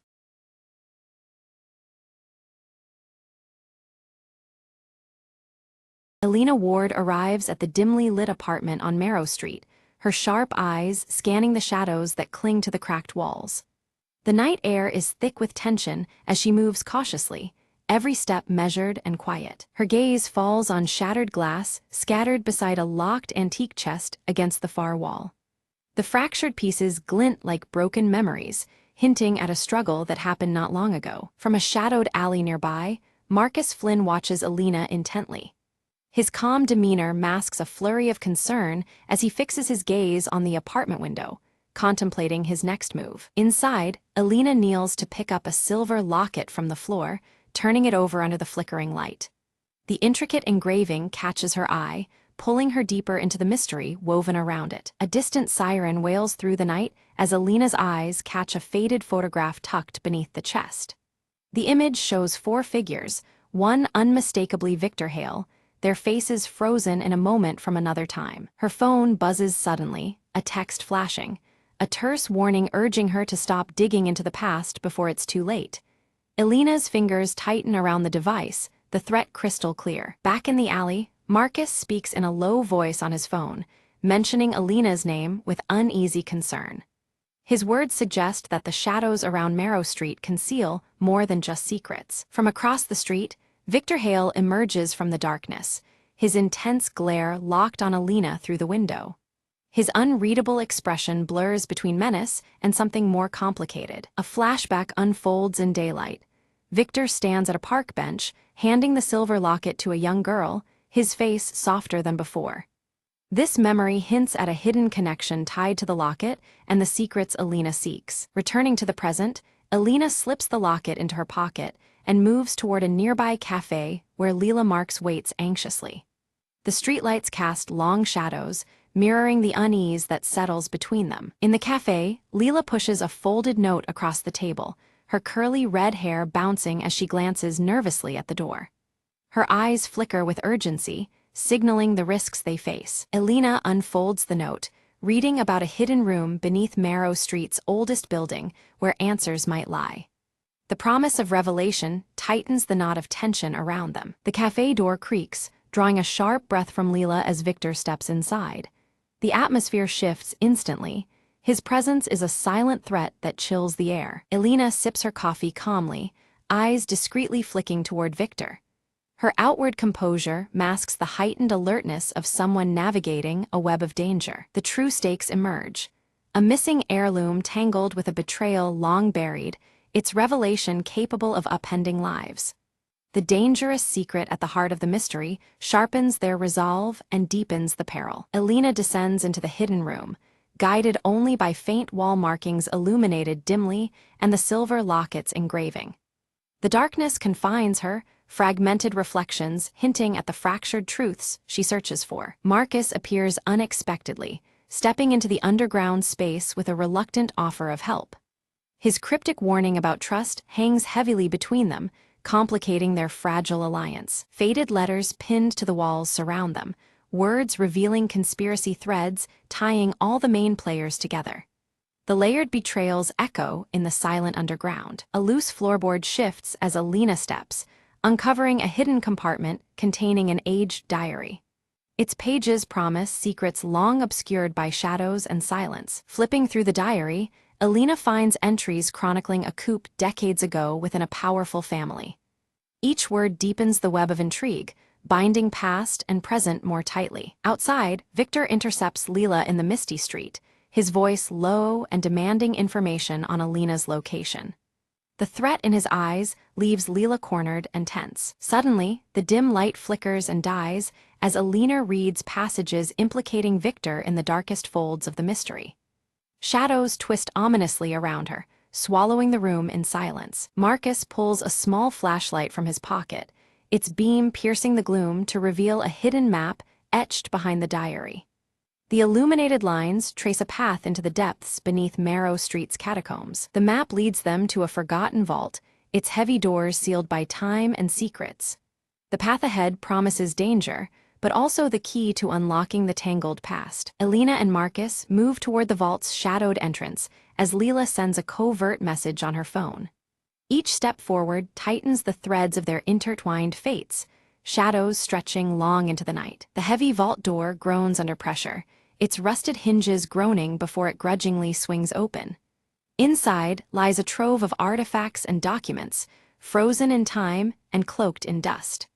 The air smells of old paper and secrets long buried beneath layers of shadow. Abruptly, the echo of footsteps ricochets off the cold stone walls. Victor emerges with two shadowy figures at his side, their presence a dark blockade at the only exit. The tension coalesces, thick enough to cut through with a whispered threat. Elena swiftly raises the silver locket, catching the flickering light to reveal a concealed symbol matching the vault's emblem. The gesture freezes the room, the locket's glow defying the darkness around them. This emblem ties the present moment to a deeper, hidden history. One of Victor's companions lunges for the locket, but Marcus intercepts with practiced precision, his hand slamming down to halt the snatch. The sudden clash breaks the fragile stillness into sharp urgency. Elena sidesteps, heart pounding beneath fractured glass reflections. A glance catches Elena's eye on a cracked mirror, its fragmented surface offering glimpses beyond the vault walls. There, faintly outlined in shadow, is the entrance to a concealed escape tunnel. Hope glimmers alongside the fractured truths around them. Seizing the moment, Elena and Marcus slip through the hidden passage, silent against the cold stone. Behind them, Victor's roar of frustration echoes, restrained yet simmering with menace. The night swallows their flight as shadows lengthen across Marrow Street. Leela's intercepted call crackles in Victor's ear, revealing betrayal not only at hand, but woven through their ranks.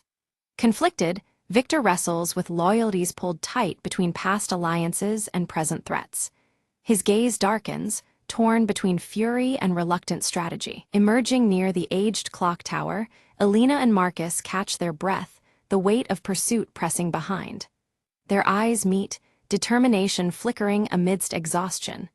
The urban night cloaks their resolve as they prepare to untangle the threads of the mystery. Inside the ancient tower, Elena's hands deftly turn gears and cogs, orchestrating a silent dance of mechanism.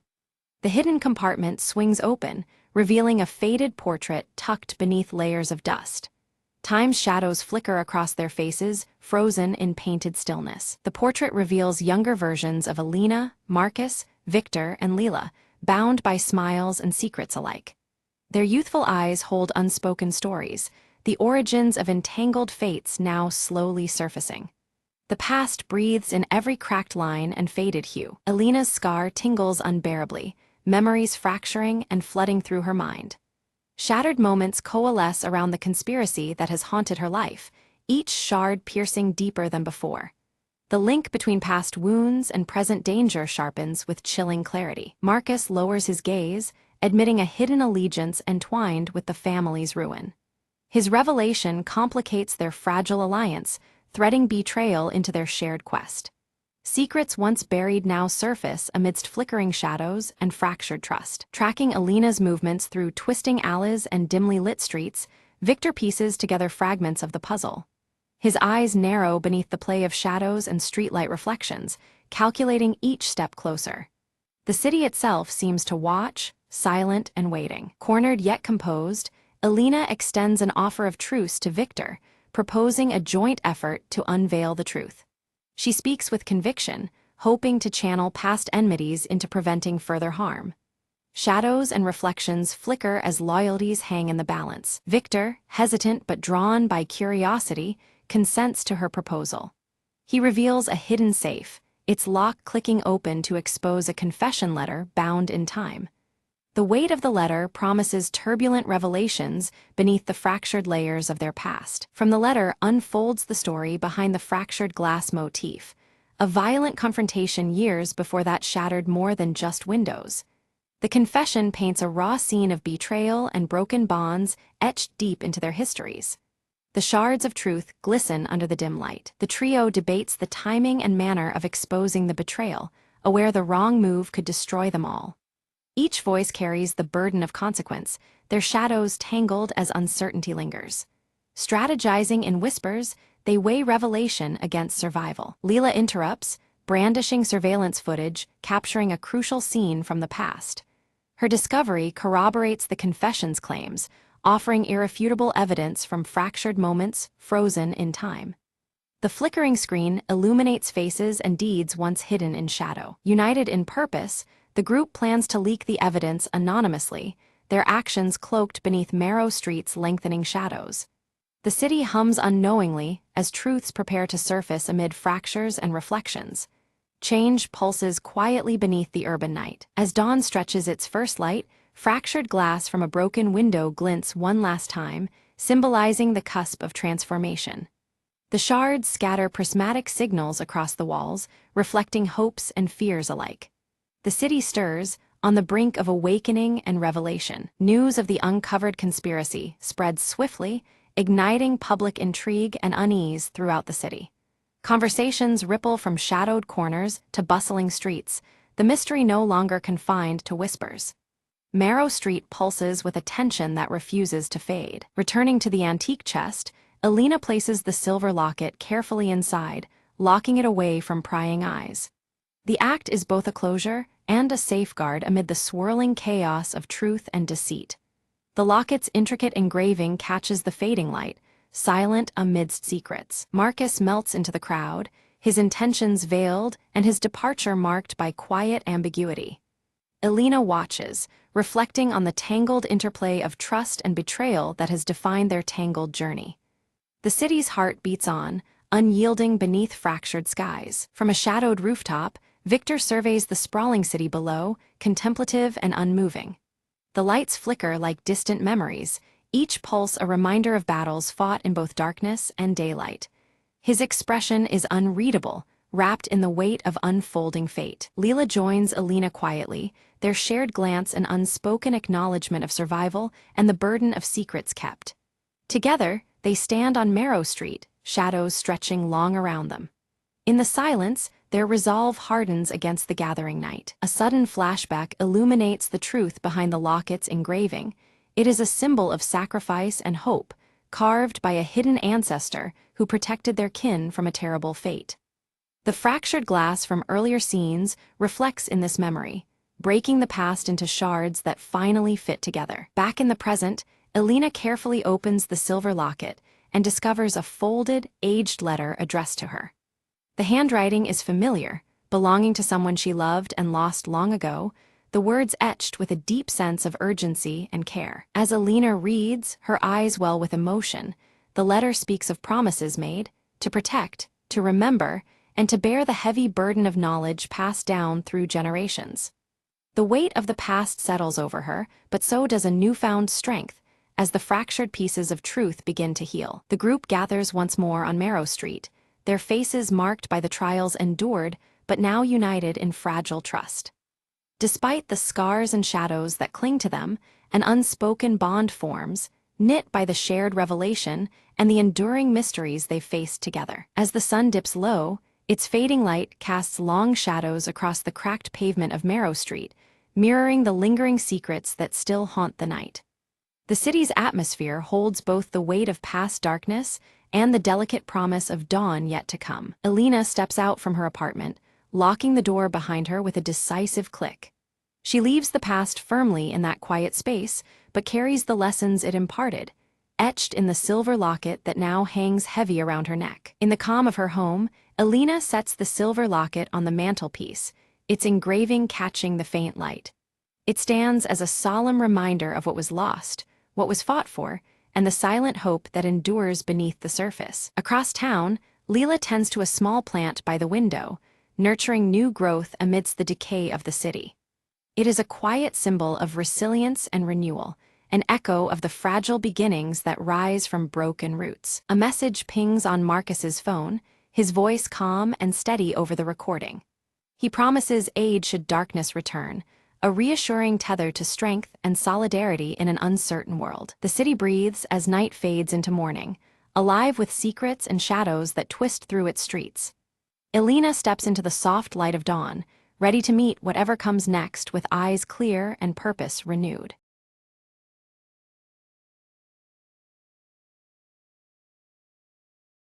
The control room hummed with a faint, otherworldly buzz as Captain Mira stared at the flickering console. "We've lost contact with Earth." Her voice was steady, but inside a storm brewed. The starship Ardent Drift drifted in the vast void, a speck of metal swallowed by silence. Suddenly, the monitors lit up with a mysterious transmission, a sequence of cryptic pulses. "This isn't random," said Ali, the ship's communications officer. "It's a message." "From who? From what?" Mira decoded the signals, revealing coordinates to an unknown star system, labeled as Hope. "We have no choice," Mira declared. "Set course for Hope." Days turned into weeks, the crew facing isolation and memories of a lost homeworld. As the Ardent Drift approached the coordinates, an immense structure emerged from the darkness, a colossal space station. Ancient and silent. "It's a relic," Illy whispered, awe in his voice, "from a civilization long gone." The crew docked, stepping into corridors adorned with alien symbols and faded light. In the core chamber, a holographic figure materialized an AI guardian, its eyes glowing with electric blue. "You are the last," it spoke. "Earth's final hope lies within this archive." It unveiled a vault containing data plans, technology, and memories preserved through eons. "Use it wisely," the AI warned. "Rebuild what was lost. Protect the future." Mira's crew grasped the importance. This station was the ark of forgotten knowledge. "We carry the legacy now," Mira said, determination steadying her voice. The Ardent Drift prepared for a new journey, armed with ancient wisdom to reignite civilization. As stars twinkled outside, hope rekindled in the hearts of the crew, a beacon amidst the cosmic night. The silence was broken, not by despair, but by the echo of a new beginning.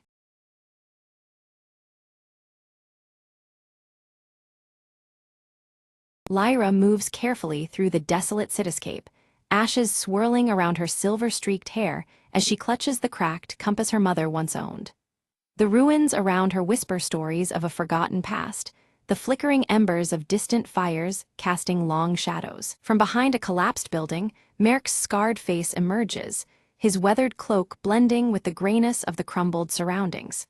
His steady amber gaze watches Lyra silently, weighing the dangers that lie ahead. Tala slips through the ruined streets, her piercing blue eyes scanning every corner with razor focus.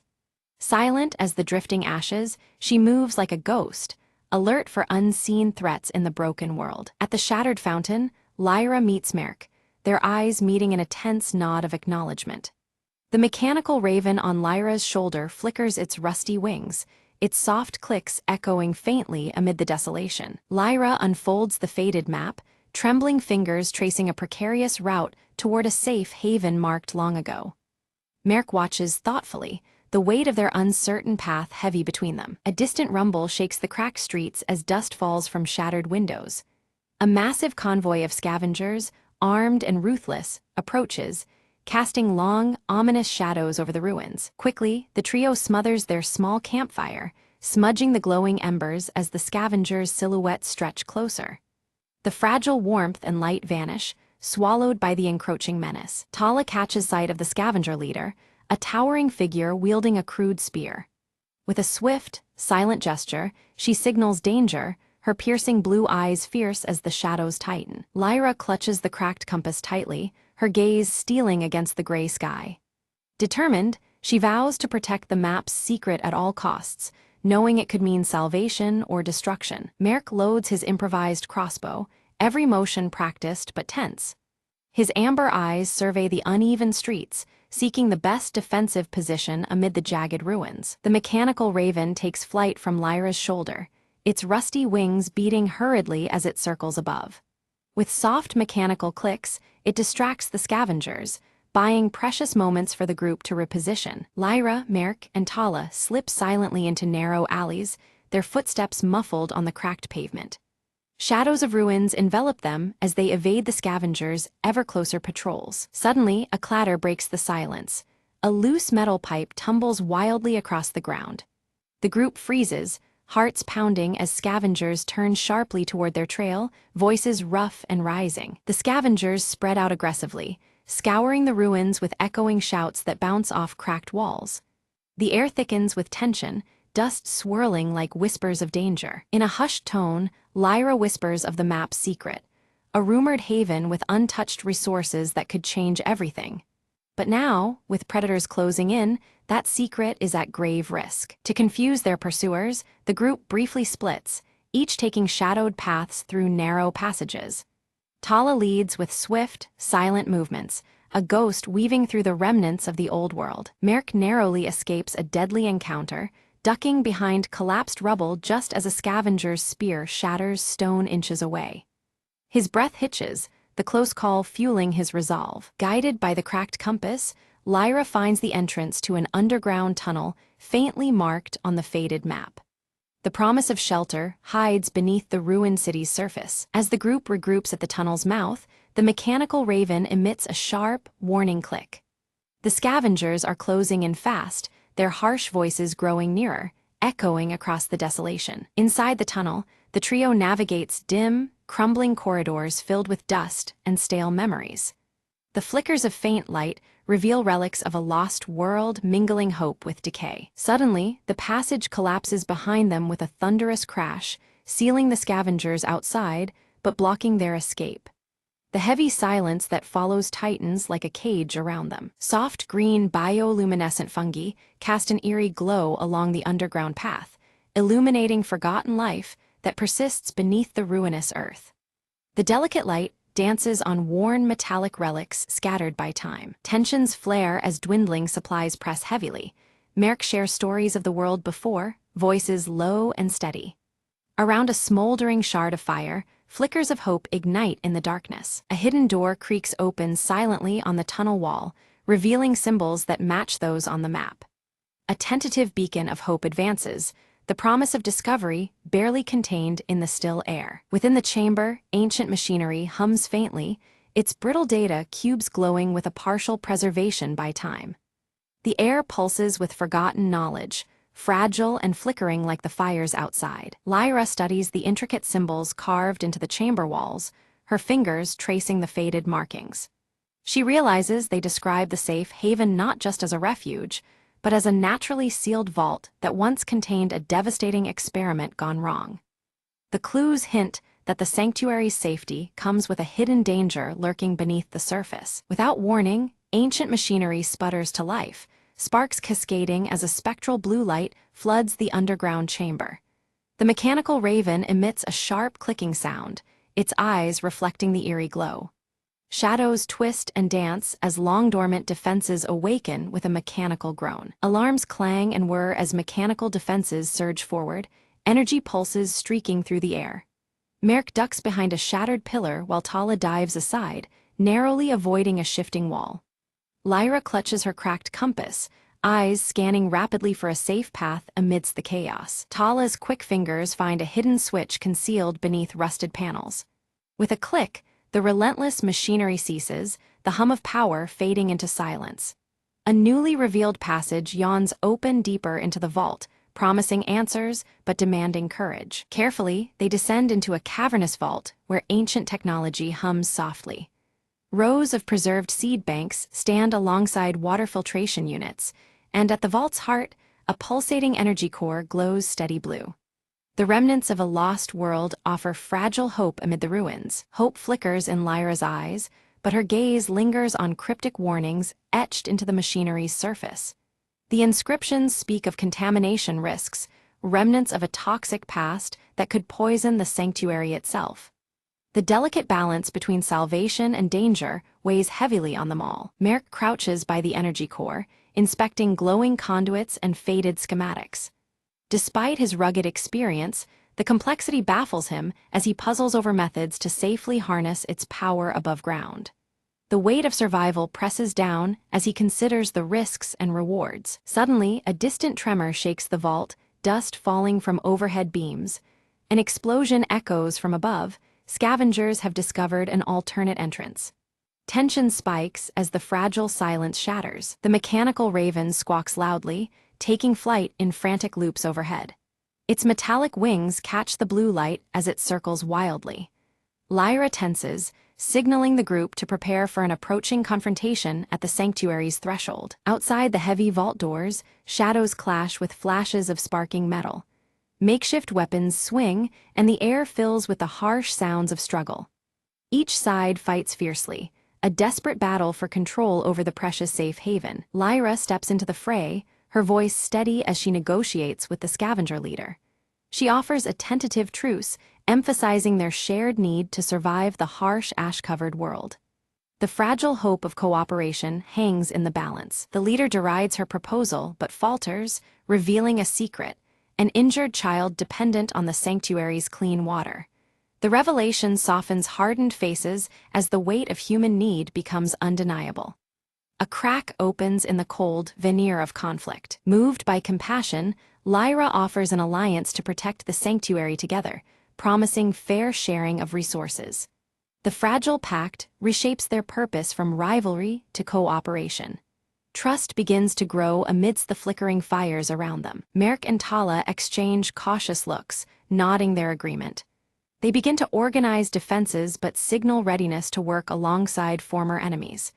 The alliance, delicate yet necessary, promises a tenuous peace in a brutal world. Together, both groups reinforce barricades with salvaged metal and ancient tech revived from the ruins. Sparks fly as tools meet rusted surfaces, strengthening their hold against external threats. The mechanical raven perches quietly, watching the cooperative effort unfold. As negotiation deepens, stories of loss and survival emerge from both sides. Shared pain and resilience create a fragile human bond that transcends the ashen wasteland. Flickering fires cast long shadows on faces aged and hopeful alike. Night descends, and Lyra gazes at the mechanical raven now perched silently on her shoulder. Its mechanical clicks slow, seeming almost reflective in the dancing firelight. The sanctuary breathes quietly, a momentary peace beneath a bleak horizon. Suddenly, an alarm shreds the calm. Unknown intruders breach a secondary entrance. The group snaps to action, tension coiling tight as danger returns. Flickering blue lights flash urgent warnings across the chamber walls. They engage fiercely, moving with coordinated precision honed in practice. Energy pulses and shadows intertwine as they repel the unexpected attack. Each member plays a vital role in defending their fragile sanctuary. As dawn breaks, intruders retreat, leaving behind ominous clues, signs of a larger threat looming beyond the ruins. The fragile sanctuary may be only the first battleground in a wider conflict. The ash-filled air carries a new, heavier weight of uncertainty. Lyra studies the evidence, her green eyes narrowing in thought. The sanctuary might be a beacon drawing dangers as surely as it attracts hope. Their fight for survival is part of something far greater than they had imagined. Resolute, they decide to activate the energy core fully, sending a signal into the desolate skies. The machinery awakens with a roar, pulsing rhythmic light outward like a call for aid. Each pulse echoes their hope and their warning across the ash-choked horizon. The vault brightens as the energy core hums at full power, ancient tech alive once more. Pulses ripple through the atmosphere, reaching far beyond the sanctuary walls. Their beacon is both a promise and a challenge to the world outside. In the desolate distance, faint figures respond, trekking steadily toward the glowing light. Their silhouettes cut through the ash haze, bringing fresh hope and the unanswered questions of new arrivals. The wasteland stirs with renewed possibility. Lyra, Merrick, and Tala prepare to meet the newcomers, hearts steady but wary. The sanctuary's fate now entwines with these fresh faces, their uncertain futures bound by fragile trust. The ashen horizon promises challenges ahead, but also a chance to rebuild together. The newcomers gather in the dimly lit shelter, their eyes reflecting the flickering firelight. They unveil coded diagrams and symbols, explaining the mutated storm's patterns and disclosing ancient shielding techniques that can strengthen the sanctuary's fragile defenses. Pooling their knowledge and resources, the group integrates these encoded protections with relics of the old world. Rusted gears turn as the mechanical raven clicks approvingly, and slowly, the sanctuary stabilizes, a bastion amid the unrelenting wasteland. Around crackling fires, Lyra, Merrick, and Tala share stories of battles and losses, their scars illuminated by the dancing flames. Trust grows, knitting together a family born from endurance and hope, where suspicion once lingered like ashes in the wind. One quiet evening, the mechanical raven stirs, fluttering from Lyra's shoulder to a concealed alcove. There, behind a rusted panel, lies a hidden archive filled with fading holographic messages, preserved echoes from the world before the fall. The projections reveal the sanctuary's true purpose. More than mere survival, it was crafted to ignite renewal and unity among scattered survivors. The voices urge those who listen to rise beyond isolation and rebuild together, a new dawn beckoning beyond the ashen horizon. Moved by the revelations, Lyra and Merrick pledge to nurture this vision. They vow to extend their network of protection and knowledge, transforming their stronghold into a beacon of hope for others wandering the bleak wastes. The group springs into action, loading caravans with seeds, weathered tools, and precious relics symbolizing a hopeful future. Preparations hum with anticipation, every piece of cargo a promise to distant enclaves waiting in silence. Beneath the steely sky, the caravans roll steadily away from the sanctuary's embrace. High above, the mechanical raven soars, its subtle mechanics clicking softly, sentinel of the fragile journey against the endless gray. Back at the sanctuary, resilient and unwavering, tiny green shoots emerge defiantly through cracked concrete. Against the monochrome wasteland, these first hints of life whisper of renewal, the earth slowly reclaiming hope. At dawn, Lyra stands atop the ramparts, the cracked compass warm in her hand and the rising sun casting golden light on her determined face. The ashen horizon stretches before her, and with steady gaze, she prepares to guide humanity's fragile rebirth into the uncertain dawn.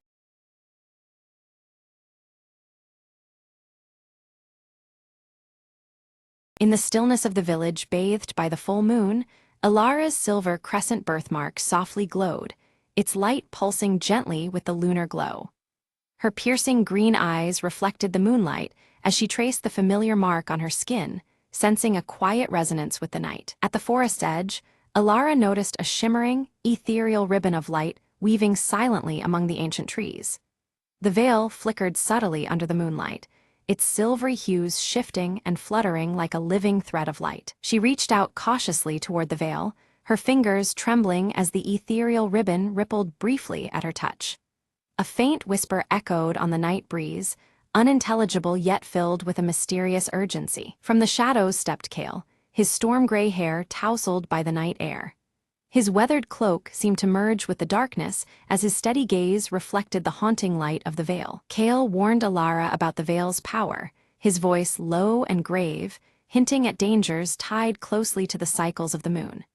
He spoke of forces that could not be easily controlled, and the peril hidden within the shimmering light. Elara held up her silver crescent pendant, watching it resonate faintly as the veil's light brushed against it. The pendant's subtle glow mirrored the birthmark on her skin, linking her to the mystery unfolding before them. A flashback took her to childhood, when she first discovered the crescent birthmark. Even then, she had been inexplicably drawn to moonlit nights, feeling an unspoken connection to their shifting phases. The village elders gathered in whispered tones, recounting the veil's curse that had loomed over their people for generations. Their stories spoke of restless shadows and the heavy price of past recklessness under the moon. Disturbances grew. Shadows began to move on their own, and villagers reported hearing chilling whispers in solitude. Fear threaded through the village as the unnatural phenomena escalated beyond whispers and glances. Determined, Elara knelt by a calm pond under the bright moon, tracing the veil's path through the reflections.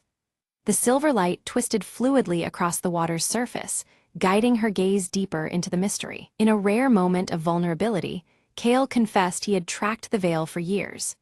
His quest to uncover its source was driven by the hope of mastering or perhaps ending its haunting influence. The veil thickened, pulsing rhythmically as ghostly shapes emerged, mimicking villagers' deepest fears with unsettling clarity. The ethereal light warped into haunting forms that tightened its grip on the frightened souls nearby. Elara's pendant glowed with unexpected intensity, revealing hidden runes etched beneath its surface that had gone unnoticed before. The runes shimmered against the moonlit silver, suggesting a link to ancient wisdom. Suddenly, a fierce gust snuffed out every lantern, plunging the village into deeper shadow.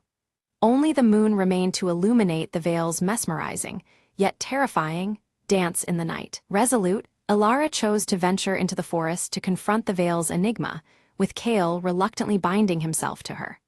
Together, they stepped into the shadows where the moonlight barely pierced the dense canopy. Deeper within the forest, they discovered ancient stones arranged in a crescent shape, faintly glowing beneath the moon's silvery light. The stones hummed with a subtle energy, resonating with the veil that now encircled them. The veil wrapped around the stones, growing more tangible as its whispers rose into haunting melodies that wove through the trees. The silver light pulsed like a living heartbeat, intensifying the eerie atmosphere. Elara stumbled, and from the shimmer emerged a shadowy figure eerily resembling her own reflection.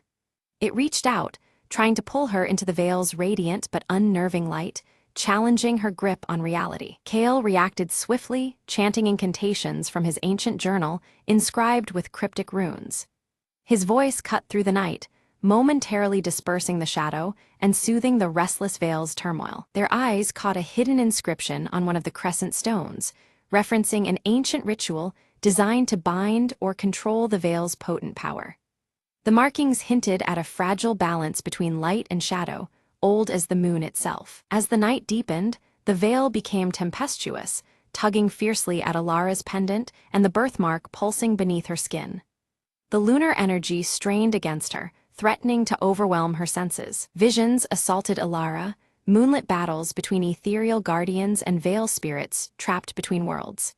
The spectral clashes echoed through her mind, revealing a long-hidden conflict intertwined with her own destiny. Kale disclosed that he had once been a guardian, bound by a curse to roam until the veil's balance was restored. His storm-gray hair and weathered cloak marked years of wandering in search of redemption and renewal. The forest shifted around them. Ancient trees whispered dire warnings as the path back to the village faded into obscurity. Shadows thickened, and the boundary between reality and veil blurred dangerously. A sudden change in the moon's phase warped the veil's form, stretching it like molten silver encasing them. The light's fluid motion intensified, binding Elara and Kale in its shimmering grasp as the night deepened. Elara and Kale finally reached the ancient altar, its surface worn smooth by time but still radiating a strange energy. The crescent-shaped indentation in the stone calls to Elara's pendant, which fits perfectly as if made for the place. The moment the pendant settles, a faint hum vibrates through the air, heightening the tension around them. As Elara presses the pendant deeper into the altar, a sudden burst of blinding light erupts, flooding the clearing with silvery luminescence. The veil responds violently, thrashing like a living current before enveloping them in its shifting folds. Both find themselves swept away, pulled through an otherworldly vortex that warps the very fabric of their surroundings. They emerge in a liminal realm where the skies glow with a cold silver hue, and the land is draped in long shadows cast by an unseen moon. This ethereal place seems bound by lunar light, both beautiful and haunting, its edges blurred and constantly shifting like a dream. All around, reflective surfaces ripple oddly, mirroring more than just their images. From the shadows flicker faint, sorrowful figures, lost villagers caught in the veil's unyielding curse. They approach silently, their eyes pleading for release though no words escape their lips. The air is thick with a heavy grief that weighs on Alara's heart, deepening her resolve. Suddenly, Alara's silver crescent birthmark glows with intense light, casting a gentle beacon that reaches out to the fragmented souls. The spectral villagers respond, their forms stabilizing as a faint connection is formed between their trapped essence and the waking world. This luminous link offers a fragile hope for their salvation. Kale studies the cryptic runes inscribed within his ancient journal, muttering translations under his breath. He reveals that the veil was originally created as a shield to protect the realm from outside harm, but the magic became twisted over time. The intended guardian became a curse, feeding on the fears of those it was meant to defend. They are soon met by a spectral guardian, an imposing figure woven from light and shadow. The guardian warns them solemnly that interfering with the veil is perilous, threatening to collapse both the liminal realm and the physical world. Its tone is grave, underscoring the fragile balance at stake. Torn between duty and fear, Alara wrestles with whether to sever the veil's corrupt power completely or try to restore its original protective nature. The weight of her people's fate presses heavily on her as the moonlight continues to shift all around them. Kale watches closely, understanding this choice could alter everything. In vision-like echoes, they witness scenes from centuries past, a ritual interrupted and mistakes made that bound the veil's power improperly.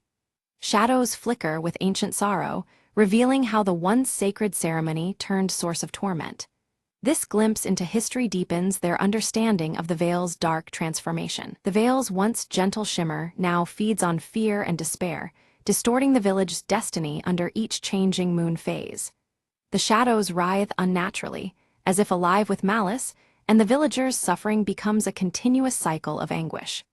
This sinister evolution curses the land with dread and hopelessness. Kale confesses that he fled the village long ago, overwhelmed by guilt after failing to stop the curse from spreading.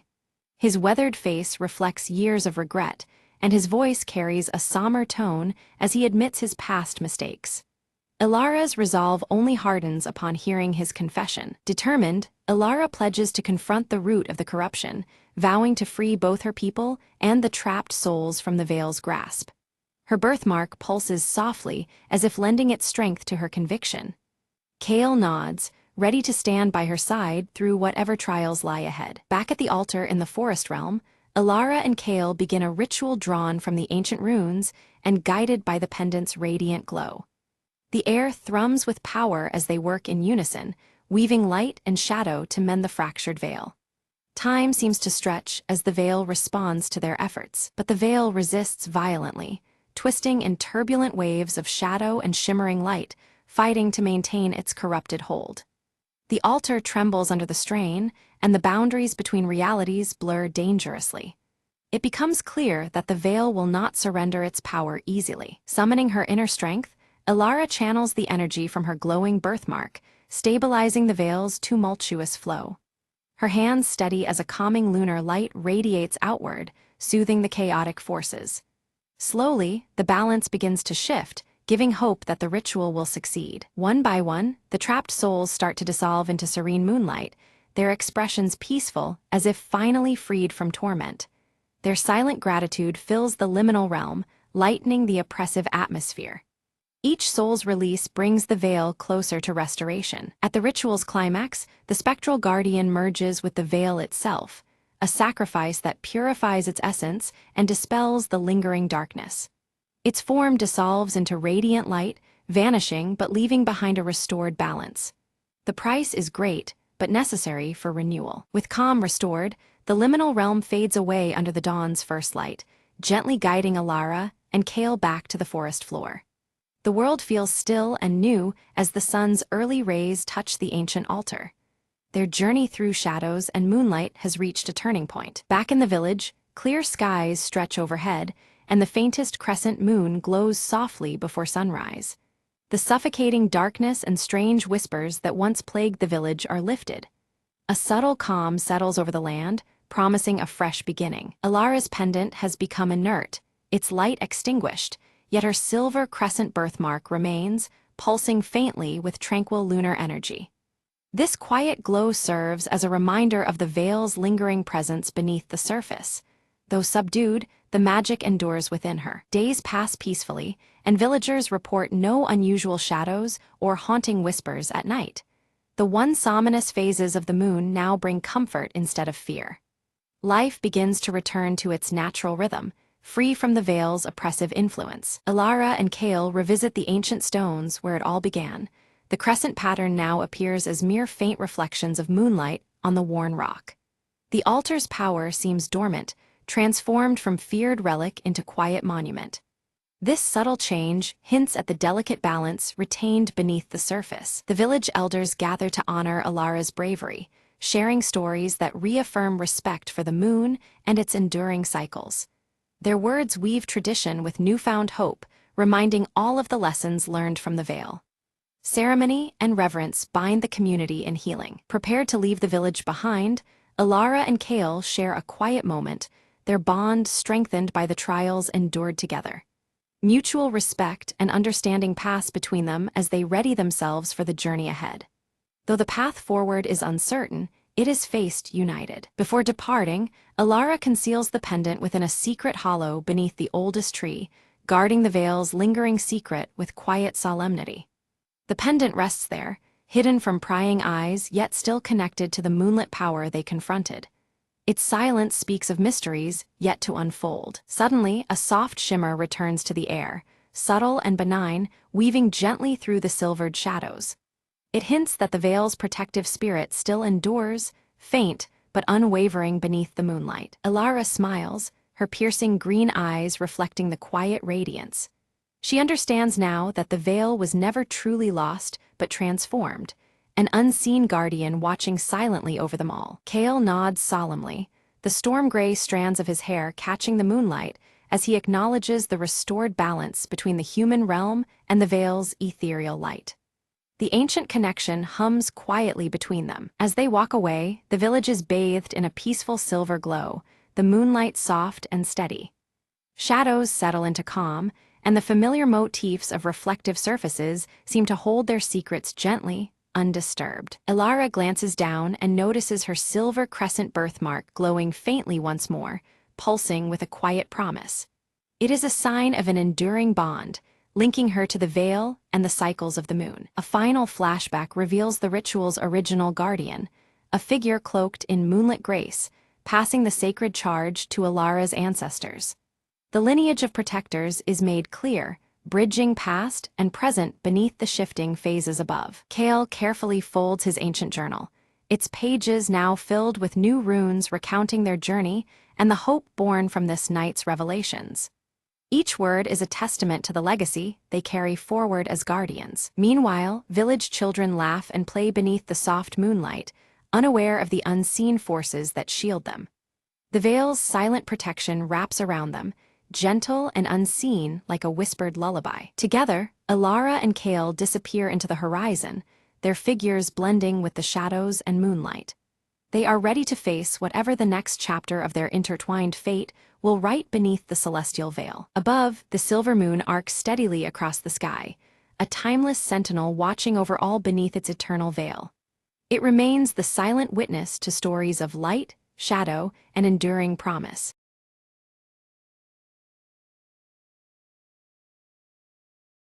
In a cramped apartment bathed in the flickering glow of neon lights, Lyra crouched over a glowing terminal, her fingers flying across the cracked holographic screen. Wires tangled around her like vines, while streams of encrypted data pulsed rhythmically on every monitor. From a shadowed doorway, Cade stood tense, his tall silhouette barely illuminated by the neon buzz outside. His cybernetic left arm twitched subtly, muscles ready to spring into action at the slightest threat. Suddenly, Lyra's console flashed an urgent alert. Unauthorized access detected dangerously close to their location. The glitching data streams seemed to ripple with alarm as she absorbed the warning. Outside, the streets were alive with neon signs flickering erratically, while a mysterious encrypted drone hovered silently overhead, its sensors scanning for any hint of forbidden activity. Without hesitation, Lyra yanked her data jack from the terminal, silver-streaked hair pulled back tightly to avoid distraction as she prepared for what came next. The room thrummed with a tense urgency as her blue eyes darted to Cade. Cade's voice was low but firm, urging them to move quickly. The drone's advanced tracing capabilities made lingering a grave risk that could jeopardize their entire mission. Every second counted now. Flickering images from the past flashed across Lyra's mind. Dangerous missions and close calls because of her relentless quest to find Nexus, a lost AI rumored to hold secrets powerful enough to change their world. Orin appeared suddenly as a hologram, his auburn hair catching the skewed light, face lined with worry.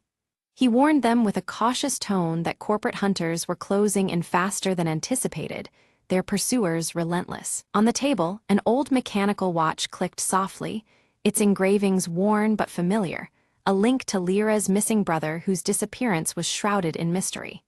It was an anchor amid chaos. Clutching the watch tightly, Lyra's resolve hardened as the neon-lit rain pulsed against the window pane, echoing the storm brewing outside and within her heart. They mapped out a daring infiltration into a towering corporate data hub, understanding the grave risks involved. Every step had to be precise to avoid detection and secure Nexus's freedom. Lyra slid her data jack into a concealed port along the wall, fingers deftly prepping to breach layered security systems that guarded the corporation's darkest secrets. Her screen flickered with complex code. Meanwhile, Cade ran diagnostics on his cybernetic arm, the systems humming quietly as he scanned the perimeter for patrolling drones, each a potential threat waiting in the shadows. Orin's hologram flickered intermittently, his cautious voice cautioning patience and careful timing, reminding them how unpredictable corporate security had become in recent days. Outside their hold, the cityscape glowed with an ominous hue neon lights casting elongated shadows, an unsettling reminder of the deadly stakes surrounding their mission. Lyra slipped silently past laser grids, her fingers dancing rapidly over the console to decrypt firewalls layered in complex algorithms, each successful bypass painting a fragile path deeper inside. Cade struck swiftly when a security drone approached, disabling it with a precise pulse blast from his cybernetic arm, metal sparks raining softly as it fell silent. Suddenly, a rogue power surge sent holographic screens glitching wildly, jeopardizing their stealth as data fractured and flickered erratically around them, threatening to expose their position. Orin, ever the strategist, directed them to enact an emergency reroute through cramped maintenance shafts, where shadows and discarded cables might conceal their hurried passage. Inside the narrow corridors, signs of past intruders caught their attention. Discarded tech fragments and faint footprints told a story of failed attempts and dangers ahead. Lyra's heart skipped as she found a data chip engraved with her brother's initials, a chilling reminder of how deeply personal this mission had become and how far she was willing to go. An alarm shattered the tense silence, piercing through the corridors.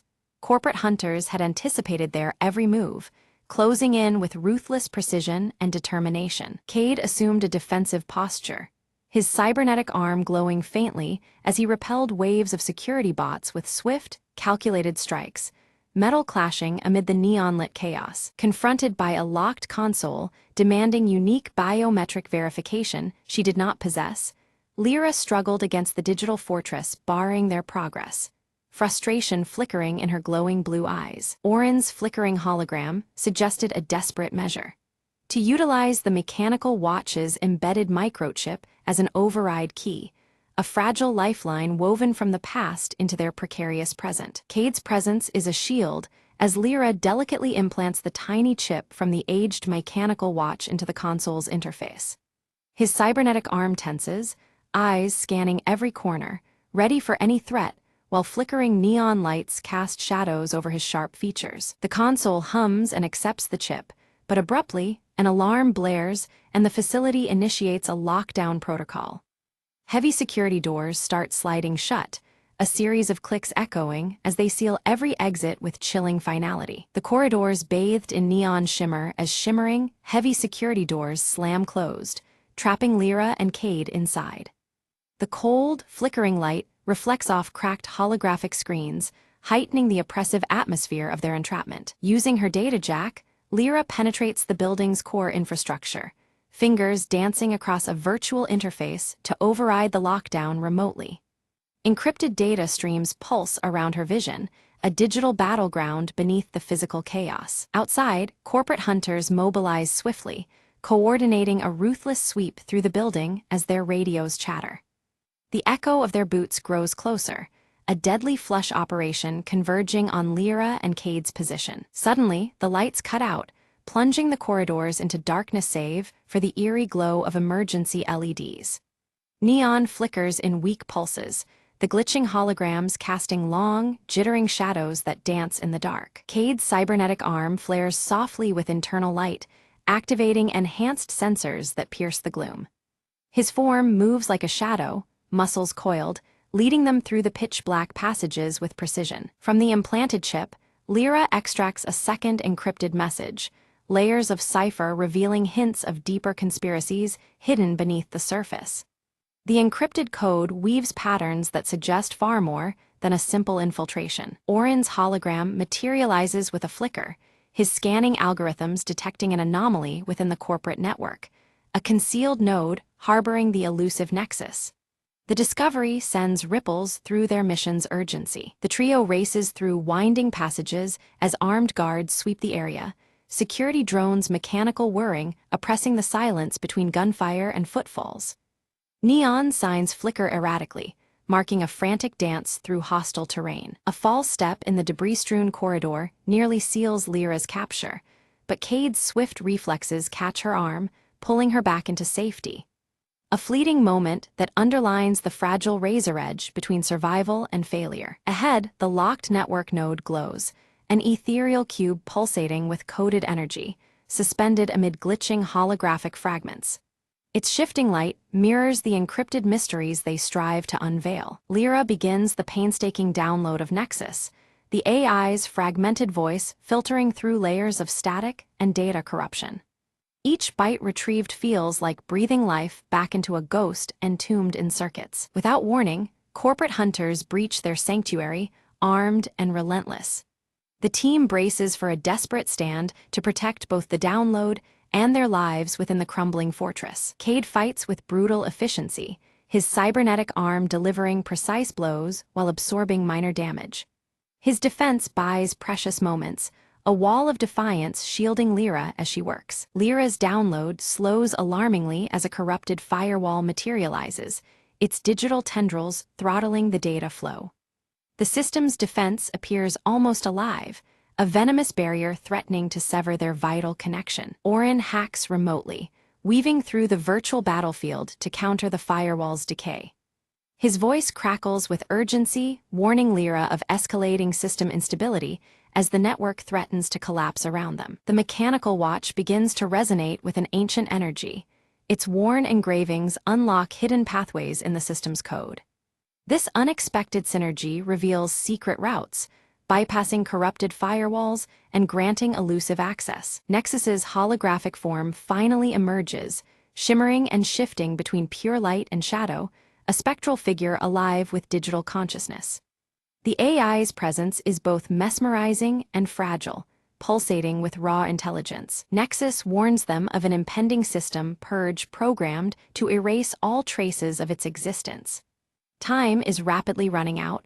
The digital ghost's survival hangs on the blade edge of their efforts. Lyra wrestles with a harrowing choice: sever her connection to preserve herself or risk everything to complete the AI's transfer. The weight of this decision presses heavy, illuminated by flickering neon and the threat closing in around them. Amid the chaos, Cade urges absolute trust in Lyra's skills as he confronts incoming hunters with relentless, brutal force.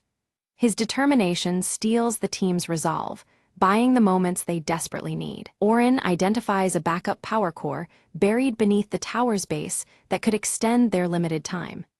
This discovery offers a slim lifeline, a fleeting chance to finish the precarious download process. The team moves swiftly through shadowed, narrow passages under the tower, the mechanical watches glow guiding them. Every second counts as hostile forces encroach, their mission tethered to fragile hope. With the countdown bleeding away, Lyra completes Nexus's transfer into the portable drive embedded within the mechanical watch. The ancient engravings pulse faintly, now home to a powerful new secret they have barely begun to understand. A surge of power rattled the facility as the hostile systems abruptly died, the neon lights flickering violently before surrendering to darkness. Silence settled heavily in the void left behind, broken only by the distant hum of failing electronics. They had succeeded in cutting the enemy's grip, at least for now. From the shadows, Nexus began to coalesce, its holographic form shifting between light and darkness with ethereal grace. "Thank you," it whispered, gratitude rippling through the air before it concealed itself within the intricate gears of the old mechanical watch. The device, once enigmatic, now held an extraordinary secret. Cautious yet relieved, Lyra, Cade, and Orin retreated through the labyrinth of holographic corridors, their images fragmenting as the system collapsed. The flickering neon lights dissolved into fractured beams that danced erratically against cracked surfaces. Each step took them further from danger, deeper into uncertainty. Emerging into the open, the neon rain painted the city in glowing streaks of violet and blue, reflecting the weight of their actions. The wet streets shimmered, a mirror to the changes now set in motion beneath the pulsating skyline. A silent vow lingered in the cold air, promising a new dawn born from their defiance. Lyra held the mechanical watch close, fingertips tracing its worn engravings as a subtle pulse throbbed beneath the metal casing. The presence of Nexus whispered through the device, its energy delicate but steady. She sensed the intertwined fate bound to that small relic, a beacon amid the encroaching shadows. Cade deactivated his combat mode with a soft click, the cybernetic arm retracting smoothly. His usual stoic expression softened, a genuine smile briefly illuminating his face as he exchanged a glance with Lyra. In that fleeting moment, camaraderie and hope bloomed between them. Orin activated a small holoprojector, casting a message into the dim night. Their victory was merely the first step in a larger crusade. His voice carried warmth and resolve, stirring a sense of purpose beyond their immediate survival. The fight against corporate control had only just begun. As the first light of dawn ruptured the neon haze, the trio vanished into the sprawling cityscape, silhouettes swallowed by the endless glow. Their journey continued under the watchful flicker of holographic signs and the pulse of encrypted streams. Together, they moved forward into the uncertain promise of a new day. The mechanical watch gleamed softly in the growing light, its glow a secret beacon against the darkness. A quiet energy hinted at mysteries still locked within its core, unseen forces waiting to unfold. It was a silent promise of untold stories yet to emerge. The final image lingered on the city skyline, where flickering neon signs fought the shadows encroaching upon the towering spires. Amidst the interplay of light and darkness, a new chapter began, one forged in defiance, hope, and the relentless flicker of rebellion.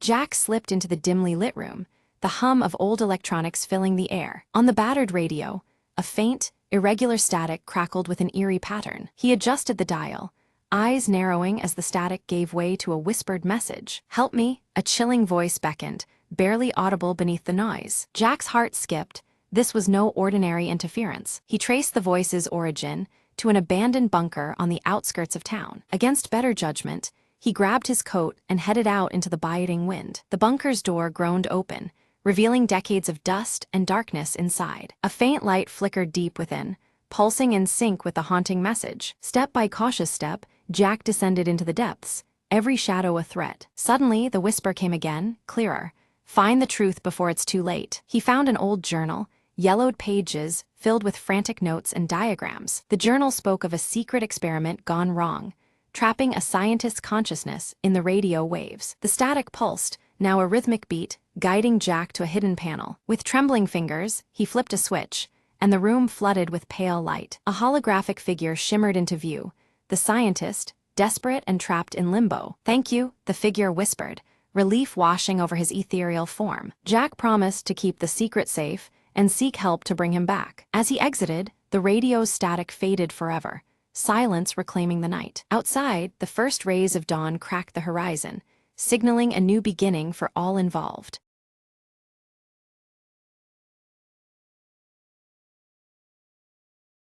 Maya stood in the buzzing station, clutching a crumpled train ticket in her palm. The arrival board flickered.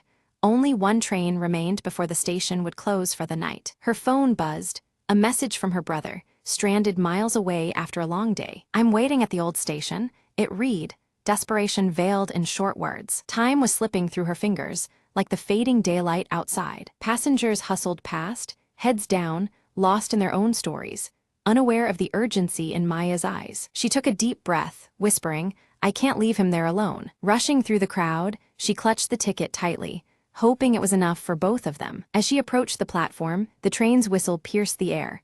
A final call, a last chance. Maya spotted him on the opposite platform, waving frantically, his face a mix of relief and fear. But the gate began to close, barriers descending like silent judges. Without thinking, she called out, "Hold on," and dashed forward, heart pounding. A station attendant called after her, but she paid no mind, focused only on the one who needed her. With a last leap, she squeezed through, just as the gates clanged shut behind her. Breathless, she reached him, clasped his hand, their eyes locking in shared relief. The train doors opened, welcoming them aboard, two souls reunited against the ticking clock. Settling into their seats, the rhythm of the tracks beneath was a quiet celebration of their escape. Maya leaned back, voice soft. "Sometimes, the smallest ticket holds the biggest hope." Outside the window, the night stretched endlessly, but inside, a light glowed bright, a bond unbroken. And as the train carried them forward, Maya knew this was just the beginning of a new journey together.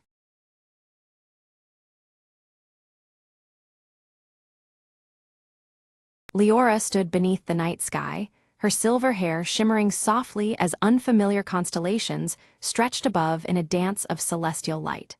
Her luminous blue eyes traced the intricate patterns, feeling a pull she couldn't yet explain. In the quiet of the village, elders whispered in hushed tones about an ancient prophecy tied to the stars that had begun to fall from the heavens.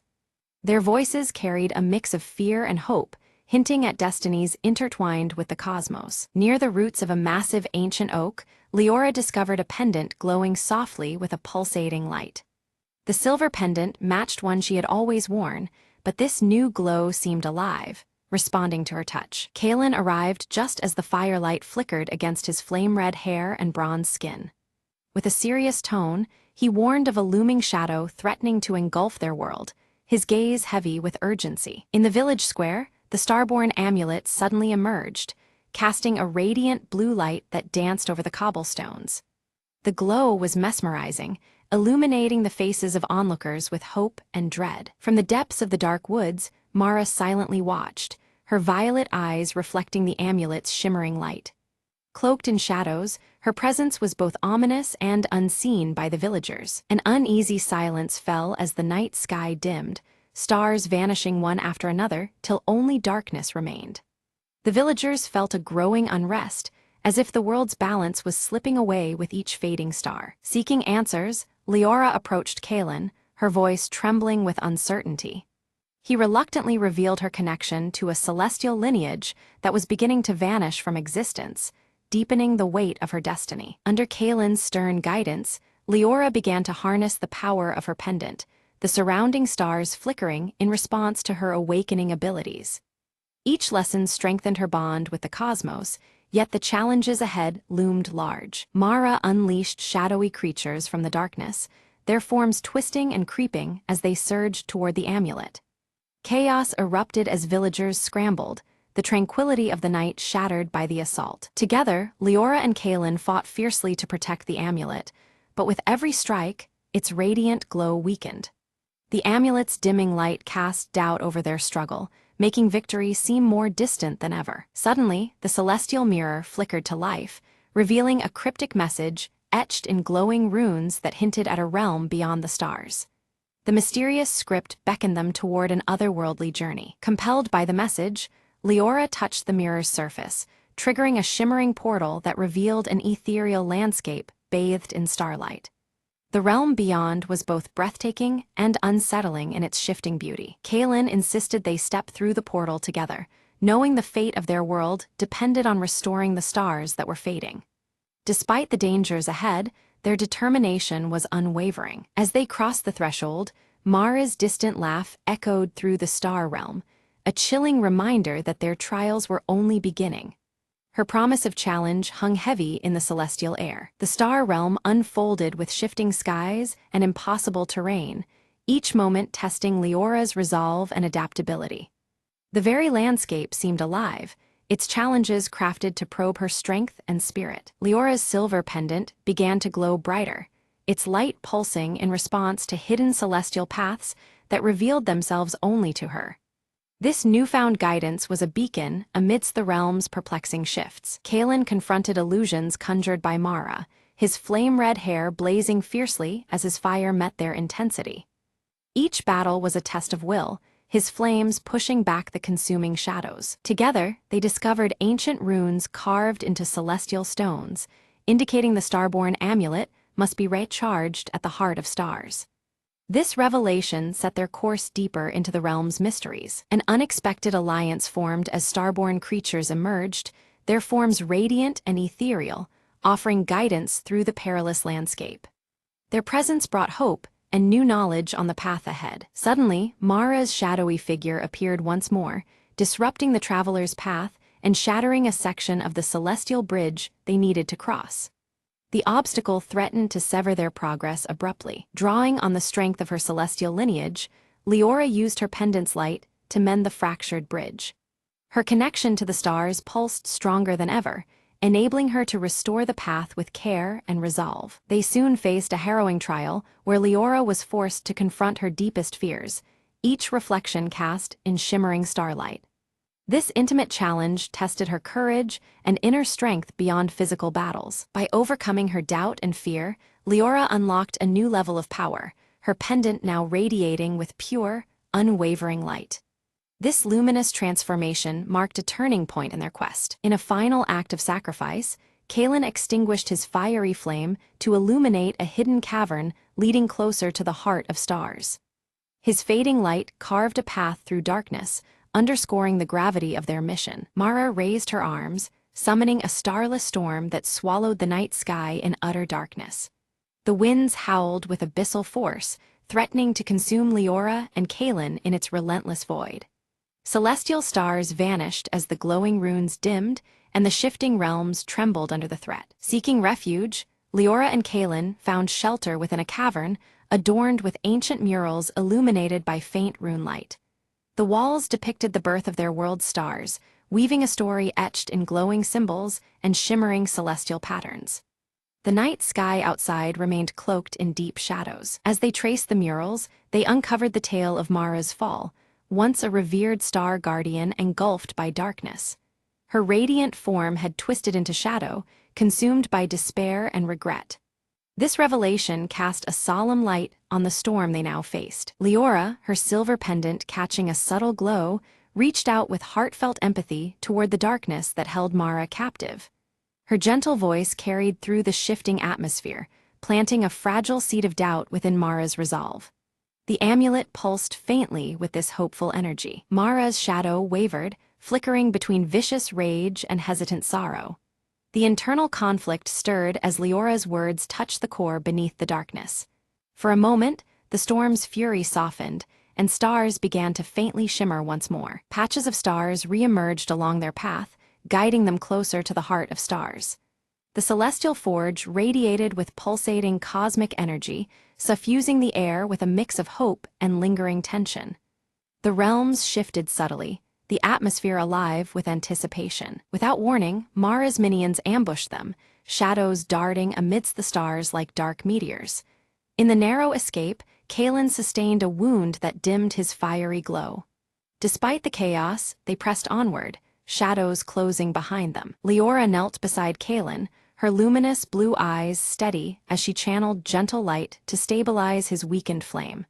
Their bond deepened, each heartbeat syncing with the glow of her silver pendant and his flickering fire. The cosmic energy around them responded to their unified strength. They arrived at the heart of stars, a celestial forge bathed in raw cosmic power. It pulsed rhythmically, as if alive, its glow casting intricate light upon their faces. The night sky above shimmered with nascent constellations, waiting to be reborn. Leora lifted the starborn amulet, attempting to recharge it with the forge's energy. Yet it resisted, its glow flickering uncertainly, signaling that mere power was insufficient. The amulet demanded sacrifice, a deeper offering beyond strength. Mara appeared, her form shifting between shadow and light, proposing an uneasy alliance. She offered a choice: to unite their powers and restore balance or surrender everything to the engulfing darkness. The air thickened with tension, stars flickering like hesitant witnesses. Torn by the weight of the decision, Leora's mind drifted to memories of her village and the faces of loved ones. Their safety and the fate of countless realms hung in the balance, reflected in the gleaming night sky. Her heart surged with determination amidst the swirling emotions. Resolutely, Leora extended her hand toward Mara, the amulet bursting into unwavering brilliant light. The glow intertwined with Mara's shadow, hinting at a fragile unity forming beneath the cosmic tapestry. The shifting atmosphere held its breath as destiny unfolded. Mara's shadow dissolved, revealing her true radiant form, a star guardian broken by pain but yearning for redemption. Her violet glowing eyes softened, the weight of darkness lifting as light embraced her once more. The celestial symbols around them shimmered in acknowledgement. Together, their combined light surged through the amulet, feeding it with renewed energy that reignited the cosmos above. Stars blazed back into the sky with vibrant intensity, weaving new constellations that told a story of unity. The realms shifted in harmony, their edges softly blending. The night sky burst into brilliance, stars blazing across the heavens in radiant patterns visible from every world. The celestial tapestry shimmered with newfound life, a testament to restored balance and hope. Glowing runes danced amidst the stars, a silent song of renewal. The realms intertwined, blending celestial and earthly energies into a harmonious symphony. Celestial stars aligned with earthly elements, their union signaling an era of peace and connection. The subtle atmospheric shifts enveloped Leora, Kaelin, and Mara alike. Kaelin's flame reignited with a steady, powerful glow, stronger than before his wound. His bronze skin shimmered under the celestial light, reflecting the new harmony within him. Together, they embodied the reforged bond between realms and guardianship. Leora vowed to protect both realms, her silver pendant glowing softly as their destinies merged. Her gaze held firm commitment as the celestial forces swirled around them. The burden and honor of their journey settled like a star's steady light within her. The trio stood at the threshold between worlds, witnessing the dawn of a renewed era unfold in the skies above. The realms shimmered, the shifting atmosphere alive with promise and fragile equilibrium. Stars traced new paths as the night embraced the first light of hope. Back in the village, the night sky exploded into radiant starlight, illuminating faces turned upward with wonder. Hearts filled with hope as the celestial tapestry told the story of salvation. The silver pendant on Leora's neck glowed faintly, a beacon to all. Leora's pendant pulsed softly, a glowing reminder of their perilous journey and the bonds forged through light and shadow. Its steady radiance mirrored the harmony now restored between the realms. The stars above twinkled as if acknowledging the promise it represented. Mara, restored and radiant, silently watched over the realms once more as a vigilant guardian. Her violet eyes held quiet strength beneath the night sky, adorned with new constellations. The shifting realms settled into balanced serenity, embraced by her newfound purpose. Kaelin trained new protectors beneath the celestial glow, sharing the wisdom of harmony born from trials. Flames danced steady on their skin, reflecting the unity of earth and starborn power. The village thrived under the careful watch of its guardians. Villagers gathered beneath the glowing celestial tapestry, retelling the tale that had saved their world. Stars shimmered overhead, guiding stories woven with light, shadow, and sacrifice. The air held the lingering magic of a starborn legacy, alive in every heart. Beneath the vast expanse of the starlit sky, Leora sat in quiet contemplation, the celestial stars twinkling like distant whispers weaving through the night. Faint glowing runes shimmered on her silver pendant as she felt the subtle pull of realms beyond, calling her with gentle urgency. In this stillness, Leora realized how much the journey had altered her essence. She was no longer just a guardian, but a vital bridge uniting the heavens above with the world below. Her heart carried the weight and wonder of this newfound destiny, a living link between stars and earth. A soft, celestial glow wove through her silver hair, casting ripples of shimmering light around her, a radiant symbol of the role she was now destined to play. The strands seemed alive, echoing the delicate harmony of the shifting realms she had come to understand. A gentle breeze stirred, carrying with it the faintest song of a distant star, an ethereal melody full of promise and adventure.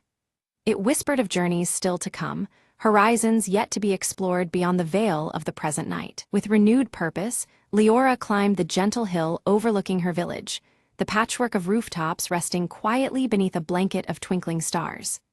The night sky stretched endlessly above, rich and alive, echoing the quiet resilience of the world she protected. From the shadows emerged Kalen, his flame-red hair catching the starlight as he approached with a warm, assured smile. Together, their presence spoke of shared strength and unspoken readiness to face whatever destiny awaited. Silently, Mara appeared beside them, her dark robes merging with the night, eyes glowing violet with a newfound peace. Her presence, once shadowed by mystery, now stood as a testament to redemption and the fragile unity forged through trials. Together, the three raised the starborn amulet skyward, its radiant light pulsing in sync with the heartbeat of the cosmos. The glow danced upon their faces, weaving their fates with the eternal rhythm of the universe around them. The night sky responded in kind, swirling with renewed brilliance as the celestial stars painted a living canvas of hope, memory, and endless possibility. It shimmered with the luminous rune's gentle glow, reflecting the harmony born from their combined strength. As dawn's first light brushed the horizon, Leora, Kalen, and Mara stood united beneath the fading stars, guardians of a world reborn under the veil of the starborn. In this new era, their bond shone brighter than ever, a promise that the realms would forever remain intertwined in balance and light.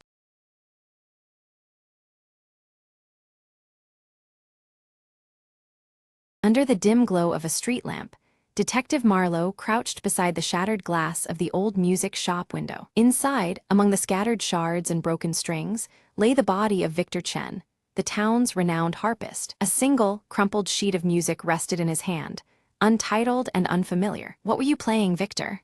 Marlowe whispered, eyes scanning the note for any clue. The shop owner, Mrs. Grady, appeared from the shadows, clutching her shawl tight. "He came in earlier, scared. Said someone was after the composition he discovered." Marlowe examined the sheet again.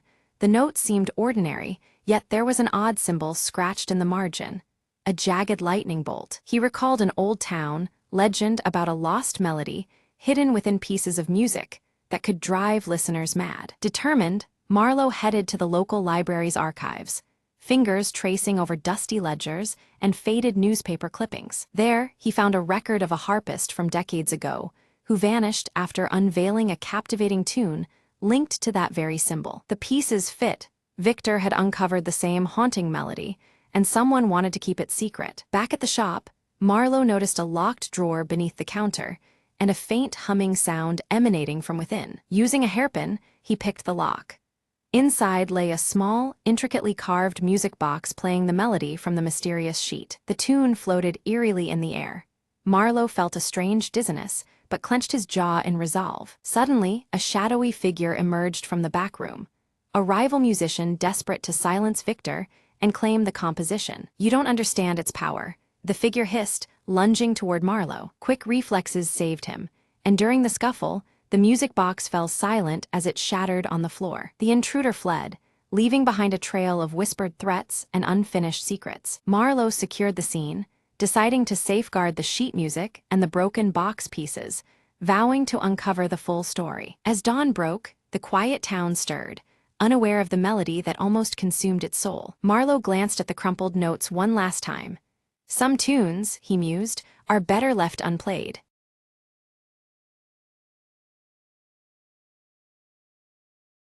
Jamie raced down Maple Street, clutching the crumpled letter in trembling hands. The old mansion at the end of the block loomed, its windows dark and silent. Just hours ago, Mrs. Whittaker had vanished without a trace, leaving behind only a chilling message. The letter was brief: "Find the note before the clock strikes midnight." Jamie pushed open the wrought iron gate, its creak echoing in the quiet night. Inside, the air was thick with dust and secrets, the house frozen in time. A grand clock tower dominated the foyer, its hands frozen at 11:50. Jamie's eyes darted around, spotting a piano, its keys yellowed and forgotten. "The note," Jamie whispered, kneeling beside the instrument. Pressing a key, a faint melody filled the room, stirring something deep within the silence. Guided by the tune, Jamie traced the music sheets left on the stand. Among them, a single sheet stood out, a composition marked with mysterious symbols. This must be it, Jamie thought, piecing together the note's secret message. Each symbol corresponded to a letter, forming a hidden phrase. Under the floor, heart pounding, Jamie searched beneath the wooden planks of the foyer. Fingers dug into a loose board, revealing a small, locked box. Inside lay Mrs. Whittaker's diary and a key, along with another note. "Thank you for finding the truth," it read. "Now the story can finally be told." Relief washed over Jamie as the mystery unfolded. The disappearance was a staged escape from an old, painful past. "Justice is in the light," Jamie said softly, stepping out as dawn broke over Maple Street.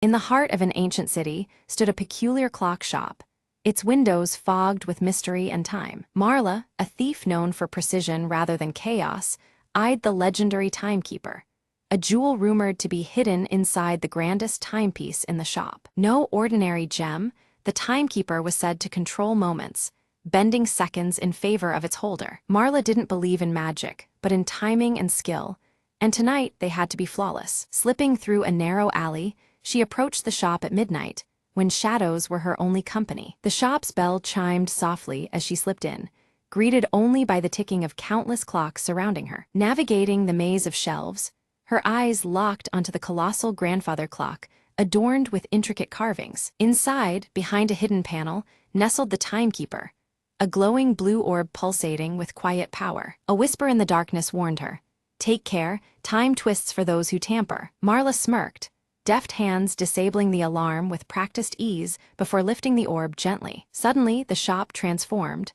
The clocks accelerated wildly, their hands spinning like storm winds. Time lapsed erratically. Seconds stretched, then snapped fast, disorienting her senses. She clenched the orb tightly, focusing beyond the chaos as her escape route melted and reformed. With a final breath, Marla seized a moment when time slowed, leapt through a shuttered window, landing outside in stillness. The city around her resumed its regular rhythm as she sprinted into the night, orb secure. Back in the safety of her lair, Marla placed the timekeeper on the table, the air still humming with its strange energy. She smiled, knowing control over time was never about power. It was about moments seized and never wasted. The orb glowed softer now, as if content in its new hands, awaiting the next perfect second to shine. Marla whispered, "Time is mine, for now," and set the clock hands to midnight, beginning a new chapter. Outside, the city continued unaware, wrapped in endless hours, while a thief held the master key to every ticking second.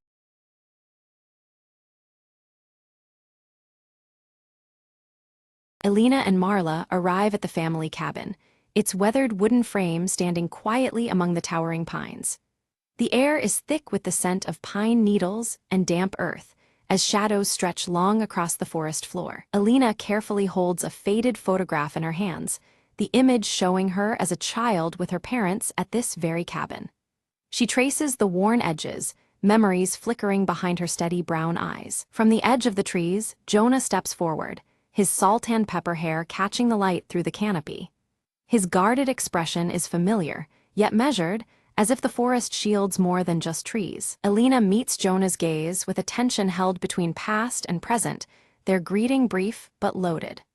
The broken compass hanging from Jonah's neck gleams dully, its needle twitching erratically in the dappled sunlight. Marla, curious and unafraid, wanders close to the forest's edge, her small hands gathering pine cones. Her wide green eyes catch the flicker of shadows dancing just beyond her reach, as if the trees themselves are watching. Alina breaks the fragile calm by revealing her intent to sell the cabin, the words heavy with finality. Jonah's eyes narrow slightly, unease settling into the space between them like a gathering storm. Jonah warns Alina that the cabin holds secrets best left untouched, his voice low and urgent. The forest seems to lean in, the whispering pines echoing his caution with a soft rustle. Dusk falls, casting long shadows through the whispering pines as the wind carries a haunting song. Inside, flickering candlelight reveals the rough texture of wooden walls, the cabin enveloped in a fragile glow. Alina discovers a silver locket tucked beneath a loose floorboard, its delicate clasp worn by time and handling. Holding it, she feels the weight of unseen stories wrapped within its small oval shape. Jonah recounts the forest's strange history, weaving tales connected to the locket and their shared ancestors. The old stories hang between them, thick with both warning and wonder. Marla suddenly points toward a shadowy figure glimpsed beyond the window. Her voice is a whisper, but the figure vanishes as they all turn to look.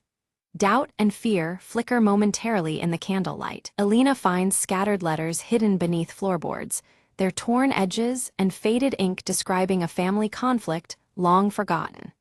Each word stirs a half-remembered tension, deepening the cabin's mysteries. Jonah steps quickly to block Alina's path as she moves toward the forest, his protectiveness clear but laced with unease. His warning is firm.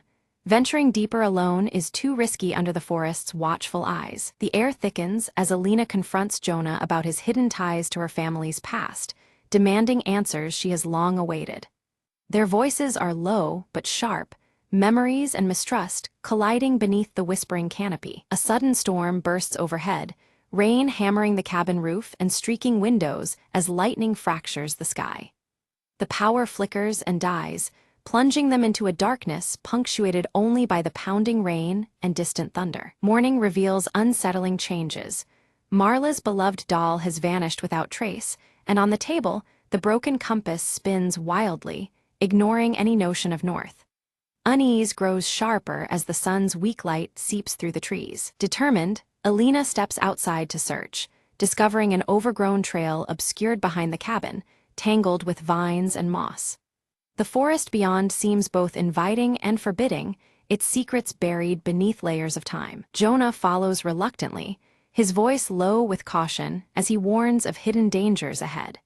His knowledge of the forest's unseen threats adds weight to every step they take deeper beneath the whispering pines. The woods close in around them, shadows shifting unnaturally with each footfall. The familiar path begins to warp, the forest taking on a strange, surreal quality that unsettles even Jonah's steady demeanor. Alina spots a carved symbol etched deep into the bark of a tree, identical to one seen faintly in the old photograph. The mark pulses with significance, a silent key to the forest's tangled past. Jonah admits he once belonged to a secretive group linked to that very symbol, tied to local legends shrouded in myth. His confession carries both regret and a warning, deepening the mystery that binds them. Suddenly, distant footsteps echo through the trees, too deliberate to be natural. Both Alina and Jonah glance toward the sound, but no figure emerges from the thickening mist. A mysterious stranger appears briefly, their presence fleeting as they drop a sealed letter before vanishing amid the veiling fog. The air feels charged, as if the woods themselves whispered a warning through this ghostly messenger. The letter's contents unearth a painful truth, one of betrayal woven through generations of Alina's family. Shock and disbelief ripple through her, as the delicate threads of her past unravel before her eyes. Alina grapples with the heavy revelations, her heart torn between trust and suspicion. Jonah urges restraint and patience, reminding her that some truths unfold only when the time is right. Back inside the cabin, Marla's sharp eyes catch a glimpse of something beneath a loose floorboard. With careful fingers, she lifts the panel and uncovers the missing doll, its worn fabric dusty from years of hiding. Relief washes over her face as she holds it close, unaware of its deeper significance. Alina and Jonah's voices rise in fierce disagreement, the tension thick in the shadowed room. She urges they leave before uncovering more pain, while he insists on unearthing every secret buried within these walls. Their opposing wills clash, embodying years of unspoken struggles tied to this place. Jonah rolls up his sleeve, revealing faded scars crisscrossing his arm like silent testimony. Each mark a link to the family's troubled past, struggles and sacrifices made long ago. The physical evidence jolts Alina, grounding the haunting stories she barely dared imagine. Alina's fingers tremble when she finds the silver locket left open on the mantelpiece. Within, a tiny photo of two children stares back at her, faces unfamiliar yet strangely evocative. It feels like a whisper from a past carefully hidden. A flood of fragmented memories rush through Alina's mind, snapshots of laughter and shadows intertwining beneath this roof. Moments forgotten and distorted press inward, as if the cabin itself breathes their story alongside the whispering pines. Suddenly, the broken compass shifts in her hand, now unwavering and pointing steadily in a strange new direction. The change intrigues them, yet an undercurrent of unease follows, as if the device knows more than it reveals. They follow the compass's lead and discover a concealed door beneath a dusty rug, an ancient cellar hidden beneath the cabin's floor. The air around it hums with forgotten secrets, beckoning them closer with cautious anticipation. Inside the cellar, time seems suspended as they find relics and yellowed journals describing a secret pact sealed decades ago. The words speak of promises and burdens, weaving a tale intertwined with their own bloodline. Jonah's voice falters as he admits his family's oath to guard these secrets, a duty that demanded heavy cost. His revelation weighs on Alina, adding layers of complexity to the truth they both seek. Despite the sting of betrayal, Alina's resolve hardens. She must unravel the full story, no matter how painful. The strands of mystery bind her to Jonah and the cabin, pushing past doubt and fear. Outside, the forest thickens in twilight, the pines whispering warnings carried by rustling leaves. The boundary between safety and the unknown feels narrower with every passing moment. Near the cellar entrance, Marla lingers, eyes wide as if sensing a presence unseen. Her small figure is still, caught between curiosity and the intangible gaze that seems to watch her every move. Without warning, the earth trembles and a collapse seals Alina and Jonah inside the cellar. Darkness envelops them, walls pressing close, turning their exploration into a desperate struggle for breath and calm. In the suffocating stillness, Jonah sings a lullaby from his childhood, soft, haunting notes threading through the darkness. The familiar melody steadies Alina's racing heart, bridging the gap between fear and hope. As the earth settles, they find a narrow path to freedom, emerging into fading daylight. Their shared ordeal deepens a silent bond, forging a cautious trust amid the shadows of their pasts. Back upstairs, Alina studies the journals with fresh eyes, piecing together the true nature of the family pact. It was not just about secrets. It guarded a treasure hidden from the world's gaze. Jonah reveals that the treasure is no gold or jewels, but a secret with power to alter their family's destiny. The weight of this truth presses on them, promising upheaval alongside understanding. A final letter, yellowed and creased, warns that unveiling this secret demands a personal sacrifice. The cost of truth is laid bare, chilling yet undeniable in its gravity. Determined, Alina and Jonah prepare to face whatever awaits beyond fear and hesitation. United in resolve, they step forward together to confront the unfolding mystery. Marla appears with the compass clutched tightly in her small hands, the needle steady and true. Its quiet certainty offers a fragile thread of hope amidst the growing darkness. Guided by the compass, the family moves deeper into the forest where shafts of light pierce the dense canopy. The eerie beauty of the woods surrounds them, mingling danger and promise in every breath. They reach a clearing dominated by an ancient oak tree, its bark carved with the same symbol appearing throughout their journey. The tree stands as sentinel to secrets long held in the whispering pines. At the base of the oak, moss and roots part to reveal a weathered box buried beneath the earth. The discovery feels like a culmination, a portal to truths hidden just out of reach. Inside the box lie personal keepsakes, and a letter addressed directly to Alina from her grandmother. The words pulse with honesty and hope, bridging generations with unexpected tenderness. The letter speaks of forgiveness and legacy, urging Alina to carry the family's future with strength and compassion. It offers a fragile light amidst shadows, planting seeds for what lies ahead. As Alina gazed at the broken compass and the scattered letters, a deep understanding settled within her. The true treasure was not gold or jewels, but the shared history and bonds that had been frayed and were now being woven anew. In that quiet moment, surrounded by whispering pines, she felt the strength of family reignite. Jonah stepped closer, his weathered face earnest as he spoke of past mistakes and regrets. Elena listened, her steady brown eyes reflecting forgiveness and hope. Together, they made a silent vow to protect the legacy of the old family cabin, promising to face the future united. With careful hands, they restored the delicate compass, its needle finally steady and true. They placed the silver locket inside the worn wooden box, securing it as a symbol of their commitment. This act was more than preservation. It was reclaiming their shared past and safeguarding their future. Marla's inquisitive green eyes brightened with a gentle smile, sensing the tension in the forest lift. The once ominous presence among the towering pines seemed to wane, replaced by a peaceful calm that enveloped the cabin.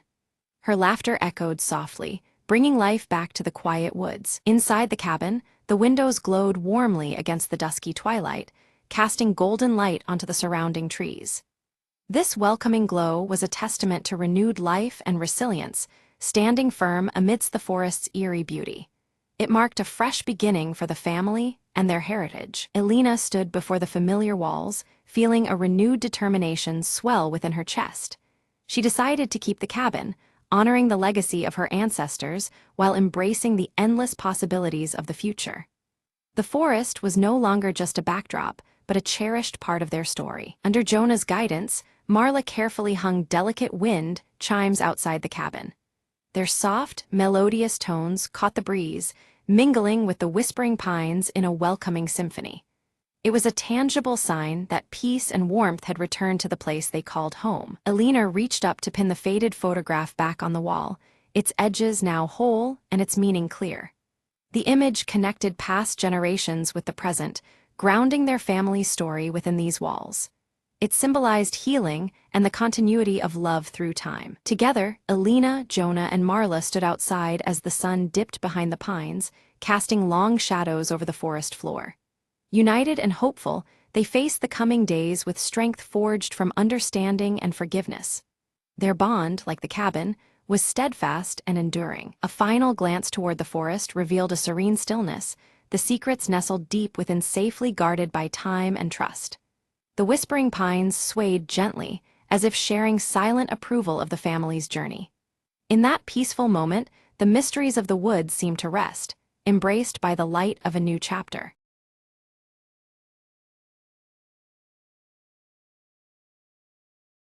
Lena raced against the clock, the Monday morning sun sneaking through her cluttered studio window. Her sketchbook, filled with ideas for the art show tonight, was nowhere to be found. "Where did I put it?" she muttered, flipping through stacks of paper and crumpled notes. Her cat, Misso, strolled by, tail flicking as if aware of the rising panic. Determined, Lena retraced her steps from the weekend's art crawl. At the neighborhood cafe, she asked the barista, who smiled knowingly and pointed to a corner table. Lena's sketchbook lay beneath a pile of magazines, touched by sunlight and forgotten moments. Flipping it open, she found new inspiration in the scattered doodles and faded coffee stains. Back at her studio, friends began to arrive, eager to see her work. Lena shared how losing the sketchbook helped her rediscover the simple joy of creating without pressure. "Sometimes," she said to the group, "the best ideas come from unexpected places." The evening unfolded with laughter, art, and community support filling the small room. Lena's nerves eased as she realized the show was about connection, not perfection. A local artist complimented her resilience, sparking a conversation that planted seeds for collaboration. Misso jumped onto Lena's lap, a silent nod to a day well survived. As the night ended, Lena packed up her sketchbook with a new appreciation for its stories. She promised herself to embrace the messy, beautiful process of creativity going forward. Walking home under the streetlights, she felt lighter, inspired, and ready for whatever came next. Her lost sketchbook wasn't lost after all. It was a reminder she didn't even know she needed. "Tomorrow," Lena whispered, "I'll start a new page."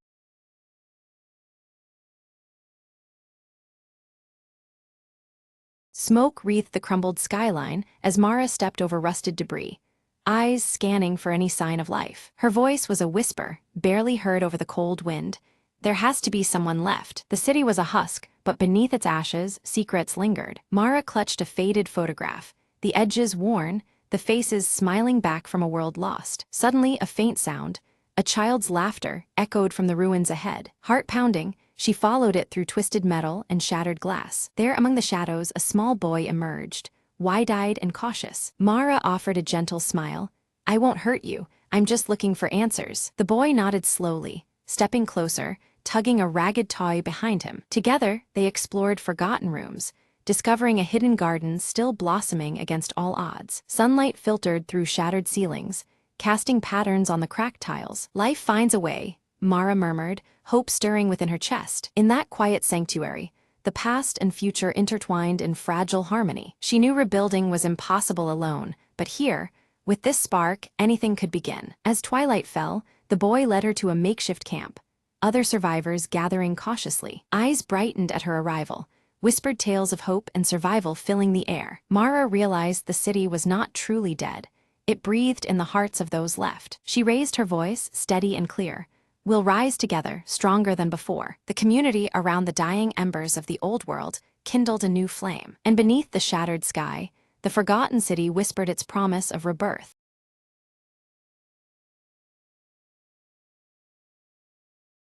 Every morning, Emma stopped by the same cafe for her coffee. It was her little ritual, a quiet moment before the day spun out of control. Today, the cafe was unusually busy. She glanced at the counter, hoping for her usual order, a simple black coffee, no fuss. As she waited, she noticed an elderly man struggling to reach the sugar packets. He was a regular too, always sitting in the corner reading. Emma walked over and offered him one, smiling warmly. "Here, let me help you with that." He looked up, surprised but grateful.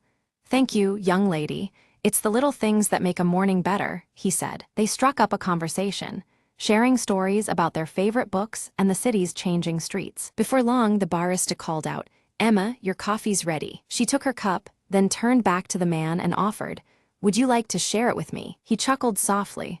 "I think I'll stick to my tea, but I'd enjoy the company." They found a cozy spot by the window, watching the world move briskly outside while their conversation slowed to a comfortable pace. Emma realized this unexpected encounter was the best part of her day so far, a reminder that sometimes, slowing down brings new connections. As the cafe began to empty, the man glanced at his watch. "I have to get going, but this was lovely." Emma nodded, feeling a warmth deeper than the coffee in her hands. "Me too. Maybe tomorrow, same time." "I'd like that," he replied with a smile, gathering his things. She watched him leave and took a sip of her coffee, savoring the moment. The barista approached, wiping his hands. "Looks like you made a new friend today." Emma smiled. "Yeah, sometimes the best part of the morning isn't the coffee, it's the company." She gathered her things, ready to face the day with a lighter heart. As she stepped outside, the sun was climbing higher, and the city seemed a little less hurried, a little more welcoming. And Emma knew that every morning held the promise of something new, something warm, just like this last cup of coffee.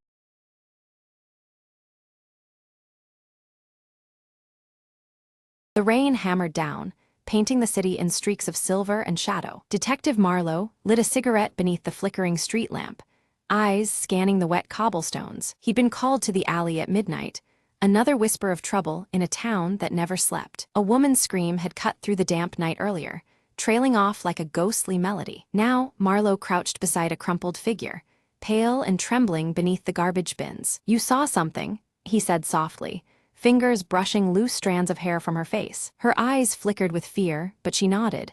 "They come when the clock strikes one." He checked his watch, 12:55.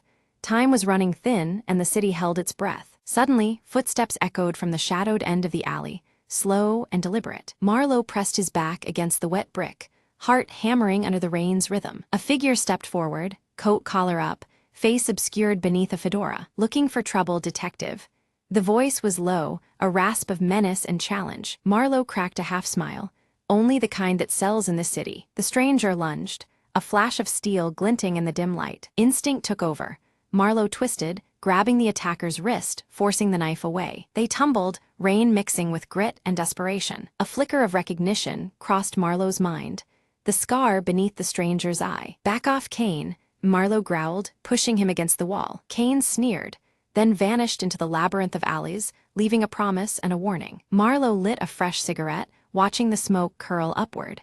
The city never sleeps, and neither do its secrets.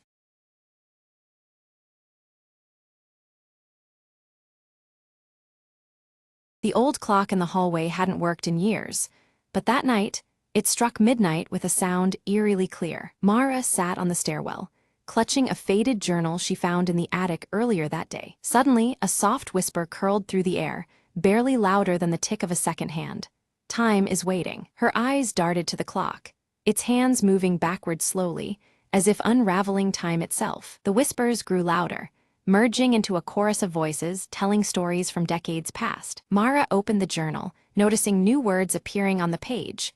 Tales of those who lived in the house, long gone. They're trapped, the whispers said, lost between moments, waiting to be remembered. Compelled, Mara read aloud, and with every word spoken, the voices brightened, their stories flowing like winds through the room. Shadows danced on the walls, shaped like cheerful ancestors, smiling in gratitude. The clock hands spun faster, then stopped abruptly at 12:01, and silence returned. Mara closed the journal, feeling a warmth spread through the house, as if the past had finally been set free. The next morning, the clock sat still, its magic spent, but the air held a lightness Mara hadn't noticed before. Neighbors stopped by to share forgotten memories and photographs, drawn by an invisible invitation. "You've brought them peace," an elderly neighbor whispered warmly. Mara realized the journal was not just a book, but a bridge between times, waiting for the right voice to awaken it. From that day on, the house was alive with stories, laughter, and the gentle ticking of a clock that now told time true and steady. Mara smiled,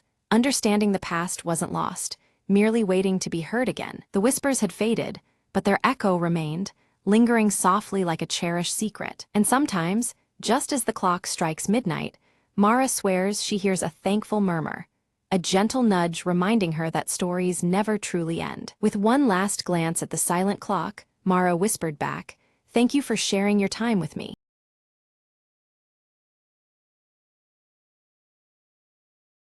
The rain hammered the cracked pavement like a warning, shadows flickering beneath the weak glow of a flickering neon sign. Detective Marlowe lit a cigarette, the smoke curling around his tired face, eyes scanning the empty street beyond the half-open door. "Another night, another ghost," he muttered, flicking ash into a rusted ashtray. A soft knock interrupted the silence, followed by a slender figure stepping through the veil of drizzle into his dim office. She wore desperation like a faded perfume, eyes shimmering with secrets and unspoken fears. "I need your help," she whispered, sliding an old photograph across the desk. The photo showed a man with a crooked smile, missing from the city's underbelly for weeks. "He's tangled with the wrong people," she said, "and now I'm next if you don't find him." Marlowe crushed his cigarette, knowing well that some debts didn't pay in cash but in blood. He followed footprints, and whispered lies through alleys thick with smoke and regret. Each clue pulled him deeper into a labyrinth of betrayal, beneath flickering streetlights and cold concrete. The city's heartbeat was a dangerous rhythm,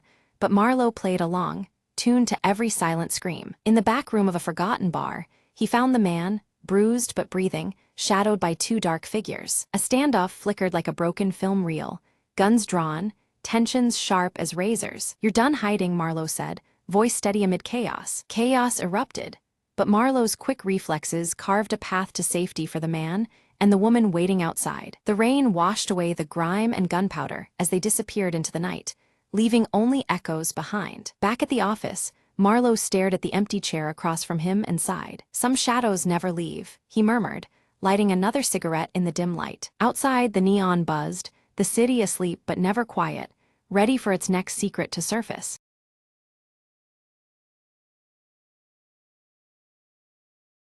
The raft cracked beneath Mia's hands, as waves threatened to swallow the last of her hope. Struggling against the storm, she spotted a flicker of light, faint but real, an island's glow in the distance. As dawn broke, jagged cliffs emerged, wrapped in thick vines and ancient shadows. Mia's boots hit soil rich, with mystery and forgotten stories hidden beneath moss and time. Ahead, a path carved from stone led deep into the jungle's heart, calling her forward with silent promise. Branches parted to reveal ruins entwined with nature, whispering secrets only the brave could hear. Suddenly, a shriek pierced the air.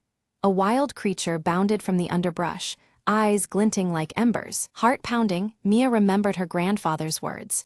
Courage isn't the absence of fear, but moving through it. Breathing steady, she stepped forward slowly, speaking calmly to the creature, earning a cautious truce. Deeper into the temple, carvings told of a guardian and a crystal with the power to heal or destroy. Mia's fingers traced the symbols, and the ground shuddered beneath her. The temple was waking. With quick reflexes, she dodged collapsing pillars and rushing water that threatened to trap her forever. In the temple's core, a chamber glowed with ethereal light, the crystal pulsing like a heartbeat. "This is it," Mia whispered, eyes fixed on the glowing prize that could save her village. As she reached out, the guardian emerged, not a creature of flesh, but light and shadow intertwined. It spoke without words, a voice felt in the soul.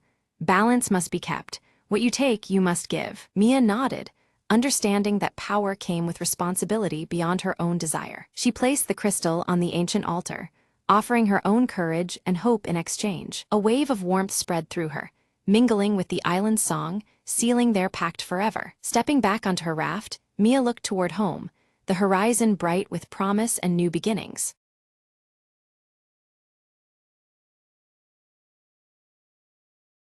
It was past midnight when Sarah finally found the courage to open the old door in the attic, a door she'd never noticed before. The air that spilled out smelled of dust, and something colder, darker, breathing beneath the floorboards. Sarah stepped inside, her flashlight barely cutting through the thick shadows cloaking the room. Whispers curled around her ears, unintelligible but insistent, drawing her deeper into the darkness. Her hand brushed something soft on the floor, a diary, old and leather-bound, trembling in her grip. Opening it, she found faded letters scribbled hastily, telling of a family trapped inside this very house, years ago, never leaving. Suddenly, the door slammed shut behind her, sealing off any hope of escape. The whispers grew louder, transforming into voices, pleading, angry, lost. Sarah's heart pounded as a cold breath brushed her neck, and the room seemed to shrink around her. She remembered the last phrase from the diary, "Only the truth will free us." Clutching the diary, she spoke aloud, "Tell me what happened.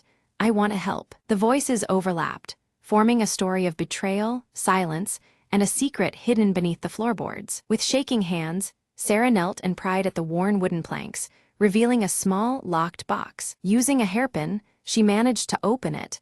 Inside lay a tarnished locket and a faded photograph of the trapped family. She whispered, "I see you. I won't let you be forgotten." The atmosphere shifted.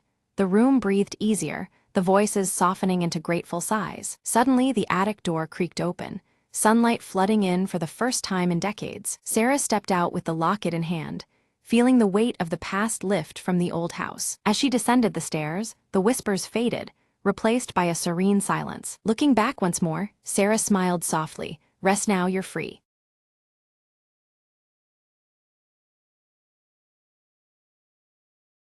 Lena moved into the old cottage on the edge of town, drawn by its charm and whispering secrets. The locals warned her the walls had ears, but she laughed it off as a quaint superstition. The first night, shadows flickered under the door, and soft murmurs tickled her ears. Curious, Lena pressed her hand to the cold plaster and heard a faint voice, almost a sigh. "Help us," it whispered, a chill threading through her bones. Determined to uncover the source, she explored the attic, dust motes swirling in the moonlight. There, a cracked mirror reflected not her face, but a procession of pale figures trapped behind the glass. Their eyes pleaded for release, mouths moving soundlessly as the whispers grew louder. Lena felt a pull, a need to break their prison, to shatter the cursed glass. She grabbed a heavy candlestick and swung it hard, shards scattering across the wooden floor. The air cleared, and the voices transformed into grateful sighs that filled the room with warmth. The figures faded softly, no longer bound, their presence lingering as gentle light. Daybreak found Lena sitting amidst the splinters, a serene calm replacing the night's torment. She smiled, realizing the cottage was a sanctuary, a place between worlds where kindness freed lost souls. From then on, the whispers only sang lullabies, and the walls held a peaceful hush. Lena grew to cherish her home, where the unseen and the living shared quiet companionship. She often spoke into the air, "You're safe now," and the breeze seemed to answer back. The cottage, once feared, became a beacon of hope and gentle mystery in the town. Neighbors noticed a new light in Lena's eyes, a calm strength born from the night's encounter. And so, the whispers became a story of liberation, told softly beneath the stars.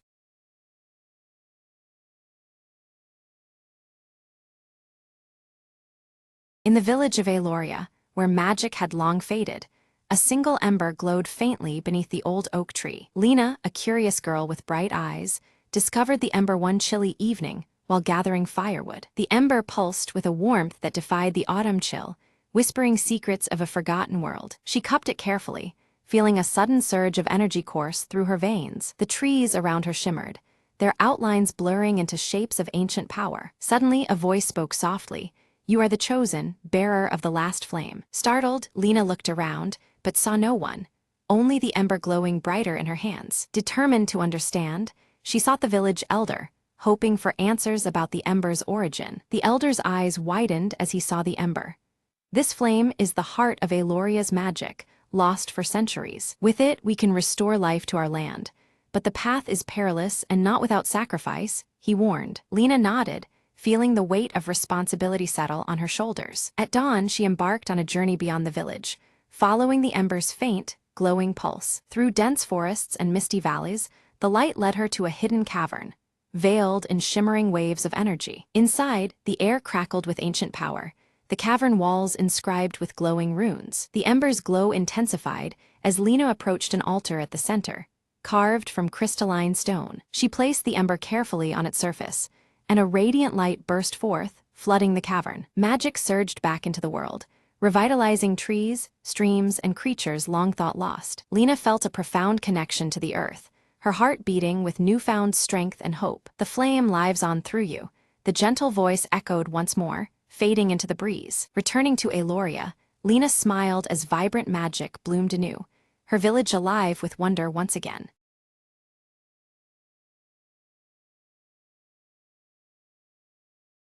Mara stands at the edge of the dense forest, clutching her silver locket as the dusky sky deepens over Glenmore.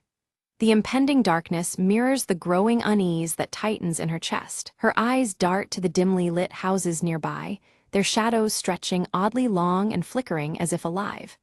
A heavy silence seems to weigh down the air, pressing close with unspoken fears. Elias approaches silently, the faded scar on his left cheek visible beneath his dark hood.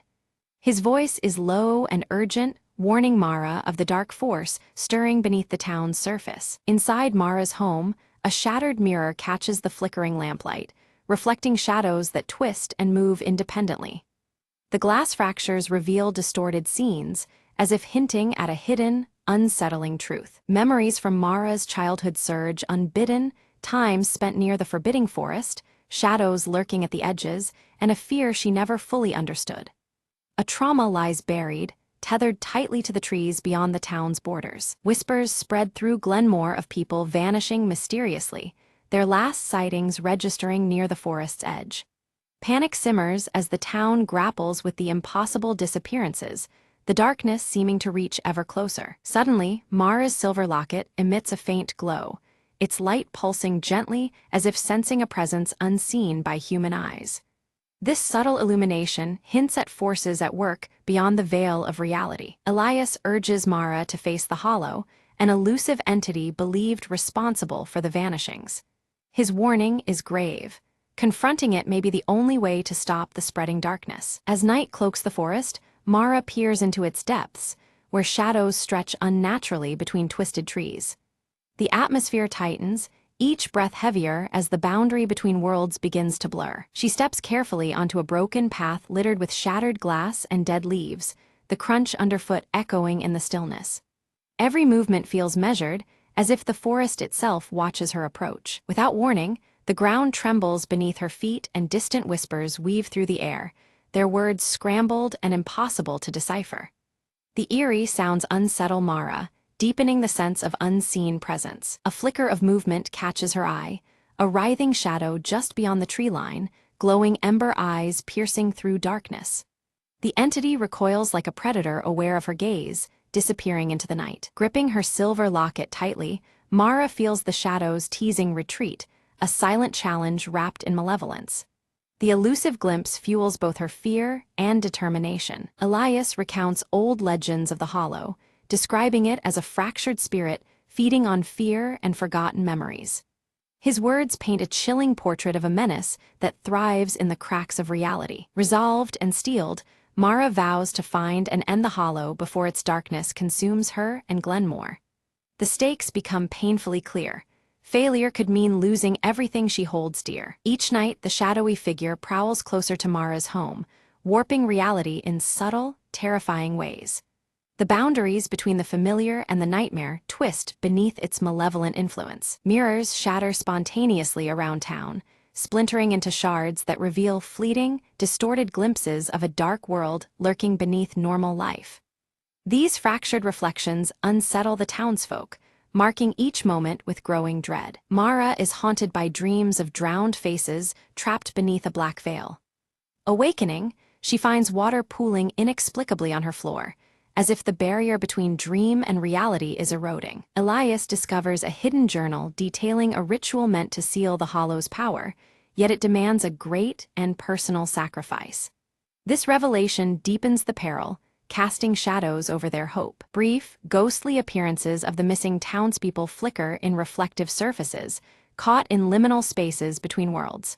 Their silent pleas echo faintly, heightening Mara's resolve to save them. Attempting the ritual, Mara is abruptly attacked by the Hollow's tendrils, thrusting her into a nightmarish vision of despair. She confronts a harrowing inner darkness, testing her courage and will. In the vision, Mara's own face fractures in a broken glass mirror, each shard revealing fragments of her painful past. The reflections offer painful clues that might lead to understanding the Hollow's true nature. Her silver locket pulses with increasing strength, guiding her through the labyrinth of memories and encroaching shadows. This beacon of light becomes her anchor against the overwhelming darkness. Elias faces the townsfolk, whose unnerving calmness and tight-lipped silence hint at secrets too fearful to speak.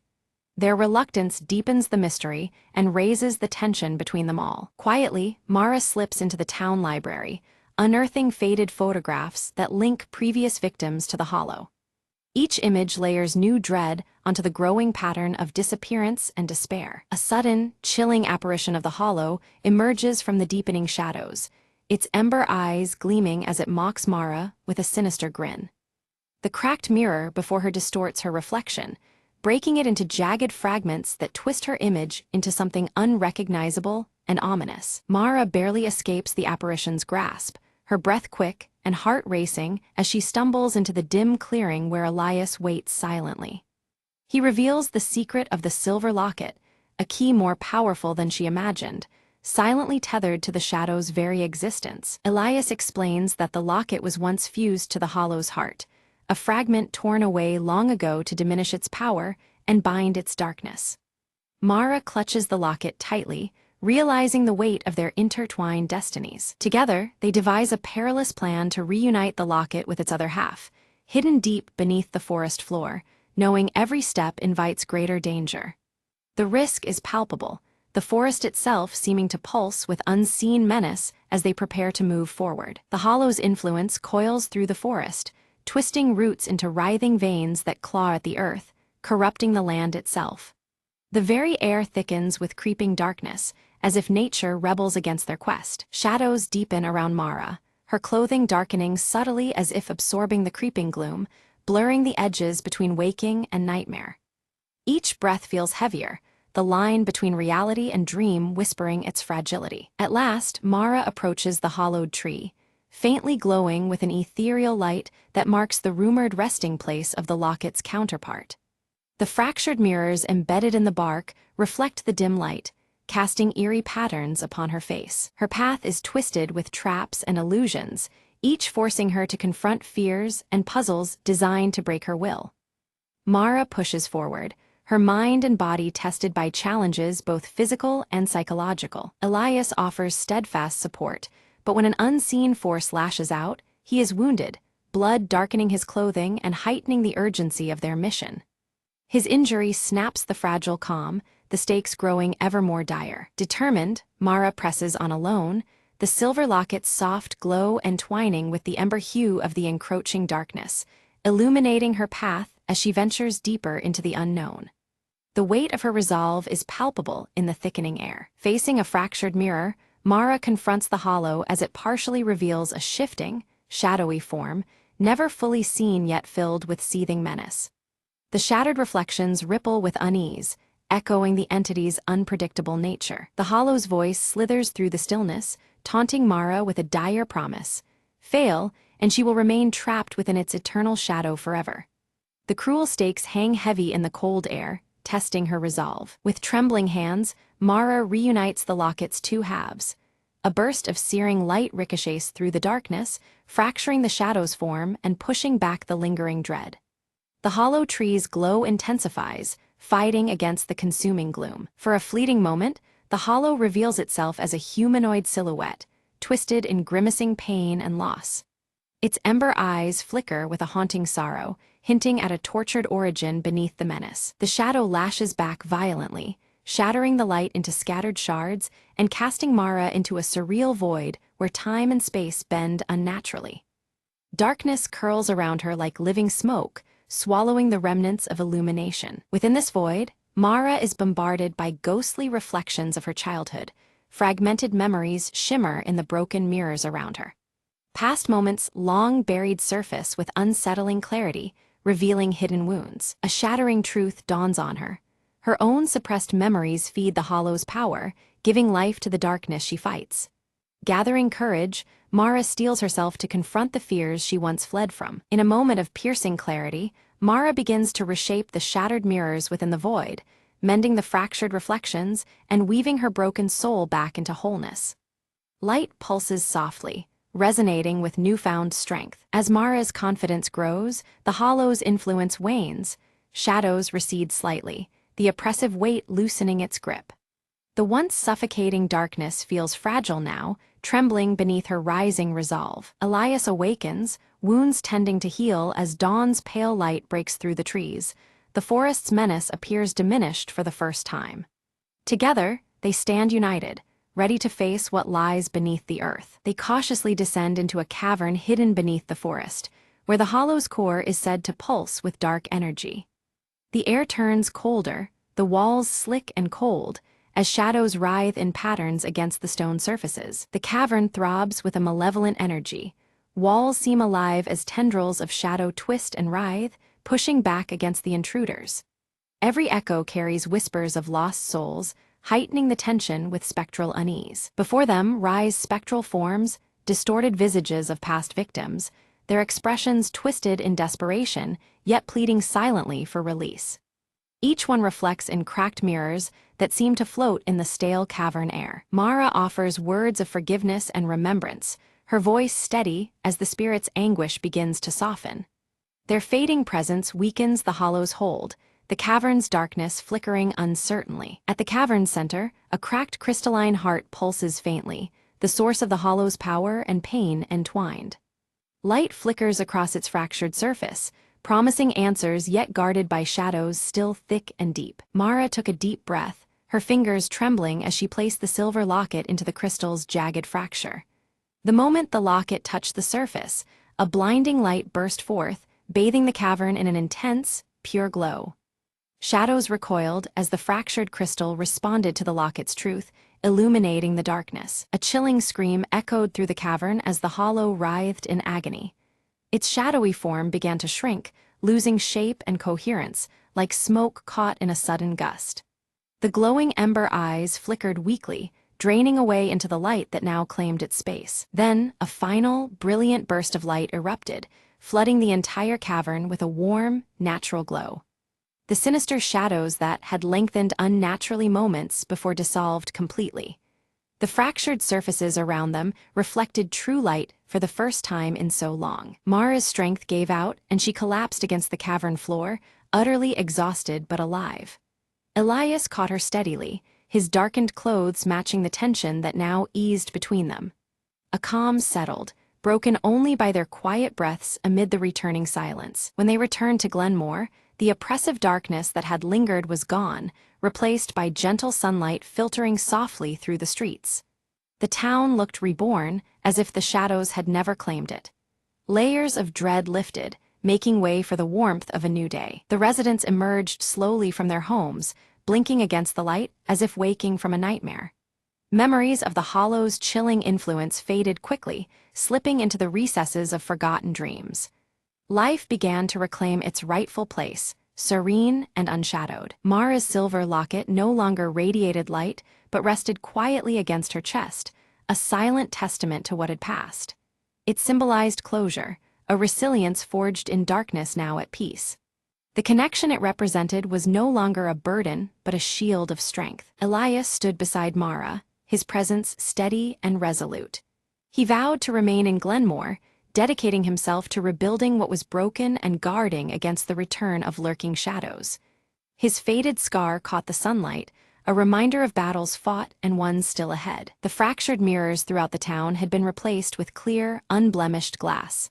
Their reflections no longer distorted reality, but offered pure, truthful images to those who looked into them. The town's spirit, once fractured and warped, now shone back with clarity and hope. Mara stood at the town's edge, her gaze fixed on the distant horizon where dark clouds gathered faintly beneath the hollow veil.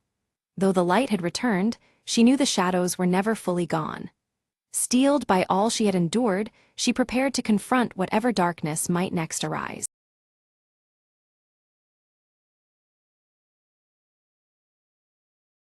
At twilight, Emma found the old elm tree glowing faintly in her backyard, an eerie blue light pulsing from its trunk. Drawn closer, she heard soft whispers, words floating like leaves in the wind.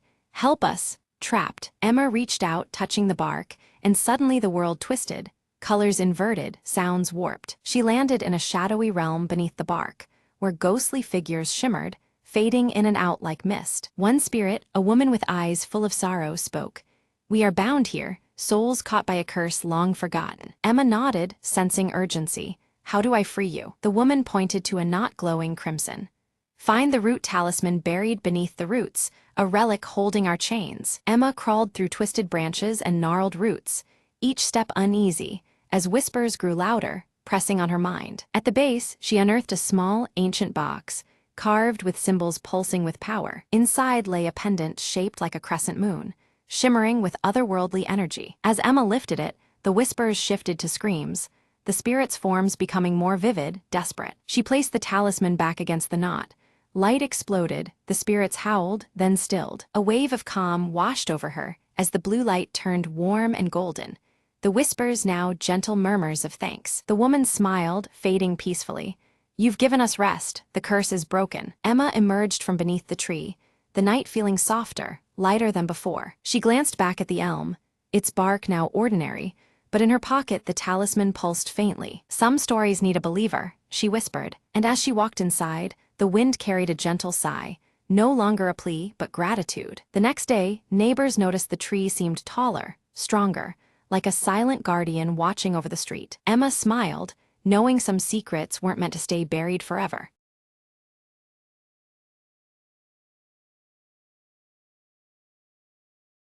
Clara's breath froze in the air as the evening fog swallowed the quiet town square. At the edge of the square, an old clock tower told eerily out of sync, its face cracked and eyes hollow. She whispered to herself, this was never supposed to be alive, as shadows twisted at the corners of her vision. The clock hands spun backward suddenly, the chimes echoing like a call from another time. An invisible pull guided Clara to the tower's ancient wooden door, which creaked open with a breathless sigh. Inside, the air hummed, thick with stories long forgotten, and the floor was littered with dust and faded pages. She stepped carefully, eyes drawn to a glowing hourglass suspended midair, sand swirling upward instead of down. A voice like wind through chimes whispered, "Turn time and see what should not be lost." The world around her blurred, colors bleeding as scenes from the town's past flickered like old film. She saw the founder of the town, a misunderstood seeker of truth, trapped within the tower's curse. The clock tower was a prison, binding him between moments, his story never told. Determined, Clara reached forward and touched the hourglass, feeling a pulse of ancient power. Time slowed and then exploded into motion, memories flooding the room like a floodlight. She watched as the founder stepped quietly through the mist, free at last from his invisible chains. The clock hands resumed their normal turn, chiming softly as peace settled over the tower. Clara smiled, the fog lifting as dawn's first light painted golden streaks across the square. "Sometimes," she said gently, "all it takes is a single moment to set things right." She turned from the tower, footsteps light, carrying with her the quiet magic of a story reclaimed. As she disappeared down the morning street, the town seemed to breathe anew, alive with whispered thanks. And somewhere, just beyond the mist, the The clock's steady tick reminded the world that some mysteries sleep only until the right time.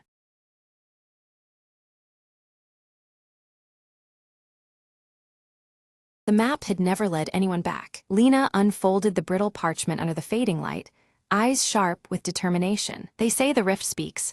Her mentor had warned, voice gravely. Yet here she was, standing at the chasm's edge, heart pounding with both fear and hope. Suddenly, a whisper unlike any breeze drifted from the depths. "Come closer," it seemed to chant, a voice ancient and laced with secrets. Lena stepped forward, feet steady despite the abyss below. The winds shifted, revealing an invisible path shimmering faintly in the air. With cautious steps, she descended, each echo blending with whispered tales of lost travelers. Midway, a glowing glyph pulsed beneath her touch, illuminating murals carved ages ago. They told a story of a guardian trapped within, waiting for someone brave enough to listen. "Why me?" Lena whispered, feeling the weight of countless eyes upon her. A soft warmth enveloped her, and the guardian's voice resonated.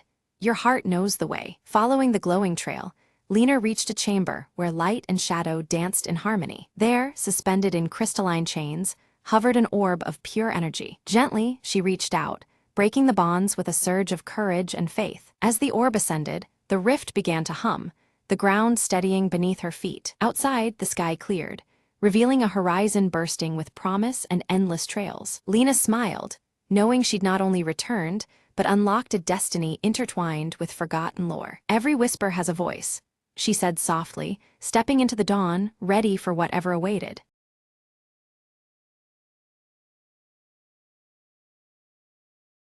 Anna rushed down the street, clutching a crumpled sheet of music tightly in her hand. Her fingers trembled as she reached the old concert hall, its doors cracked open as if waiting for her. Inside, the air was thick with dust and memories. The grand piano sat silent, keys hoping for a touch. Anna hesitated, then sat down and placed the sheet on the stand, her eyes scanning the notes she had spent years perfecting. The first chords spilled out, hesitant at first, then flowing with more confidence and emotion than ever before. As she played, memories of her late father, a legendary pianist, filled the hall, his voice echoing in her mind. "Make your music true." Tears blurred her eyes, but she kept playing, channeling all her grief, love, and hope into the melody. Midway through, a faint knock drew her attention. Her old mentor stood at the doorway, watching quietly. He smiled gently, mouthing, "You found it." Those words fueled her resolve, the final note soaring. When the last note faded, the silence felt full, not empty, a bridge between past and future. Anna stood, inhaled deeply, and looked around, the hall no longer cold, but alive with possibility. Her mentor approached and handed her a worn envelope marked with her father's handwriting. Inside was a letter. "Your music is your story. Play it for the world." Anna nodded, a smile breaking through her tears. She finally understood her real journey was just beginning. Days later, the concert hall buzzed with anticipation as Anna prepared to perform on the restored stage. The audience was filled with faces from her past, friends, family, and strangers who believed in her. She lifted her hands, the first notes escaping anew, this time stronger, freer, alive. As the final chord rang out, the crowd erupted in applause, standing in honor of a new chapter. Backstage, Anna whispered, "Thank you," feeling her father's presence more clearly than ever before. She knew now that through her music, she would carry his legacy forever, and tell her own story, note by note.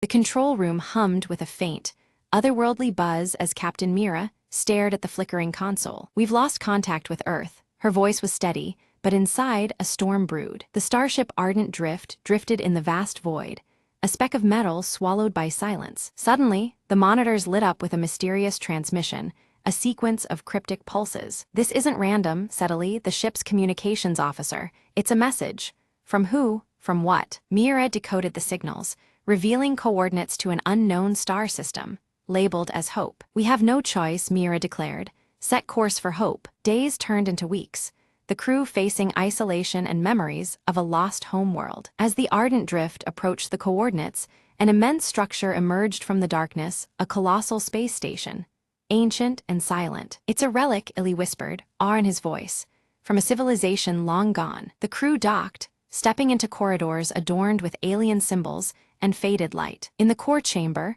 a holographic figure materialized, an AI guardian, its eyes glowing with electric blue. "You are the last," it spoke.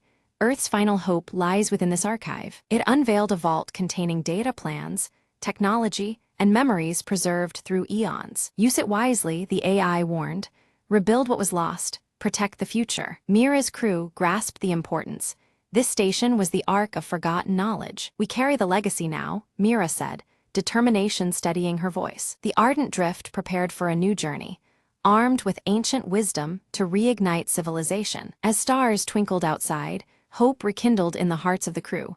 A beacon amidst the cosmic night. The silence was broken, not by despair, but by the echo of a new beginning.